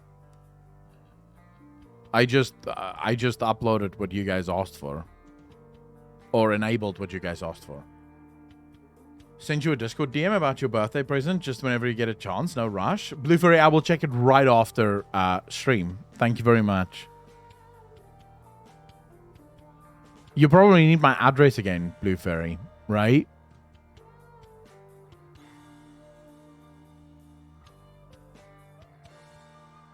Wait, who wants what? What are your methods for alerting people when you go live? I don't use Twitter. Discord. So I use Discord mainly to let people know that I'm live. I've kind of given up on SA Postal. That's the best way to do it. I've given up on SA Postal and I fucking live here. There is just simply no point in even trying to deliver stuff to South Africa. It's one of the reasons I've never been in a rush to get a PO box. I've had people ask me in the past, hey dude, do you have a PO box? I'm going to send you something. And I'm just usually like, bro, you're wasting your time and your fucking money trying to send me shit.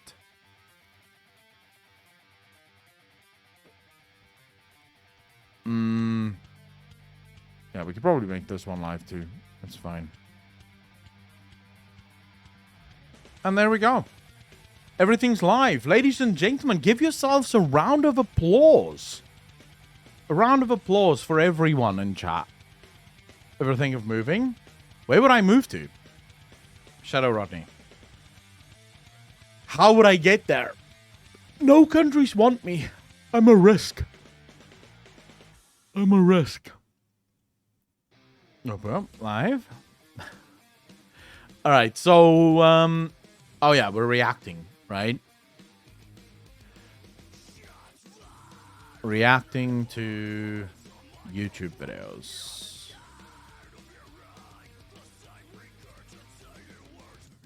This is new to me. Keep changing the fucking title of the stream. Rescue R to me is a good time. Nice. Texas would love you. Yeah, I would love Texas as well. The problem is convincing Texas, hey, can I come fucking live there? That's like, that's the only problem really. The Netherlands, weather is nice. Isn't the Netherlands can get pretty hot in summer as well. I think the package was still in transit when you moved, so it's probably lost again. If it was still in transit when I moved, I don't know how long that package would take. But okay, so I want to see this video that you guys kept telling me about, yeah? You told me about Asmongold accused of stealing WoW videos. Full response to Volty. I never saw this video. We're probably not going to watch all of it because it is like a fucking old video already. And I don't think anyone cares. I just want to know what this is about, at least. And if Volty really is gone. Let's just watch it. Because I don't see how Asmongold reacting to Volty is a negative thing. And my understanding is that he is upset that I took a video idea from him. And I'm assuming it's the one in the thumbnail. And so we're going to go ahead and we're going to watch it. This is a video that I don't normally make, but today I found something quite odd. An Asmongold video that recently got posted is almost an exact copy of a video that I made on my second channel. So the two videos from me and Asmongold is basically exploring a European server called Luciferon, which has one of the worst alliance populations out of any server. And of course just recently Asmongold did the same video. Now I don't think it's the end of the world if someone makes a video idea and makes it into something of their own. I want to say one thing. If I'm not mistaken, Asmongold would have done that live, right? So, what? Did Asmongold have in, like, Volty's video on his second monitor, muted, and then ran to every single fucking place that Volty went to sort of show off what was happening there? I honestly don't really watch this guy's videos. I didn't copy his idea. Like, it's just not true. I just didn't copy his idea. I don't watch his videos, didn't copy his idea. I'm gonna be honest with you, I don't even have a fucking clue who Volty is. So, yeah. However, the video format and things said in Asmongold's video is almost identical to my video that I posted a week before. So the video begins with me looking at the server list and then being surprised by the low alliance population of Luciferon PvP. So let's play the clips and see if you can see a bit of a similarity. So I was browsing the Classic WoW server list and I came across something quite interesting. Look at this server, Luciferon PvP. Look at Luciferon. Wait, so saying look at Luciferon is me copying you? I mean, if I was browsing the Classic WoW server, I would probably also be like, look at Luciferon. Because it's 99.9% Horde. It kind of stands out. So, am I now copying Vaulty? Am I now copying Asmongold, who copied Vaulty? Does Vaulty have sort of... Is he the only one that's allowed to say, look at X?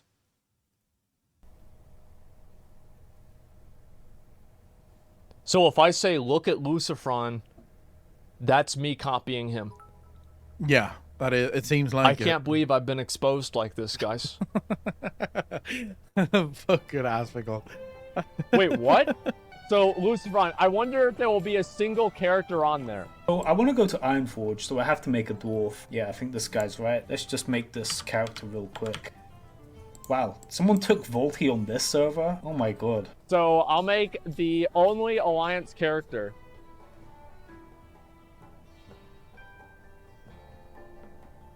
Okay, but wait, Yeah, is he saying that Asmongold somehow pretends live? Because I want that editor. If there is an editor so fucking good that they can fake the entire login screen for World of Warcraft, make it look like I'm actually typing in my name and I'm actually logging into the server, and then it pops up that name is unavailable, I want that editor. I'll fire Alex tomorrow. Because that is good editing right there, right? Live on stream, I'm copying everything he's fucking doing. I mean, that is just ridiculous. That is just fucking redonkulous, that is. It's a joke. Yeah, I do that on every server. I've done that like 100 times. And it is true. Like, yeah. Asmongold really does do that. I've seen him multiple times try to get Asmongold. He almost never gets Asmongold. Yeah, I just said that about Thalanos too. Yeah, I've done that on every server. I always try to make my name, and then somebody took my name, and then I make an abbreviation. I wonder why someone like Asmongold would likely never be able to get his own name. I wonder why. Can you guys think for a moment, like, of anything, even a reason, single reason, one reason? We don't have to rack our brains here for many. Just give me one reason why you think someone like Asmongold may have a hard time getting his name in video games. He is one of the largest streamers on Twitch, literally where almost every single gamer congregates. Yeah. And there are people who absolutely love stealing streamers' names. So they will absolutely always, with every game that comes out, try to get your fucking name. No. I just want to get a feel for what this video is about. I'm not going to watch the whole video. Somebody's taking that too, and it's a joke every time. Guys just couldn't give me a break, man. Let's keep it real. If my name was taken, obviously Asmongold would have been taken as well. Oh, you how can noticed he even that, right? act like Well, this how is... would I know your name? You noticed that, right? What do you mean, how do you even react? Like, you're a fucking streamer is how you react. Vaulty, I'm starting to see why Vaulty may be gone. But is he really gone? Hold up, I want to see. Is Vaulty really gone?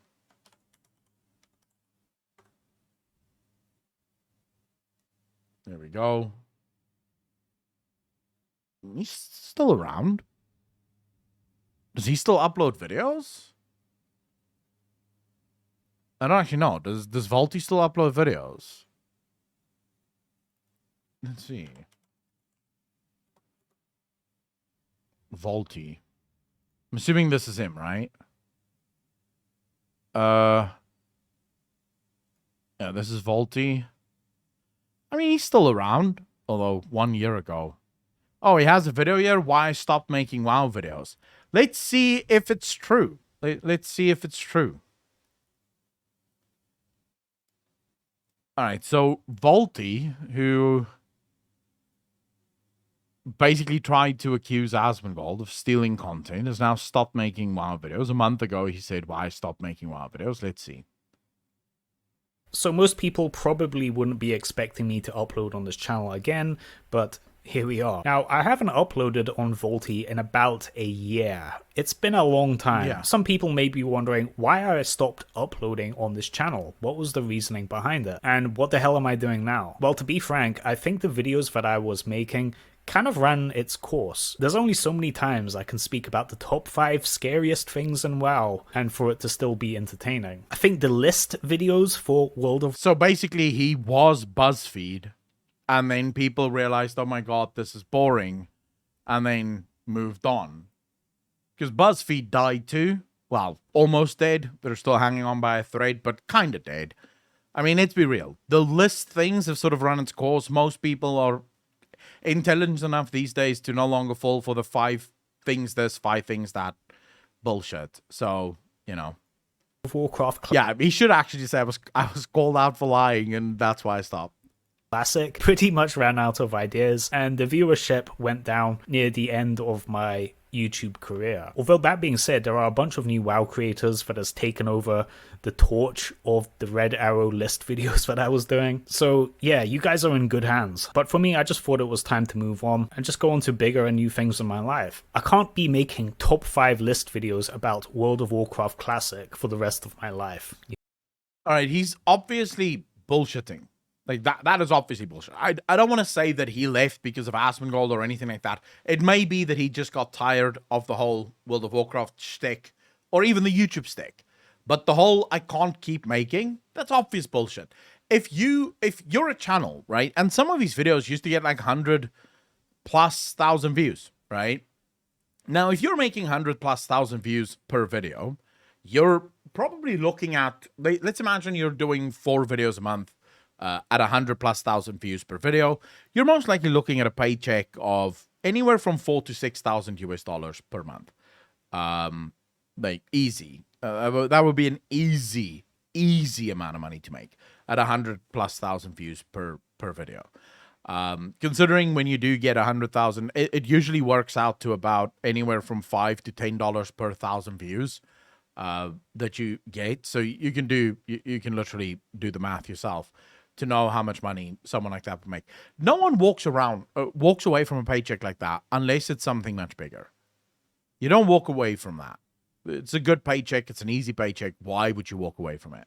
You know what I'm saying? There was also the whole Asmongold drama where I publicly accused him of copying my videos, which, yeah, wasn't the proudest moment of my life. Definitely said things that I cringe thinking about as of today. It was a learning experience, that's for sure. But the silver lining is that whole experience basically got me to quit making WoW videos on this channel. And from then on, I moved on to a new thing in my life, which is getting involved in cryptocurrency. I've been trading and working in the business side of crypto, and dude, he's making NFTs, guys. He's fucking making NFTs now.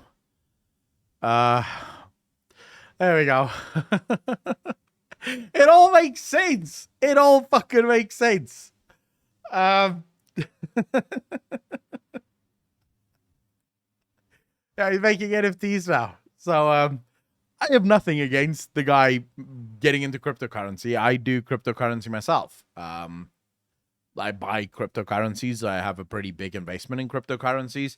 But then again, I have a big investment in like normal markets as well. So I wouldn't make videos on crypto because I don't feel like crypto have proven itself enough to the point where I would feel comfortable telling other people to invest in crypto. But yeah, it makes sense. He's moved into NFTs. He's making a new NFT. There are some days where I make well over 6 figures a day just doing that. The amount of money I'm making in crypto compared to YouTube is absolutely phenomenal. And to be honest, I don't think I'd be where I am today if I didn't piss off Asmongold and the WoW community. It's kind of weird how things work. Yeah, if you do piss off the WoW community, that is a big move. I like the fact that it does feel like he's grown. So I don't want to give him shit here, because I think let's give him, he doesn't seem to blame Asmongold for the reaction he got on that video. Instead, it almost seems like he's saying, I made mistakes there. I made a lot of mistakes there. And I can sort of speculate, yeah, on what I think happened there. He was chasing clout. He was 100% chasing clout. He was hoping that by doing that, it would lead to an influx of millions of views, shit tons of new subs, and more than likely trying to ride the wave of the hate subs, the people that hate Asmongold. In my mind, that's exactly what Taliesin was trying to do. Because the complaints that Taliesin had against Asmongold were absolutely childish and fucking silly. Like, if Taliesin truly believed the shit that he said about Asmongold, Taliesin shouldn't be on the internet. But Taliesin was hoping that through going after Asmongold, he could grow his channel. Because people seem to believe that Asmongold has a much larger hate community than what Asmongold actually have. Asmongold's hate community is actually relatively small outside of the Twitter sphere. It's only the crazy blue-haired people on Twitter that hate Asmongold. And even of the crazy people on Twitter that hate Asmongold, the vast majority of them don't hate Asmongold. So you're banking on this really small community that you're hoping will push you, you know, through the algorithm and really make you blow up. And then it blows up in your face, because what you end up with is a lot of people going, well, fuck you. Taliesin bled subs for like a week, almost a month actually, after the video about Asmongold. Taliesin was bleeding subs every single day. And, you know, he kept fucking going hard on until, I don't know if you guys remember this, one day where Taliesin just stopped. And it was on a stream. Taliesin was sort of going. He was going hard on Asmongold on the stream. And then suddenly you hear Evital's voice. And she's saying something to him. And he mutes his mic. I remember watching him live. Because people were sort of tagging me, going, oh my god, you have to hear what Taliesin is saying about Asmongold here. So I was sitting in his chat. And I heard her voice sort of in the background. He went quiet. Sort of listened, came back and changed man. Like, just stopped the shade. And I think to this day, this is just speculation, obviously I could be wrong, but I think it was Evital that said to him, you're destroying your fucking channel. If you keep going down this road, there will be 0 viewers left. Shut the fuck up. Get back to playing the game. Stop this war with Asmongold. He's winning. And I wish people would realize you don't go up against someone like Asmongold. Because, yes, there might be some people that hate him. But the vast majority of WoW gamers, ex and current, love Asmongold. They don't hate him. They don't think he's a bad guy. Some people might have disagreements with him. And some people might think, you know, he's sometimes a bit obnoxious, but the truth is most people enjoy him in some way, shape, or form. Most people enjoy who Asmongold is. Everyone has a moment of Asmongold that they think is funny, or that they think was sort of lighthearted enough that they could watch it again. So the truth is, going up against the guy, you are just poking the hornet's nest. And his viewers are obviously going to come after you. Because no one attack your streamer and gets away with it. Work like that, you know what I'm saying? It's like things that seem like Dormika, thanks for the follow. Really appreciate that. Welcome to the stream. Thank you.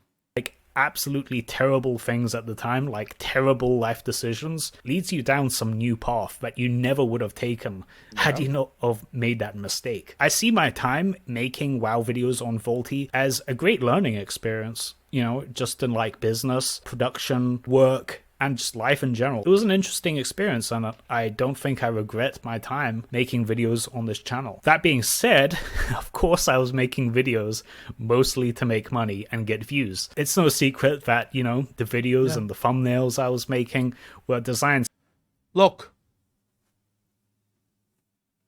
every single YouTuber that tells you that they make YouTube videos out of the love and kindness of their heart and because they care about their community and they want to foster a community is a fucking liar. Straight up. Unless they also say, and I want to make money. Let's be real. What are we all doing here? On this planet, every single one of us wants to make money. Every single one of us. Now, there's perks that come with that, but it's like your job. If I asked you if you would do your fucking job, yeah, if I stop paying you, how many of you would say yes? If I told you you have to go in from tomorrow doing your job, but you're no longer getting paid for it, how many of you would say yes? That's fine. I'll keep doing it.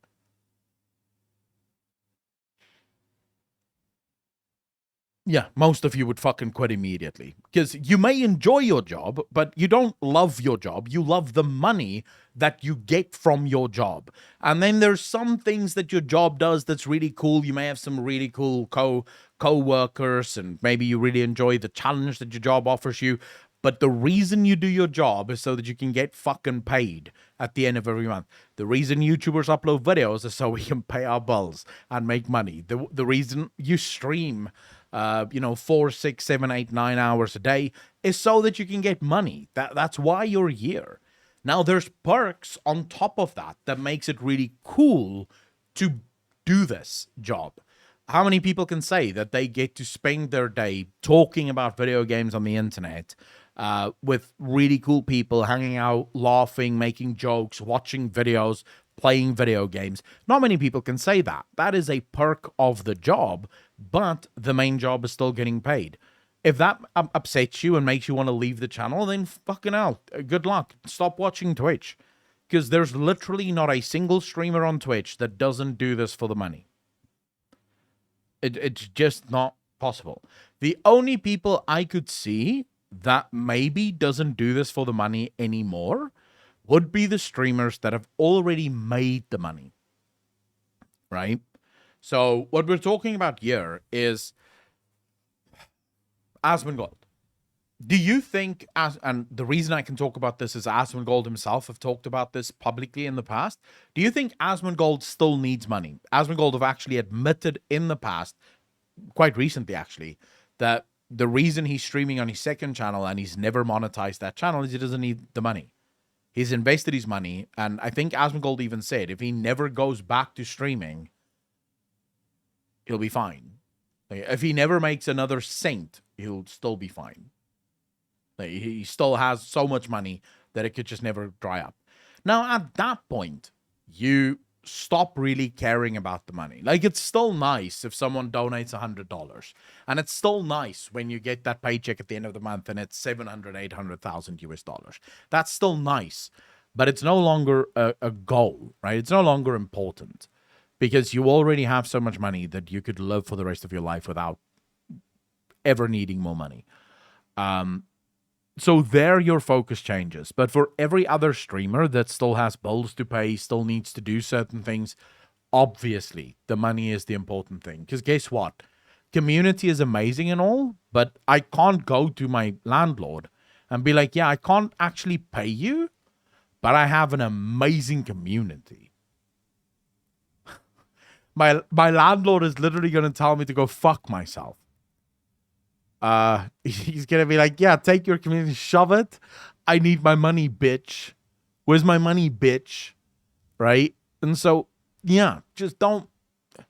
I hate when people, I cringe whenever I hear people say, yeah, I don't actually care about the money. I just want to make videos for you guys. Like, get the fuck off here. Hey, you're making videos for them so that you can get the money. Don't fucking lie. Don't take, and I also don't think my community, I don't think anyone is stupid enough that they actually believe that or that they actually care.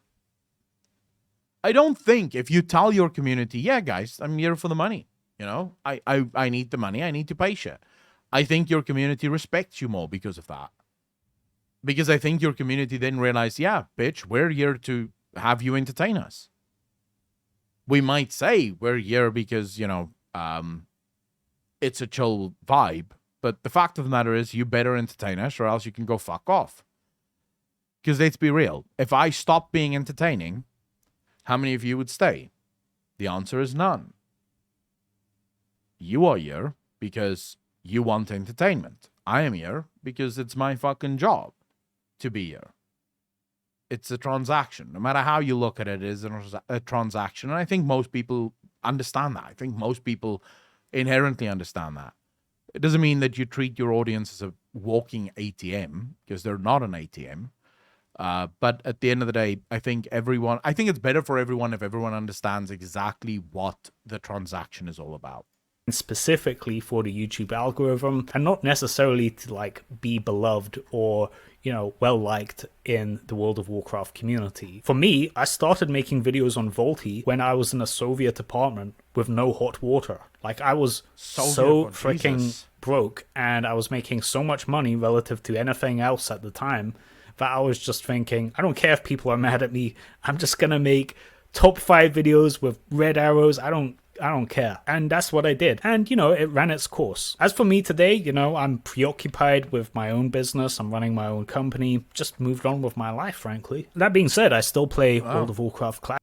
He runs his own crypto company, so he's actually building cryptos. Fucking hell. Not enough to just make YouTube videos on it. He has to make it himself. Hey, more power to him. If it worked for him, I'm happy for him. Oh, my finished. Yeah, of course. Of course. If you look at most of the largest content creators on Twitch, almost all of them have 10 years, 8 years, 9 years under their belt. Twitch is almost the opposite of YouTube. So on YouTube, you usually have... it's rare to find careers that last longer than 5 years on YouTube. From the moment that you get successful, you usually have about 5 years before things just start dying for you. On Twitch, it seems to be the inverse. It seems to take a long ass time for streamers to actually break into the market. Consider the fact we've been streaming full time on Twitch for about a year and a half now. And very seriously for about a year. Very seriously meaning almost every single week, 4 days a week. We've been streaming on Twitch for about a year now. And we've grown from, Jesus, it's not that long ago, but very recently still. We had 60 viewers, and now we're at 200 plus viewers on a Sunday, literally reacting to videos. So yeah, it just takes time on Twitch. That's all I keep telling myself is, you're not going to make the break tomorrow. And also, I don't think it's healthy to make the break tomorrow. If you grow too fast, I don't think you appreciate the growth that much. Classic. I just play it for fun. Not really looking to make any videos about it. It's just some fun I do in my leisure time. I'm pretty sure this is going to be my last video I make on this channel. I really can't see myself coming back to make videos about top 5 times Asmongold swore or anything like that. If I do come back and actually make WoW videos again, it will be videos that I personally Antimo, I don't have a video like that. Not videos necessarily just to make money, if that makes any sense. I'm pretty sure this is going to be the last video on this channel, and, I think this is a good way to give this channel some closure. So yeah, thank you guys for watching. It was... that it actually works when you bring it up compared to videos where you don't. You see, I'm very bad at that. I almost never tell people to hit the bell, like, and subscribe. Just never. We should actually. We should make something funny about that to try and get people to actually click on it. Look, I'll say this. It sounds like the Asmongold thing was more the catalyst for VoLTE to, effectively realized that he wasn't happy with what he was making. And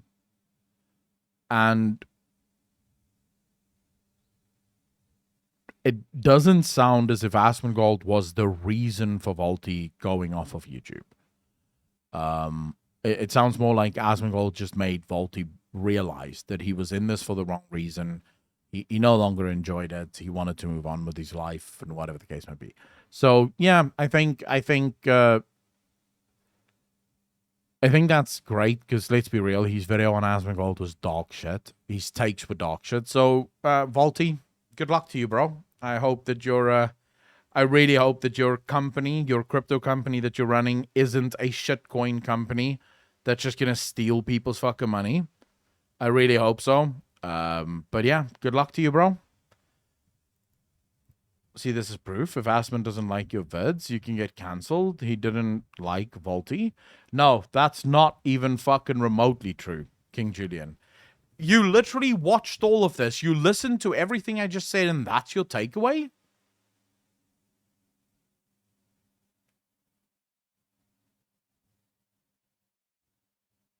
King Julian, how the fuck is that your takeaway?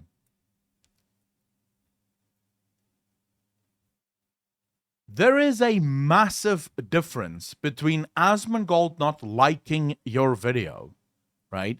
And you literally making a video so false that your own audience starts turning on you. Because that is literally what happened here, King Julian.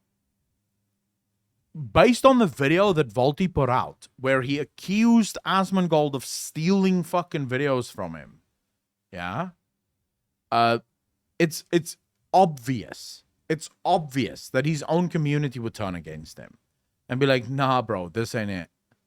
Whatever the fuck you're on, this ain't it.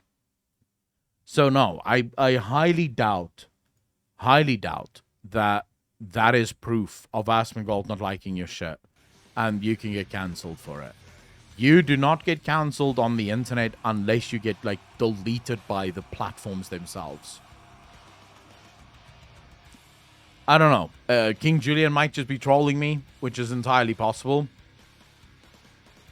It was basically challenging Aspen to shit on him, and he got what he wanted. Accusing someone for stealing is not a joke. No, I mean, accusing someone for stealing content is a pretty serious accusation. Because you're effectively accusing them of copyright infringement. Or at the very least, you're accusing them of actual theft, right? Intellectual theft or creative theft. So you have to be very careful. If you make claims like that, you really have to be careful that you can back that shit up. Because if you can't back it up, you're going to be in serious fucking trouble. That guy said himself that him getting shit on by Asmon was good in a way for him. Yeah, he did say this was my thing. Just messing with you, Akko. I don't know what I was thinking. King Julian, fuck you. You know exactly what you were thinking. You know that you get me fucking riled up. So fuck you. Jesus, it's only King Julian, bro. Hey. For most people, I could just move on and be like, yeah, you're a fucking moron and just move on. But King Julian just knows how to push my buttons fucking right. So make claims like that without being able to whip out the receipts. Yeah, or just leave it. I don't think I would care. Even if I did catch someone blatantly stealing my content, I don't think I would give a fuck. I would genuinely just be like, all right. You know, at the end of the day, it's all relative. It's all relative, and it all leads to more exposure. So why not? You know.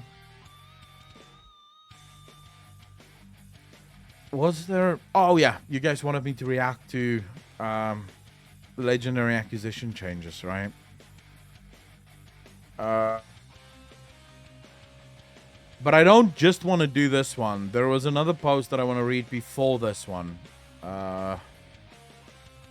One where Blizzard explains their thinking on Blue Fairy. Take care of yourself. Thank you so much for hanging out. The one where Blizzard explains their thinking around the legendary sort of gating. Where's that video? Travel Shuffle Gaming, how you doing? Wasn't it, who was it again that did that? It was Nixium. Nixium, who did that reacting to reacting content. Nixium reacted to Asmongold reacting to Nixium. I remember that. And I think, for some reason, Nixium was hoping that Asmongold would react to him reacting to Asmongold reacting to him. No Final Fantasy new PvP talk today. Do we know anything about the new PvP for Final Fantasy 14? Wait, I'm still looking for that. Jesus, where is that video?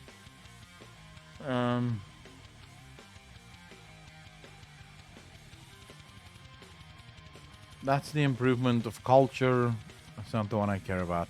There's a blue post where Blizzard was explaining their reasoning for putting Zunder. Thank you for the follow, dude. Really appreciate that. Welcome to the channel. Thank you, thank you, thank you. Their reasoning as to why. Oh, I think this is it. No, this is not.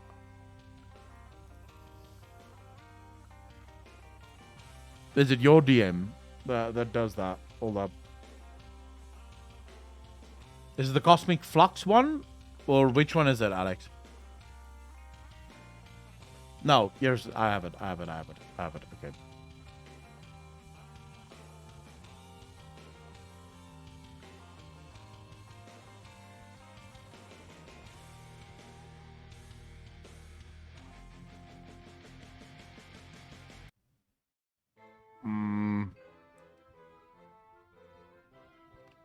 Hold up, let me just go to the top here.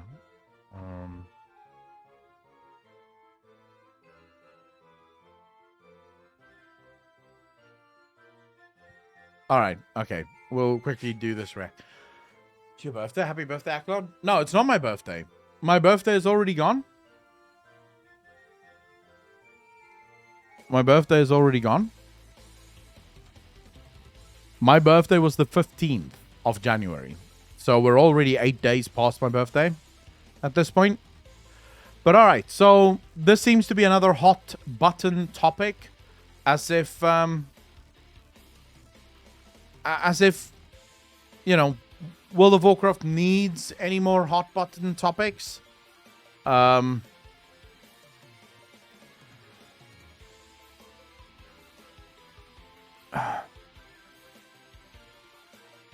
right, before I even read this post, allow me to say the developers of World of Warcraft just keeps making the wrong decisions every single fucking time, dude. It is just ridiculous. Decision after decision leads to questions that leads to even more questions that leads to even more questions. Over on Twitter, I made a I retweeted Soul So Breezy, so we can actually quickly hold up. Let me just Twitter.com profile. No, let's go to retweet here. All right, so Soul So Breezy, yeah, tweets the following. Let me just make this bigger so you guys can actually see. All right, so Soul So Breezy tweets this. Now, I expected this from Soul. Soul doesn't often criticize Blizzard, and even when he does criticize Blizzard, it's always very, shall we say, in such a way that he could easily walk it back. So it's not really an insult, it's more just a sort of veiled discussion. But okay, so Soul says the following. He says, improve reputations. Blizzard. Did you like Korthia rep games? Gamers, no. Did you like Covenants? No rep there. No. We'll just give it to you in a few weeks in a quest. No. It's in your mailbox day one. Yes, real gaming. Now, my immediate issue with Soul's argument here is that it doesn't actually keep to any sort of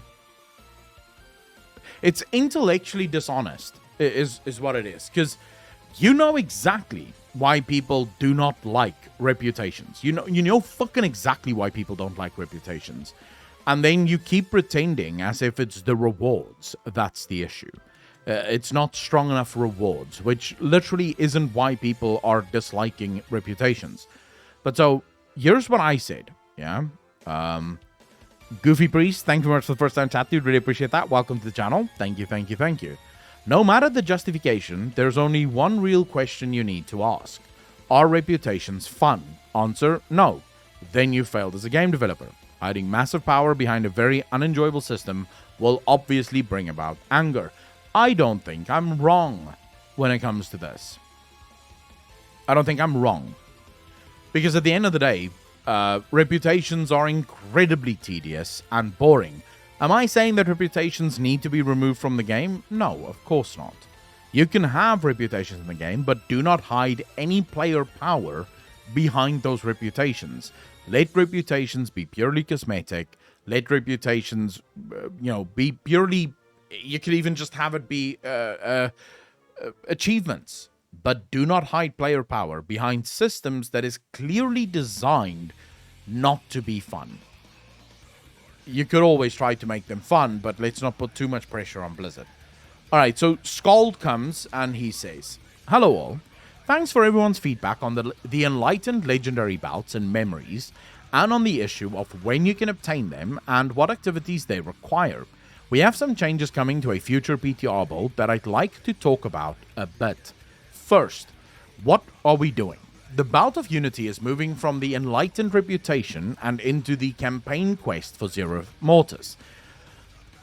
I think this is better. I do think this is better, because at least it's no longer behind reputation. You'll be able to obtain it at the end of Chapter 7 of the Zereth Mortis campaign, which we hope will feel like a nice crowning accomplishment. How long will it take you to get to Chapter 7? How long will it take you to finish Chapter 7?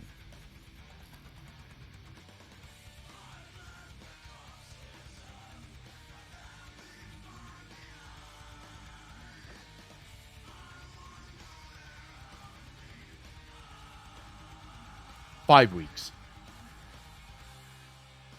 All right, so here's my question.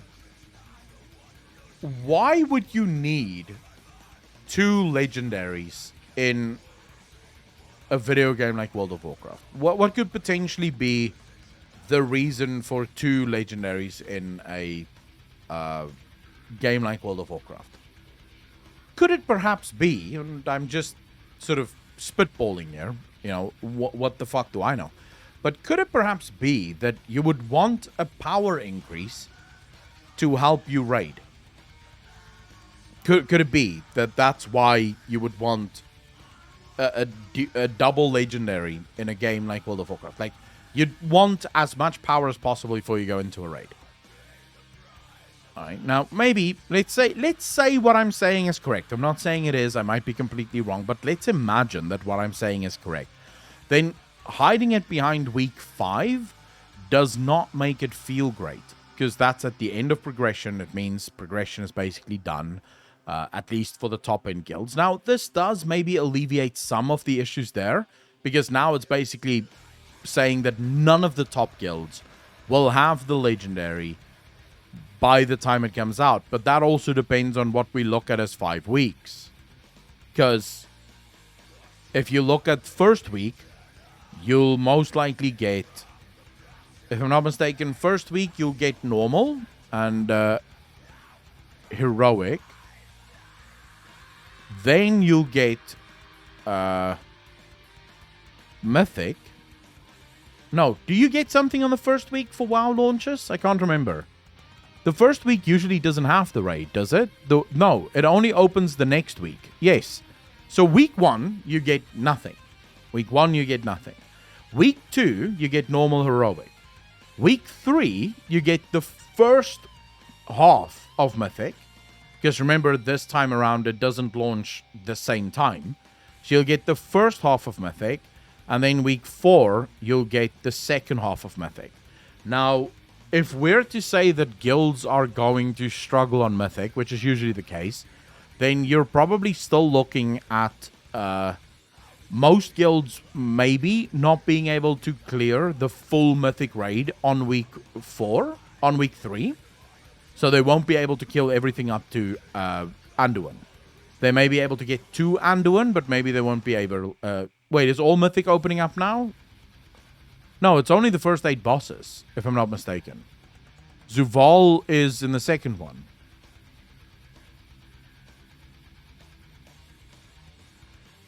So Mythic opens at the same time. Well, that still pushes it back. So at the end of the day, it doesn't really like change anything. You're still going to end up with less gear, so it might just make the leveling process a little bit harder. But it still doesn't change anything. Okay, so at week 3, Mythic opens up. Sorry, guys, I haven't been paying much attention to World of Warcraft. As you can see, I've been playing Final Fantasy. I've been having fun elsewhere. So I'm not quite caught up on all the hip-hop and happening shit in World of Warcraft, because it's a shitstorm that I don't really care for. But since you guys asked,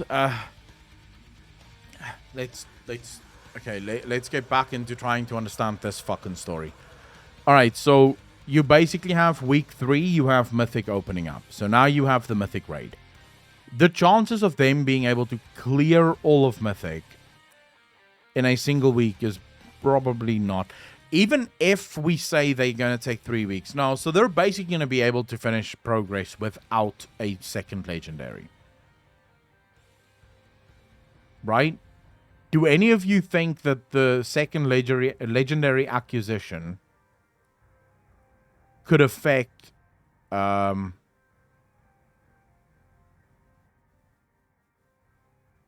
don't think it could.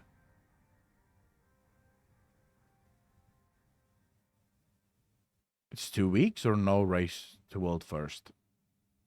For 95% of people, yes. No, we're just talking about hardcore mythic raiding. I'm trying to figure out why Blizzard is doing this specifically. Why are they putting the second legendary behind a 5-week lock, effectively? That's what I'm trying to figure out. I'm trying to steelman their argument. So what you're watching me do now is trying to run through the logic of Blizzard. So I'm not trying to come up with facts here. I'm trying to think, okay, if I'm Blizzard Entertainment, why am I doing this? Why am I putting shit behind a 5-week thing? And the only thing I can think of is they don't want to interfere with the race to world first, with some guilds having the second legendary and some guilds not having the second legendary. Does that make sense to people? Do you agree that that might be what Blizzard is thinking?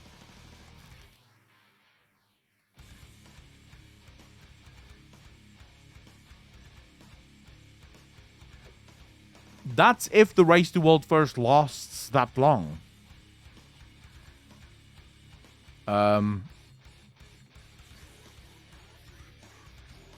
Okay, why are you guys... Draconis, what the fuck does not everything is about the race to world first? Do you not understand what I just fucking said? Like, what I just explained. Does that not make sense to you? I just told you I am trying to figure out why Blizzard would hide a second legendary item behind a 5-week unlock.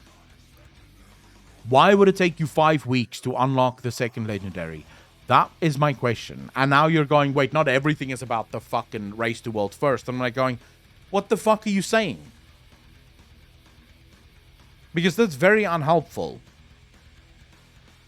You've still not given me an answer. People bitched about Rep Grind for it. Because Rep Grind would have taken 5 weeks as well. What the fuck?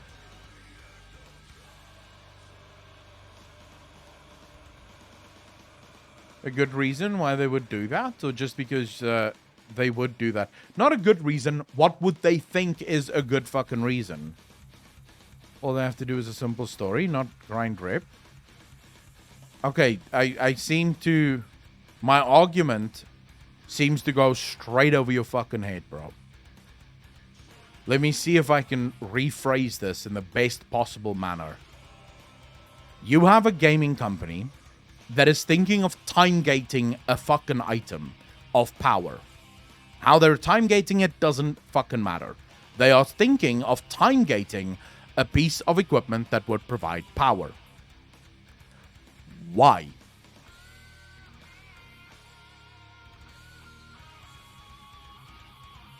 No, Draconis, it's you that don't have a fucking clue what's going on. because you seem to be not understanding at all what the fuck I'm asking you. I'm asking you, why do they put it behind the story? And you're going, because people were complaining about the rape grind. And I'm like, Jesus fucking Christ. I'm asking you, why is the thing, right, time-gated? I don't give a fuck how it's time-gated. I'm asking you, why is it time-gated? The thing that they're using to time-gate it doesn't matter. Why are they time-gating it? That's the fucking question.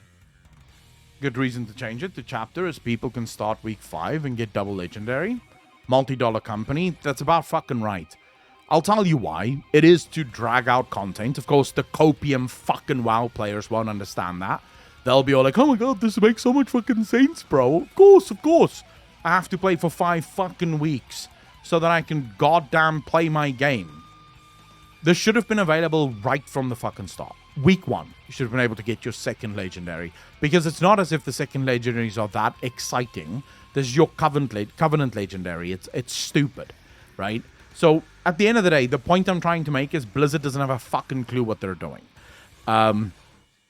They're basically just, once again, sort of artificially trying to prolong content for no reason whatsoever. This is why I'm so glad that I'm playing Final Fantasy now. You want to know what I do in Final Fantasy to get gear? I do a boss that chase drops and there's gear in there.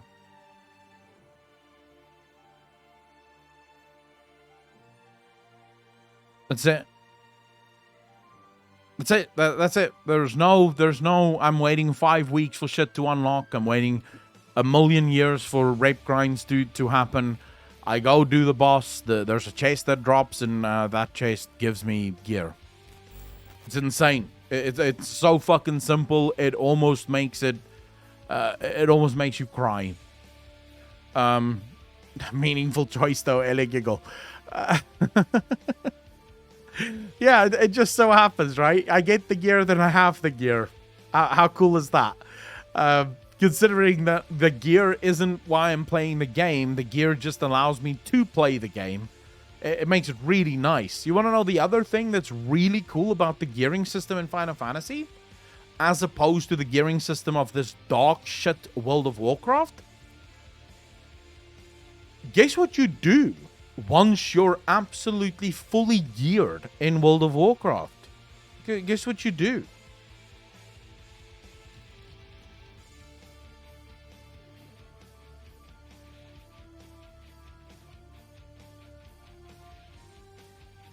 It opens content for you. You can now go do Savage trials or raids. You can now actually go do the hardest content in the game. You see, because in Final Fantasy, your gear is the tool that allows more content to open up for you. The gear isn't the end game. The gear is just a step that allows you to get to the end game if raiding is your end game. Squizzle, thanks for the follow, dude. Really appreciate that. Green Captain, thanks for the follow. Really appreciate that. Welcome to both of you to the channel. Thank you.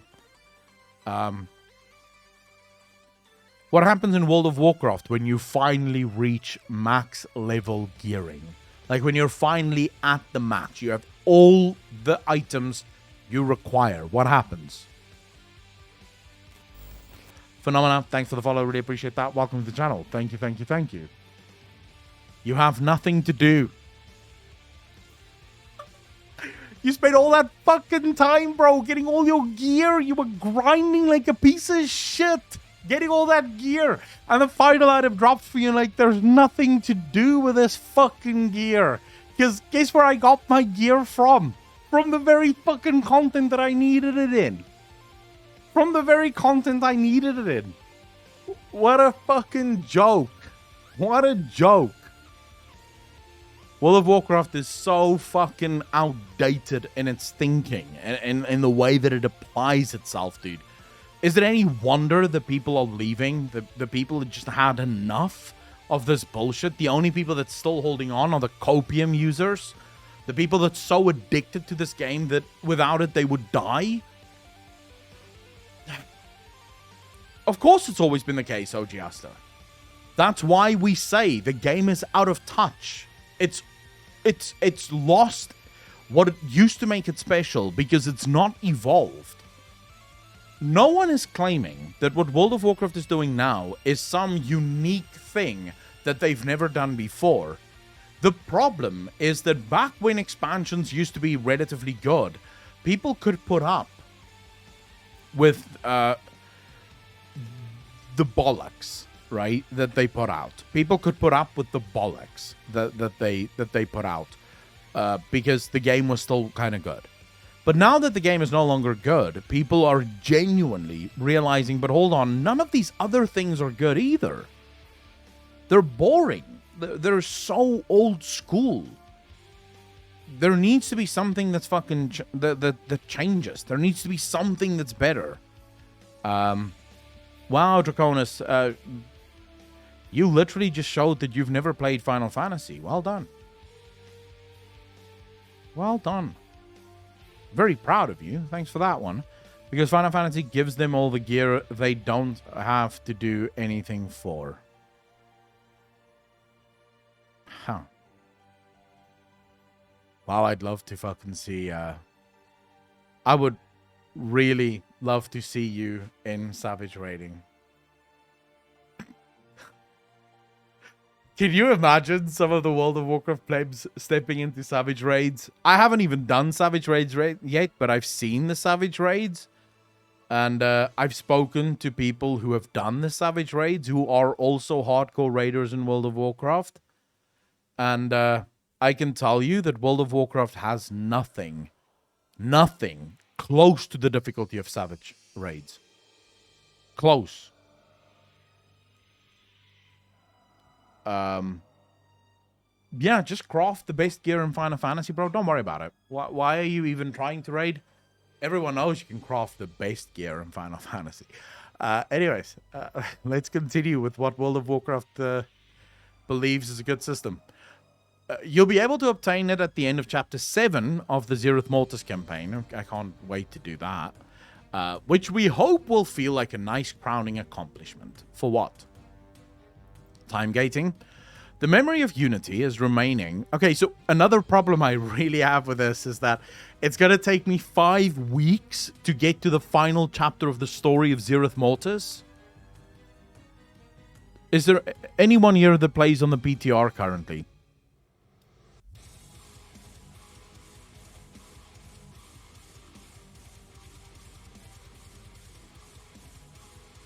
Something crazy though. Crazy stuff, but it's difficult enough to be enjoyable. Mom, get the camera. How you doing? By the way, Phenomena, thanks for the first time chat. Really appreciate that. Welcome to the channel. Is there anyone that plays on the PTR currently? Because what I want to know is how many quests do you have per chapter, or per week, rather? How long does this story keep you busy every week?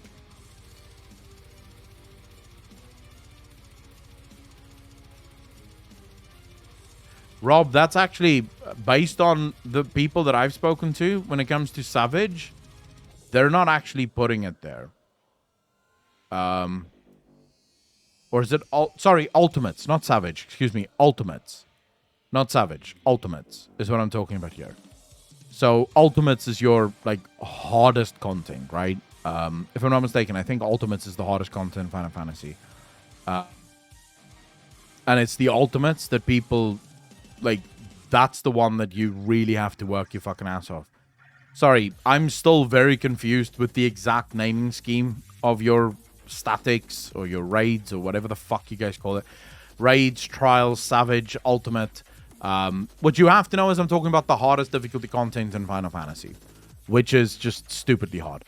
It's the same concept as covered. Okay, so basically you're going to get, Alex, about 20 minutes per week of story for about 5 weeks in order to finish the story. Was that correct?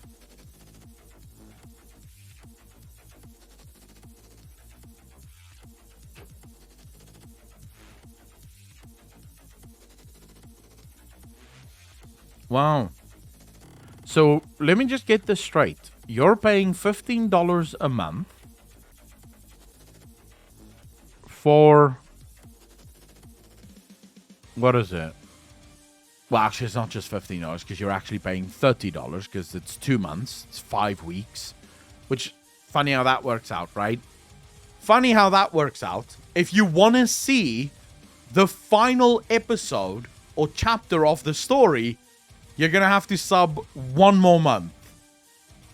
You can't actually finish the story in a single month. No. 1 more month, right? If you want to see the end of... Jesus. You want to see the end of Zeroth Mortis. Funny how that works out, innit? But okay, so you're basically paying $30 for... What is it? 20 minutes? It's like an hour, 2 hours? No.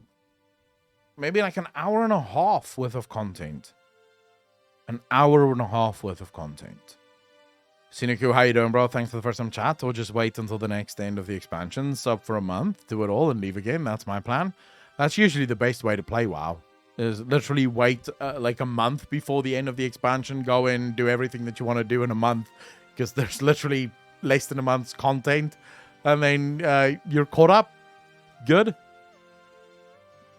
3 hours. Excuse me, yes. Okay, 3 hours because of mobs in the quest.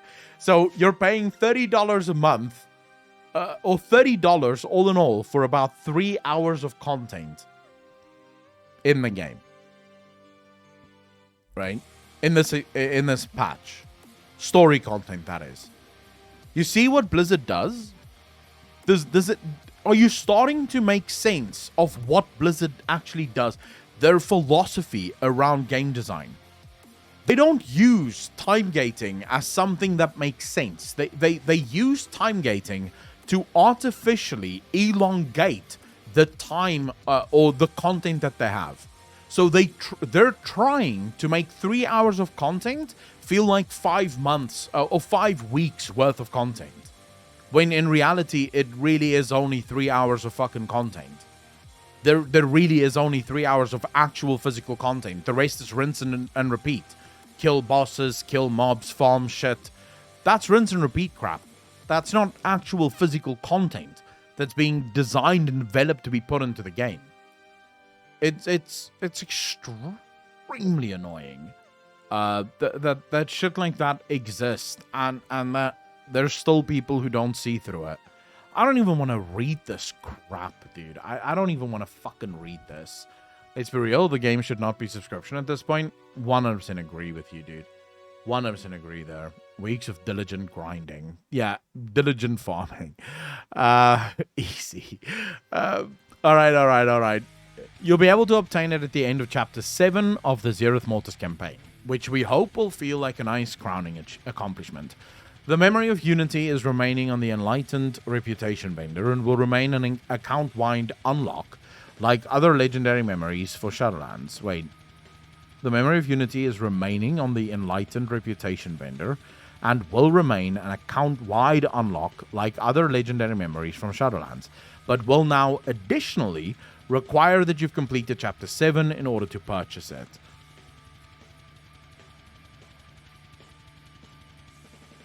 So your alts have to finish Chapter 7 as well before you can purchase... What? Then... Okay, let me not lose my mind immediately. This memory means that when your 2nd, 3rd, or 10th character is ready to start Eternity's End, that they'll be able to craft an Enlightened Legendary right away. But then this makes no fucking sense. Your Sanctus structure makes no fucking sense.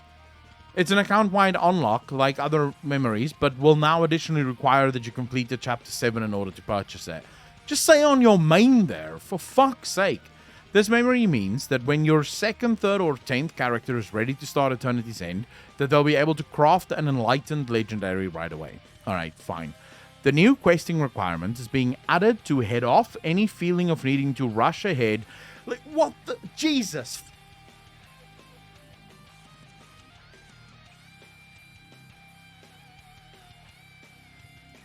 Blizzard.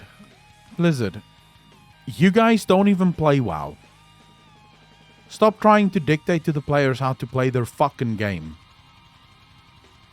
You don't even play it. You guys play Final Fantasy and shit. Stop trying to tell the player base how they should play. Just let them fucking play. Why is it that every single time Ian Azikostas and his fucking moronic team comes up with something, it's always, we just want to make sure the players aren't playing the wrong fucking way. It's like, bro, you're the wrong way. Like, you are wrong. Just in everything you do, Ian. From this moment forward, if you want to make a good game, take every idea you fucking get and do the opposite of that. Like, literally, as soon as you get an idea, you know what we should really... No, we'll do the opposite of what the fuck I was just thinking there. And literally, the new questing requirement is being added to head off any feeling of needing to rush ahead to Revered for progression on your main character. How about you just remove the shit from time gating? Why don't you just give people this legendary item from the start? Like, first quest unlocks the second fucking legendary. We're also still debating some other possible changes to the overall structure of Zereth Mortis rewards, but I don't have concrete details to share on those yet. Some folks have asked why there's a delay in acquiring a second legendary at all. The answer there is that we have goals for your characters to grow over the course of the patch.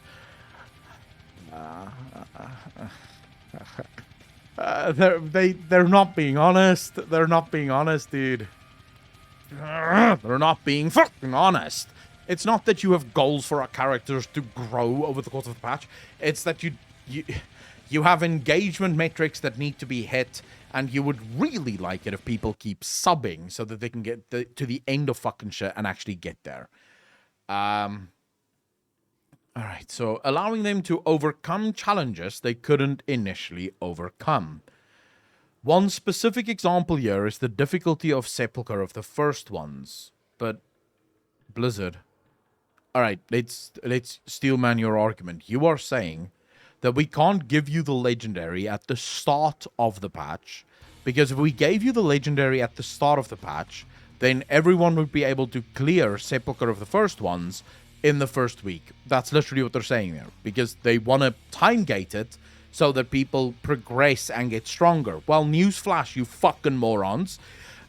Gear is still a thing in your game. People are still going to have to do Sepulchre of the First Ones, clear normal, clear heroic, to get the gear, to actually get into mythic, get gear there. So whether you give them the mythic item day 1, or whether you give them the mythic item day fucking 100, they're still going to take exactly the same amount of time to actually clear the content. So your argument is bullshit. It's just obvious bullshit. A little bit in the future from the Raid's launch. Okay, one specific example here is the difficulty of Sepulchre of the First Ones. By keeping the Enlightened Legendary a little bit in the future, it just so happens to be, by the way, that it is kept a little bit in the future 1 week after your subscription would have fallen off. That is quite interesting to me. So if you wanted a second one, you'd have to resub at least once.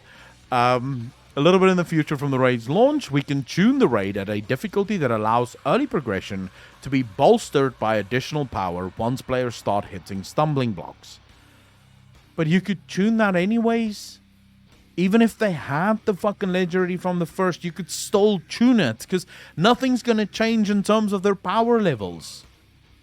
Whether they have the belt or they don't have the fucking belt, they'll still end up at the exact same power structure. So what are you talking about? If this power was instead available to your characters on the first day, tuning would have to take that into account for people who expect the first few weeks to be challenging.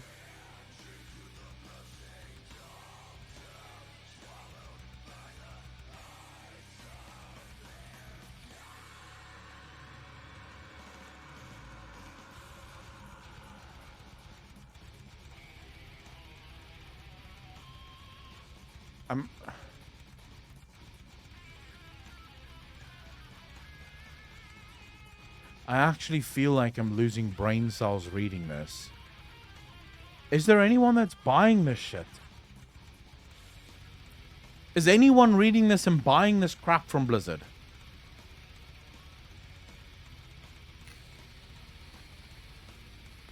Like, how fucking stupid do you think we are?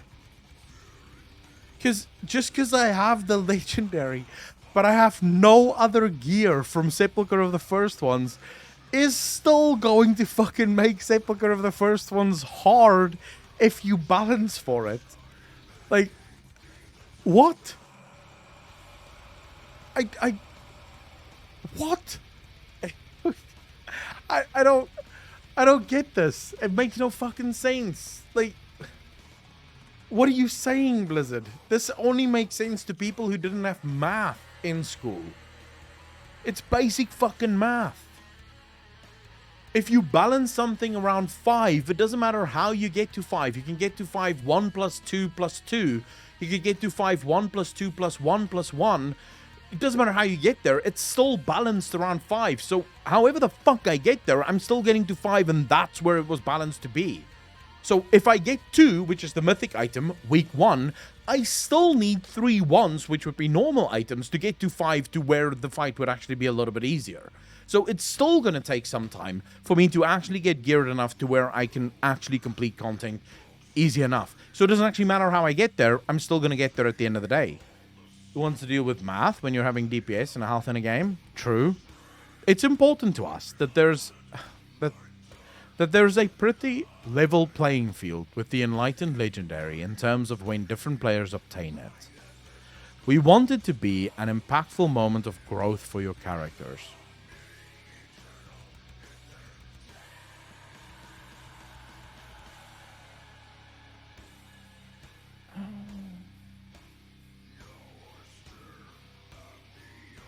What about the people who...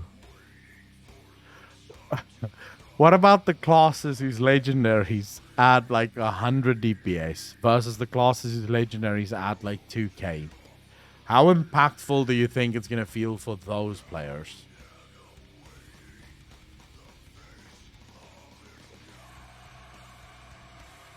This is literally the same thing that Ian said in the beginning with Covenants, bro. This is literally the fucking Covenant argument. We want your choice to feel impactful and meaningful, and it ended up just feeling shite. This is Blizzard at its best, dude. We have shit items, shit fucking legendaries, but we want you to feel like we're rewarding you when we give you this bag of crap. Like, we take our crap and we put it in a nice little package with a neat little bow around it. And there you go. This is our crap. Enjoy it now. Sad part is there is actually players who fucking get excited about the crap they're getting. Alright, so getting the... okay, we want it to be an impactful moment of growth for your characters. Getting to change the rules of how they play the game for the rest of Eternity's End. Do these new legendaries actually change the rules so much? Do they really change your character fundamentally? Guild War, I would love if Blizzard did that. It all comes down to the battle that has been taking place for a while now. Blizzard wants to design the game and tell the players how to play it. And the players just want to play the goddamn game the way they want. That's so fucking true, Ground. So fucking true. You capture the words better than what I could actually say it. I just want to play the game, Blizzard. I don't care about your time gating bullshit. I don't care about what you think is impactful and meaningful. How about this, Blizzard? How about for once in your fucking life, you allow me to decide what is impactful and what isn't? Like, I have an idea for you, Blizzard, and this might be groundbreaking. I know you've never fucking heard of this, but let's try it out. Just for once, you know? You've had 3 expansions, you fucked up 2 of them. How about we do what I say this time? And this is just an idea, and I know it's revolutionary, no one has ever tried it. It's sort of huge, okay? But just hear me out. Hear me out. How about you develop the fucking game? Yeah? You make the game. You make the world, you make the raids and stuff, and you make my character, and you make me run and shit. You do that. and then I play the game. There's something inherent in that. You need to understand. There's something logical and so simple in that. You see, you are called the developer. I'm not called the developer. I'm not called the developer. I'm not the developer. You are the developer. I am called the player. So how about we each stay in our fucking lane? You develop your goddamn game, yeah? And you worry about me playing the game. That way we don't cross streams here. Because it seems like every single time you start worrying about me playing the game, we cross streams and you just fuck up my play experience. If we can do that, yeah, Blizzard? Maybe I'll come back to your fucking goddamn game. It's surreal to me. Timian, thank you very much for the follow, dude. Really appreciate that. Welcome to the channel. Thank you. All right, so let's hear this. Let's hear them out. Our initial plans of putting it on the Enlightened reputation had this intent, in that we were planning to distribute most of the reputation gains on campaign quests and on quests that players would do once or twice a week. But we hear you that this structure still felt unsatisfying for players whose free time lends itself more to periodic long sessions than for frequent shorter ones. We feel that moving the Enlightened Legendary into the quest campaign will be even more egalitarian, while still providing a very satisfying growth moment. To give an example, right now Demon Hunter was like one type of gameplay with tier set tied with double Lego. You're gonna have 2 to 3 gameplays that's viable depending on the fight. That's actually pretty nice. As always, we're still open to and listening to feedback. Lol. So once the changes go up, you've changed nothing, Blizzard. We're still open to listening and feedback, but you've done nothing. You've changed nothing. Players said, fuck you, don't put it behind a time gate. Just give us our legendary. And you've gone, we hear you. Now, if we read you, so this is literally, this is Blizzard's community managers and the developers. I will be the player. Okay, I will be the player. Blizzard, no thanks. Please don't put my item behind a time gate. Just give me the item so that I can play the game, so that I can enjoy myself, because I've stuck with you for 9 months of no fucking content. I just want to get my second legendary so I can have some fun. Thank you. That's all I want. And this is Ian. I'll now be Ian. Okay, I hear you, and we can definitely talk about that. So what I hear from you is you want a time gate, but not a rep time gate. So how about we time gate it with questing instead? We'll put it on the story side of things. I'm always open to more feedback. Thank you so much for that. That was so helpful. Love it. Great idea. And back to the player. That's not quite what I was saying. Could you maybe just listen, just hear me out, please?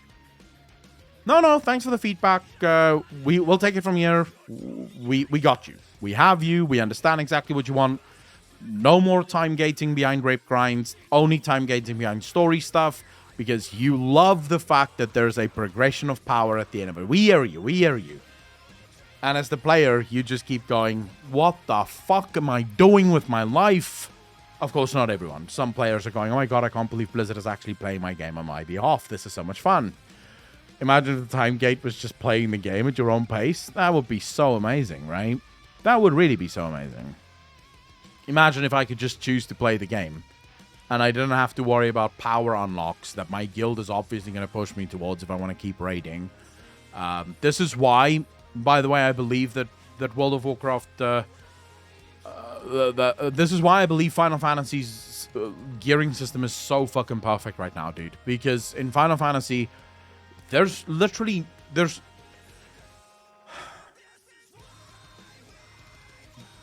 no guesswork. There's no surprises. There's no if, buts, or maybes. If I do it, I'm gonna get it. It's fun. It's great. Let's go. That's it. If I do it, I'm going to get something. There's no RNG involved. There's no hopeful, wishful bullshit. It's literally just a case of, yep, this is what I'm going to do. This is what I'm going to get. I love it. Allow me to play my game and just have fun. But no. No. What are you guys thinking? I see chat agreeing with me. You guys are all fucking stupid. Don't you know that if Ian didn't play the game on your behalf, you would be lost? Like, look, guys. If Blizzard didn't do this, you'd all be going in like a bunch of nobbins, actually playing the game. Like, you'd just go raiding, and then you'd go killing a bunch of bosses with your friends, and then you'd go Mythic Plus raiding, and you'd do a couple of Torghast runs maybe, and then you'd go farm a little. Like, you'd be lost. How unfun does that sound? It's much more fun that you have to do the story every single week for at least 20 minutes whilst you farm everything else out, so that you can ultimately, go play the game. That's much more fun. So stop complaining, guys. Ian knows. Ian is a very smart man. Very fucking smart man, that. Gearing up for Final Fantasy Raids was about an hour of crafting before we started. What are you describing? Sounds more like work than a game. Yep. Welcome to WoW. I mean, welcome to WoW. It's great fun. I woke up to it, and I think that's sort of what happens to everyone. I think that's what happened for the most part in World of Warcraft, is that most people woke up. Most people realized, wait a second, why am I just doing the same shit over and over again? And I didn't enjoy it the first time I was doing it. Now I'm sort of expected to do this every single patch. No thanks. No more. And it just feels like the World of Warcraft developers have run out of ideas. They're just, sort of... They're reaching, hoping that they can come up with something. The problem is that they're constantly working... They're constantly running off of old ideas. They have these ideas that sort of existed 10 years ago. This was how MMOs played. 10 years ago, this is how MMOs played. They don't play that way anymore. It's time to adapt. It's time to grow and realize, hey, things have moved on. People don't have that much time anymore. People want to be able to play a game whenever they feel like playing the game, without feeling like they're forced to play the game. And it seems like Blizzard they have not caught on to this. They want these consistent sort of grinds that just makes the game better, I guess. Even though I'm still struggling to see how it makes the game better. Will actually intervene. They are very much in touch with the games, but we'll see. I don't know if they will intervene. Maybe, hopefully. They need to embrace the seasonality of games now and make a game really fun for a couple of months every patch. So,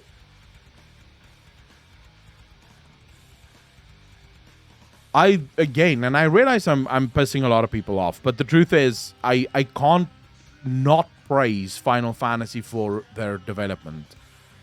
Because it's not like Final Fantasy's patches are the largest patches in the world. They're not small by any means. They're definitely much larger than WoW patches. But if you look at the Final Fantasy patch and you think about the amount of content for specific players, it's actually not that much. So you'll get maybe one ultimate that comes in a patch, or maybe one alliance raid that comes in a patch. Then you'll get maybe some housing thing or islands that's coming in 6.1. So their patches are incredibly large and also very diverse. So what ends up happening is, if you're just a hardcore raider in Final Fantasy XIV, and you don't really care about doing the older raids, even though you can, because everything is always kept up to date, and there's always a reason to do almost everything in the game, be it fun, be it gearing alts, or other jobs, whatever the case might be. Not alts, but, your other jobs that you have on your character. There's always some kind of reason to do old school ultimates and stuff like that. But let's say you don't want to do that. You just care about the newest ultimate, smash that down and done. You'll do that, you'll move on, you'll go play something else, you'll be back next patch for when the next Ultimate for you launches, right? But imagine you're someone that cares about housing. There's almost every patch new stuff in the house. The island that's coming, that's a lot of casual content for players. More cosmetics, more stuff being added, for jobs and for or the crafting, the hand and land jobs, things like that. So at the end of the day, what ends up happening is the game does not try to tie every single player into the game. Instead, the game says, hey, here's a slew of things to do. If you don't care about 90% of those things, that's fine. We're not going to force you into it. You can go play other games if you want, or you can try out these other 90% things and see if you like it. WoW tries to tie everyone down. It sort of tries to go, right, all of you gamers, you're playing WoW now for the next 5 weeks, because that's how long it's going to take you to get shit done. And it's super, super fucking annoying. They just... I genuinely can't explain it enough. You guys don't even know. Do we have people in chat that's never played WoW? The 12 years. It was literally taking over my life, making me depressed and stressed. Night Dew, you're explaining so much that I feel myself for my content by reacting to me. Then I do the same to everyone else. Caterers, what?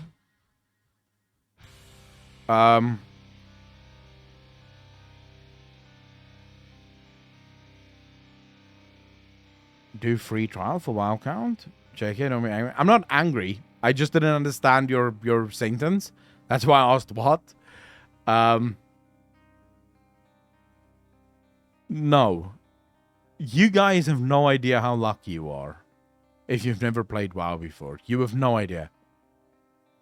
How many Final Fantasy only players do we have in chat right now? Like people who just hardcore play Final Fantasy. And I'm actually going to go so far as to say, if you quit World of Warcraft before the end of Legion, you count as someone that can now put up your hand and say, yeah, I play Final Fantasy, I don't play WoW. Because you're not allowed to be a WoW player. If you haven't endured the last 4 years of World of Warcraft, you don't get to complain alongside the rest of us. This is my time to complain, bitch. You don't get to complain. You've had it easy. You've been living life on easy street, bro.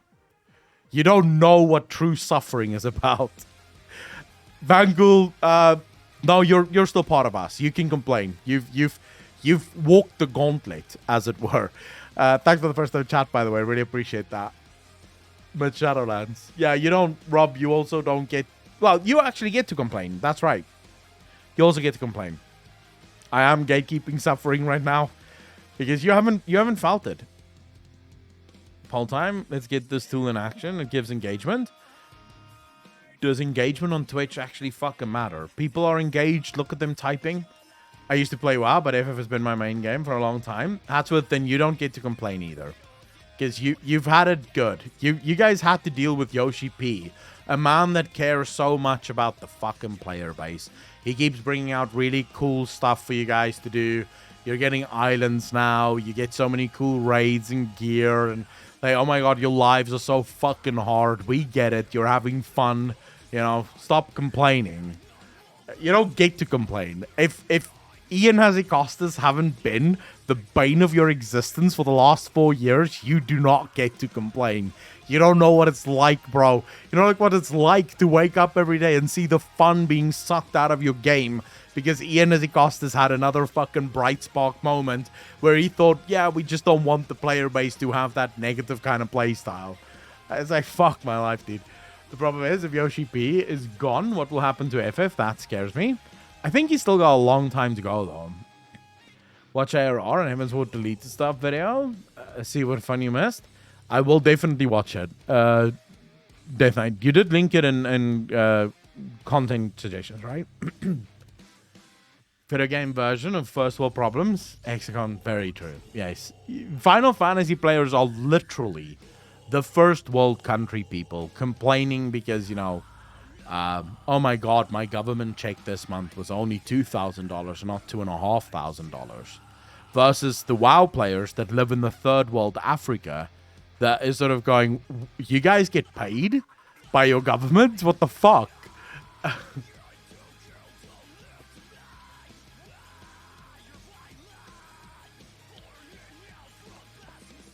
Game experience. They really did make one. How hot is where you are right now? Claytorus is fucking stupidly hot.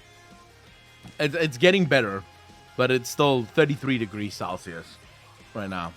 I play WoW if all content were relevant and playable, and Panda content seemed to be fun. Nevin does, how you doing, bro? You guys get stable servers? You guys have servers?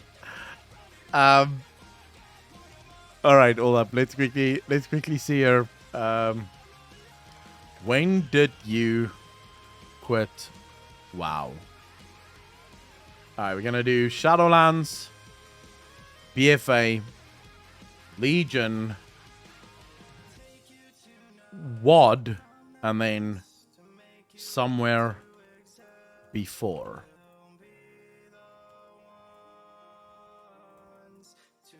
Actually, we'll do MoP or earlier. All right, there we go. New poll. New poll is live. Let's see the votes. Does it count if I quit WoW and went to go play Classic?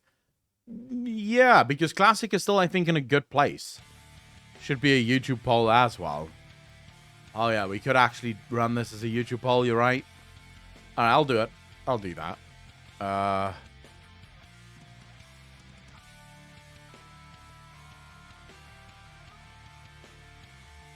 Create a post. All right, here we go. I'm actually genuinely interested to see what people vote here. When did you quit World of Warcraft? Poll. Shadowlands. BFA. Legion. WoD. Prior to WoD. Post. Alright, there we go. Now I'm going to be able to see exactly when people decided to quit. Just remember to have a I didn't quit yet option. Nah, fuck that. They can write that in the comment section. I'm not writing I'm not doing that. But I will actually say fuck. Fuck. I'm gonna have to delete this one.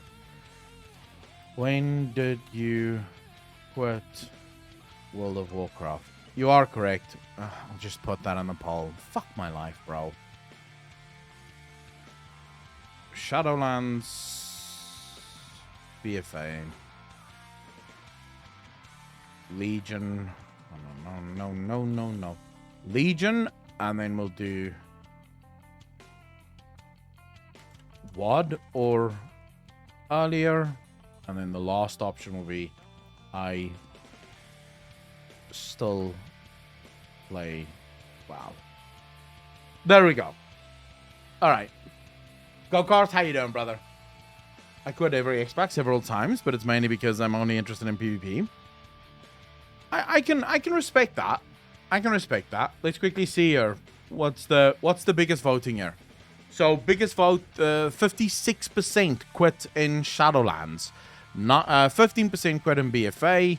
We have about 3% and 5% for WoD. And then about 20% of you guys that actually quit earlier. Which does actually make sense to me, considering that a lot of you would be Final Fantasy fans and Final Fantasy players. Kenyo, thank you so much for the Prime sub. Really appreciate that. 3 months in a row. Thank you.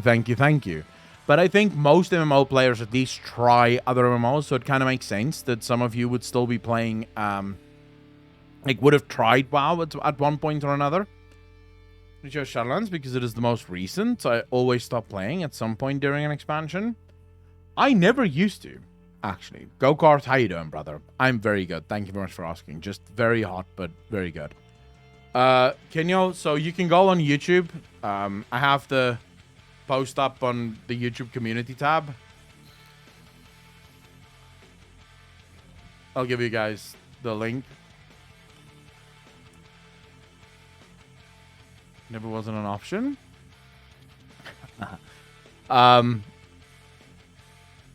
Also, how you doing, bro? Thanks for the first time chat. I've taken 2 breaks, but after Mythics of Honest, I'm 100% done. Not dealing with that again. I think so. MMOs, generally speaking, MMOs have always been designed for people to stop playing and to quit playing, right? That's sort of very few people play MMOs non-stop. They just never stop. They always keep playing. You really can't, because you do get bored after a while. MMOs can be very repetitive. That's just sort of the nature of the game. I think what Shadowlands have highlighted more than any previous expansion, it's highlighted so many of the sort of shortcomings and weaknesses and the out-of-date practices of World of Warcraft that I do think that for a lot of people it has led to just a complete and utter I'm never coming back. It's sort of like when I stopped drinking, when I had the last drink of my life, really. So since then, I think I can count the amount of times that I've gone out drinking on one hand. I used to drink very heavily in college, and you all know what happens, right? Next morning you wake up, you're like, oh, never drinking again. And then you just go drinking again. And then just one morning, after a particularly hard night of fucking drinking, I woke up and I was like, yeah, that's it. I'm done. I'm never drinking again. And my friends were like, no, bro, you'll be back. You'll be back. Don't worry about it. And that was that. I was done. It just broke me. Like, that night was just, I just felt so shit that next morning that I never wanted to feel that way again. And I've never gotten drunk again. And that I think is what Shadowlands is. It's such a shit expansion that for a lot of us, it is just that moment of, okay, never fucking again am I playing this shit game. But that is the charm of FF14, really. You can put it down for a month or two and not be punished. Exactly. I mean, I stole a lot. Let's be real. Technically speaking, I should at least be finished with Stormblood at this point. Or at least with the Hildebrand questline, considering we've been playing Hildebrand for 2 days already. I stole a fuck ton. The truth is, I'm never falling behind. You know? If I go tomorrow, we're probably going to play Final Fantasy again. And I'm going to be exactly where I was before. Not behind on anything.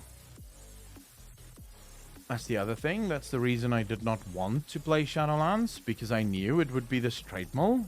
Oh, Mega Man, you are speaking to my heart there. You can take a break for a few patches, and when you come back, you'll be just fine.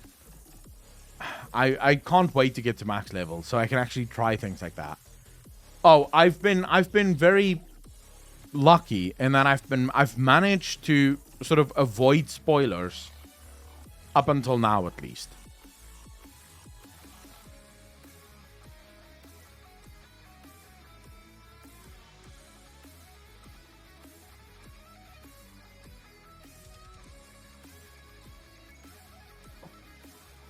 Jamalman, so no one said that WoW is dead, but I do have it on very official information that World of Warcraft has less than 1 million subs, which is, compared to where it used to be, not that high, not that great. Now, the information did come from someone who refused to speak on the record, so it's very possible that they were just angry and made shit up. But considering the fact that I'm not the only person with this information, and that many people have heard the same rumors, I'm going to go with they're probably not lying. It's not that WoW is dead. It's that the only people that is actually still playing World of Warcraft are either the people that is super addicted to it, or the people that is actually making some money off of it. And there's nothing wrong with being addicted to it, just want to be clear. Everyone is addicted to some... Every gamer is addicted to some kind of fucking video game, right? It's literally what games are all about. They are addictive. But that's sort of the only people right now I can see that's still playing WoW. I don't see anyone without an addiction playing WoW. maybe also the people that play with friends, but that I've always said is not an argument for a fun game. I do not want to hear it. If someone comes to me and like, oh my god, I love this game, I'm having fun playing with my friends, I always want to punch them in the fucking dick. It's like, bro, you can sit in a room with no PC and no phone and have fun with your friends there. And depending on what kind of fun. Like, some people might have fun sucking each other's dick. Other people might have a couple of drinks. Some people make a couple of jokes. But the point is, there is a lot of things that you can do with your friends that is a lot of fun. Even playing shite games can be very fun if you're playing it with your fucking friends. Right? I mean, there are people that believe Fallout 76 is fun because they played with their friends. Yeah. Your friends were fun. The game was shit. Your friends were fun. That doesn't really count in the game's favor. It just means you have nice friends. There's nothing wrong with that, right? But don't defame the game if how you play the game is with your friends. You had a laugh? Isn't Afterlife funny anyways? Online friends kind of deal going on? Is there a difference, chat, do you guys think, between online friends and real life friends?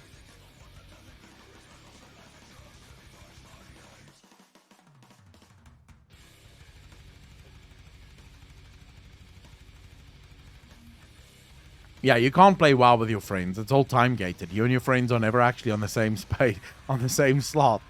I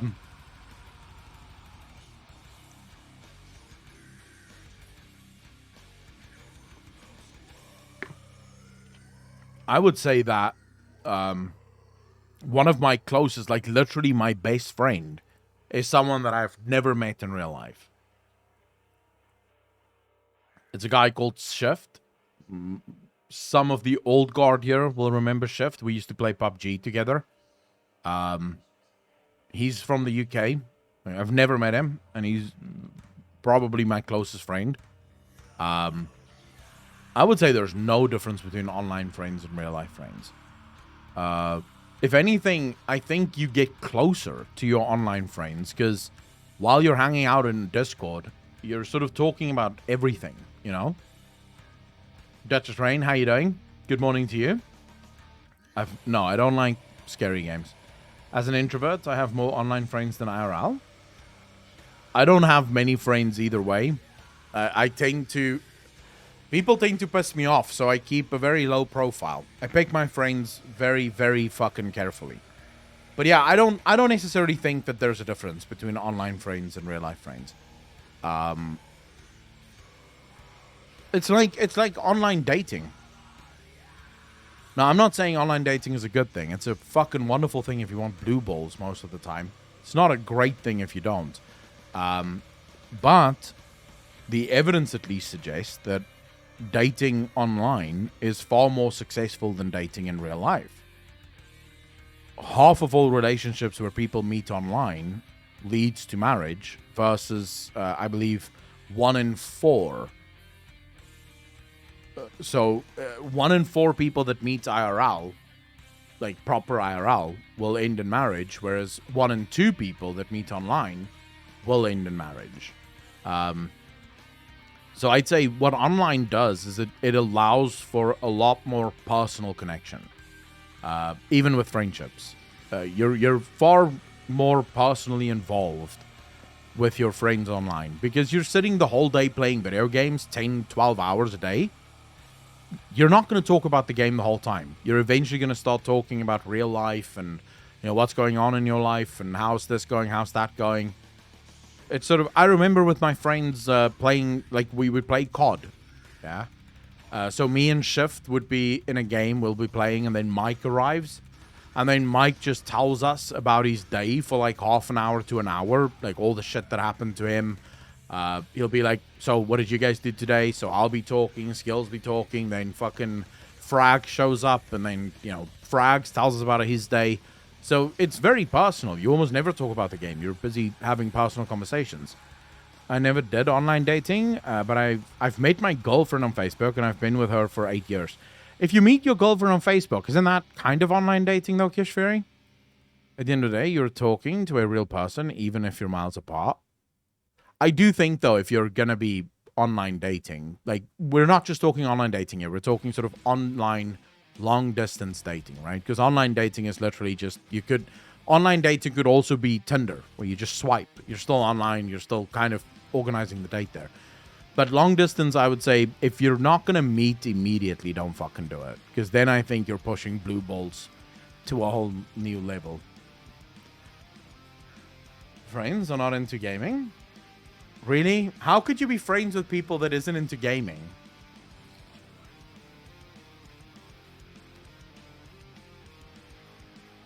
I would find that very difficult. It would be very fucking hard for me. Because all I really think about is video games. Like, I think about games more than I do almost anything else. Omi, how you doing, brother? I met my wife through eHarmony. Nice. Online dating never worked out for me, but everyone is different and have different needs and wants. Duchess Rain. So, like I said, the thing with online dating is I think it's a very mixed bag, right? Bull Runner, how you doing, bro? I have friends not into gaming, but we share other interests like US sports. I mean, sure.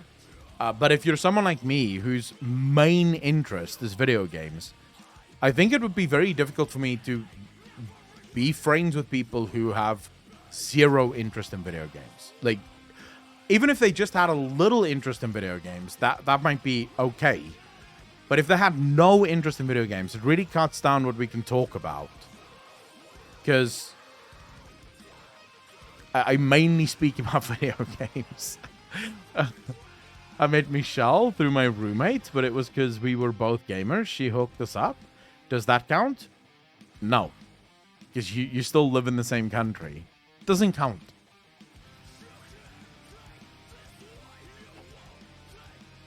Kylie K, how you doing? They are my friends from high school. They are in sports and cars and stuff. If you yourself have very big outside interests as well, so things that isn't part of video games. But now, my interests that isn't video games is basically politics, economics, and philosophy. And psychology. Those are the 4 interests that I have. All of which usually circles back to video games. In one way or another. Right? So, yeah, I would just find it hard. Plus, I don't really meet a lot of people that isn't into video games. I meet a lot of people that isn't into video games, but I don't really get along with a lot of people that's not into video games. I want to ask you guys a real hard question.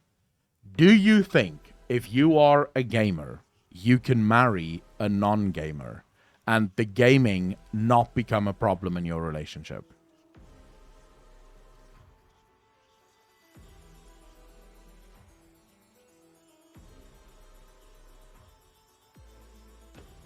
Alex, how you doing? Thanks for the personal chat, dude. Really appreciate it. Welcome to the channel.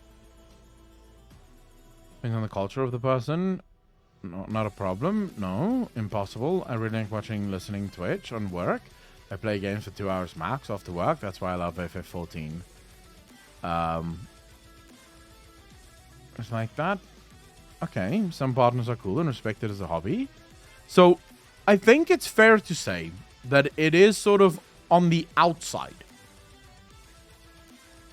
Because you might get really lucky and you get a partner that understands how important gaming is to you. Yeah? But I wonder, and this is literally me wondering, I'm not making a statement here. This is me wondering, so I'd be happy to be proven wrong. I just wonder, I don't think a non-gamer could ever understand the importance of video games.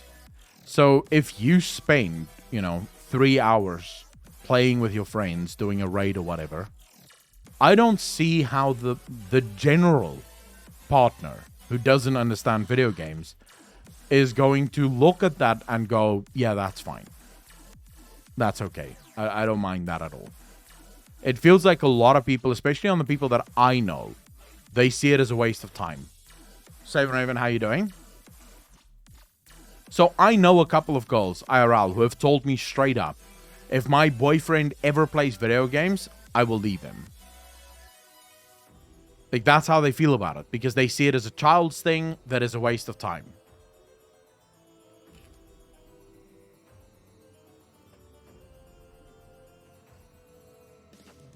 But purple stuff, so for me personally, maybe I'm different in this regard because it also happens to be my job, right? So I may have a bit of a skewed relationship with video games. Because for most people, video games really is just a hobby. For me, video games is my life. It's quite literally what I get paid to do. So video games really is a thing that it's not just a hobby for me. It's like everything for me. My sister's husband sees it as a way for the for them to socialize while he's out driving. All right, that's nice. I am an anomaly, so that's why I'm saying maybe I have a skewed vision of what a relationship would look like with a non-gamer. So that's why I'm asking the question from chat, because I don't think I can trust my own opinion on this one. Biggest entertainment industry today. Very true. Gaming is massive. For me, is reading a book I get to participate. Is reading a book I get to participate in. So true. So very fucking true. Brunham, how you doing, brother? With that logic, they can't be with people watching TV. I guess it comes down to the relationship being... Well, with TV, you can watch TV together, right? Most people like TV. But with video games, if you're not into video games, you're not going to be able to play video games with your partner. Trickstar, how you doing? Thanks for the first time in chat. Really appreciate that. Welcome. I wouldn't date a non-gamer, at least not those who judge you for playing games. So no BF who's into sports for me. Clean, I can see that. But wait, why would you not want a boyfriend that's into sports? Because sports isn't really, like, it's one day a week. Really? Isn't it? Hindenburg, how you doing, bro? It's not hotter now. It's actually starting to cool down a little. Like, thank fuck. It's starting to cool down a little. I tried video gamers dating apps. Little success on those. I don't even know. Are there actually such a thing? One of my exes watched me playing instead of watching telly. She never played anything else than Solitude. Jesus, okay. Had bad experience, I guess. They are more aggressive. I can see that.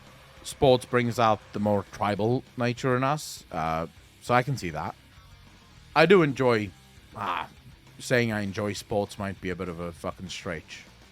I like the Tampa Bay Buccaneers. But only the highlights. I rarely watch a full game of that. And then I do watch religiously League of Legends.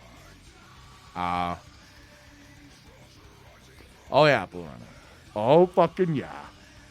Wait, when are the Bucks playing? They're playing tonight, isn't it? The Packers can't win. Praetorican. The Packers lost to the 49ers. In, like, the most bonkers loss ever. I couldn't believe seeing the Packers lose to the 49ers. It was like, what the fuck? Because the Packers they looked so good. And then just completely fell off. They couldn't convert at all.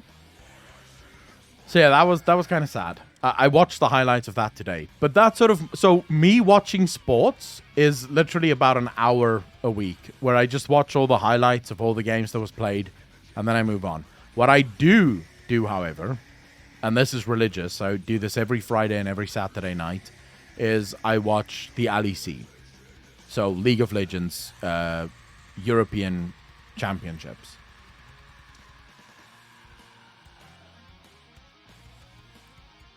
You see, I can't watch the games live because no one here broadcasts American football live. Another Mahomes and Brady match, possibility? Probably. I don't see the Chiefs losing easily.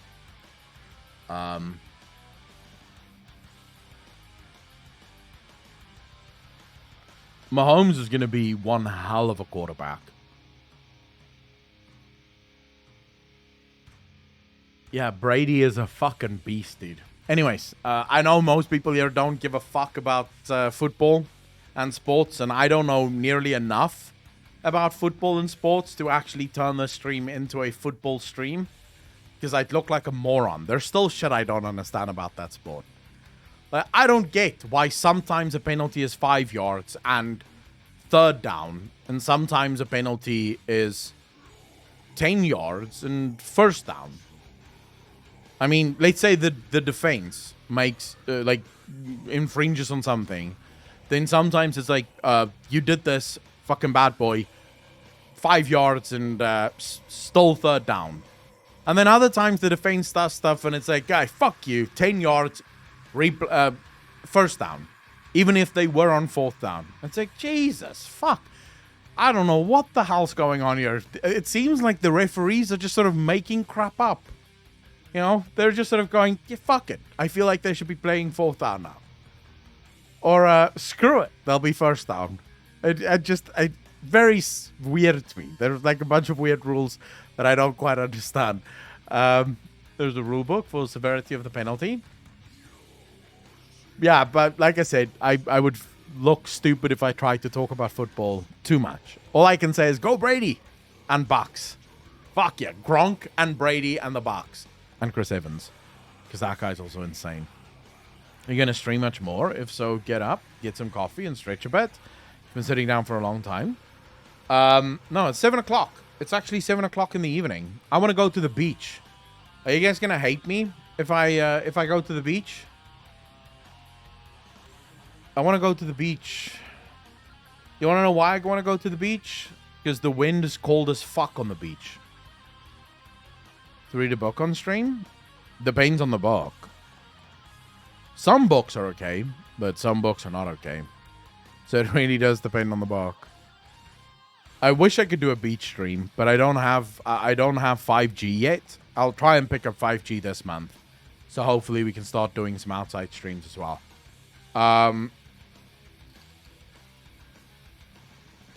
Oh, bro, the beach was so... Fuck, I have to tell you guys this before I even go.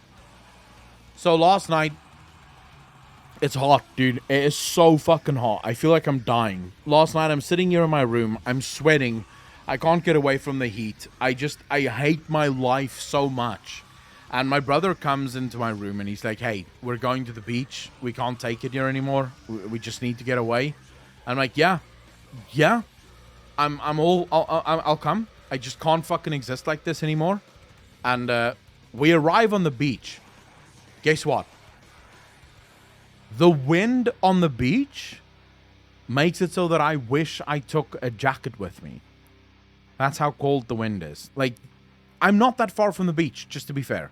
It's like 5-minute drive, not even. Maybe, let's say I live about 1.5 miles from the beach.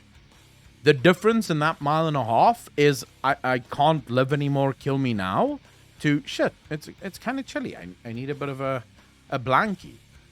It was surreal. Do you have sharks near your shores? Yes, we have the largest collection of sharks in the world, Jasperine. Specifically where I live, Cape Town. Because the water is very cold and the great whites love it.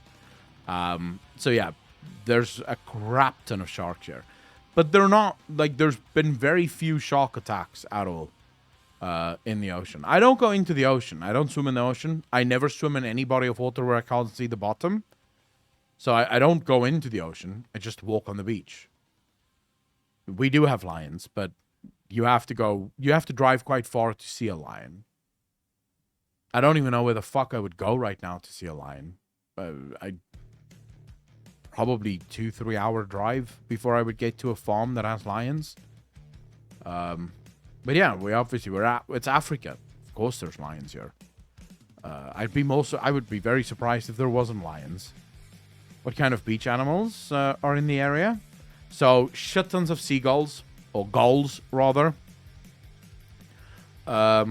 Loads of, what the fuck are they called again? Penguins? Like, loads of penguins. Also quite a few, what's the other one? Like, the big fucking, almost sea dog looking things. Otter? It's not an otter, is it? No, not penguins. No. Is ice cream expensive? Not really. Could be sea lion. Could actually be a sea lion. Hans. Yeah. Could be. Seal. That's the one. There's some seals here as well. There's otters. There's sea lions. There's pretty much all of them. I don't think there's walruses. I don't think there would be a walrus here. We don't have moose. No. South Africa has 0 moose. We've got a fuck ton of other bucks and deer and shit, but no moose. Should IRL stream of that? I want to. So the plan is, in the next month, I want to get a 5G internet receiver. So it's like a little thing that gives off 5G. So that I can start streaming IRL. So I could take my phone to the beach and we could stream from my mobile phone. Right? The problem just in South Africa is that not everywhere has Wi-Fi. So sometimes you get to restaurants and they have Wi-Fi, but you get like no connectivity whatsoever. So I'm trying to look for some company in South Africa that would provide me with 5G that would allow me to take my phone and basically stream anywhere in the country on the 5G offering. And obviously they have to be they have to do it in such a way that they don't throttle the fucking package after a while. Yeah, I basically need to create my own bubble. It's just like Jordan until he retired. Mad respect. So yeah, that's definitely on the cards. That's definitely the plan. At some point for me. We'll see though. Right? Alright, I'm gonna raid Noble. He seems to be... if you guys... Do you have anyone else that you would like me to raid? Because we've raided Noble so many fucking times already. That he might get a bit fucking annoyed at me just dropping a raid on him the whole time. Do you have anyone that you want me to raid? Anyone at all?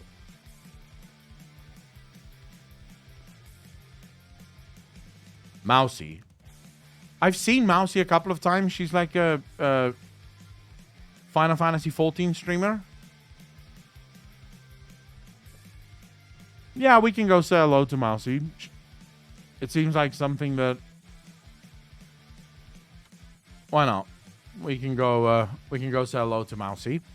So for those of you that don't want to stick around with Mousy, you don't have to. You can absolutely, just go say hello, and then as soon as you've said hello, you can go off and go do whatever the fuck you want. Mousy is playing Final Fantasy 14. I'm pretty sure she's gonna spoil the whole fucking game for me.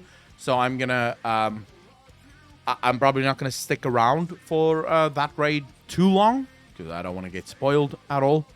I really appreciate each and one of you for coming out. I hope that you had a wonderful time on this Sunday afternoon. I had just the greatest time streaming and chatting to you guys today. It's been a lot of fun. Thank you so much for spending your afternoon, your evening, or your morning with me. It's been an honor.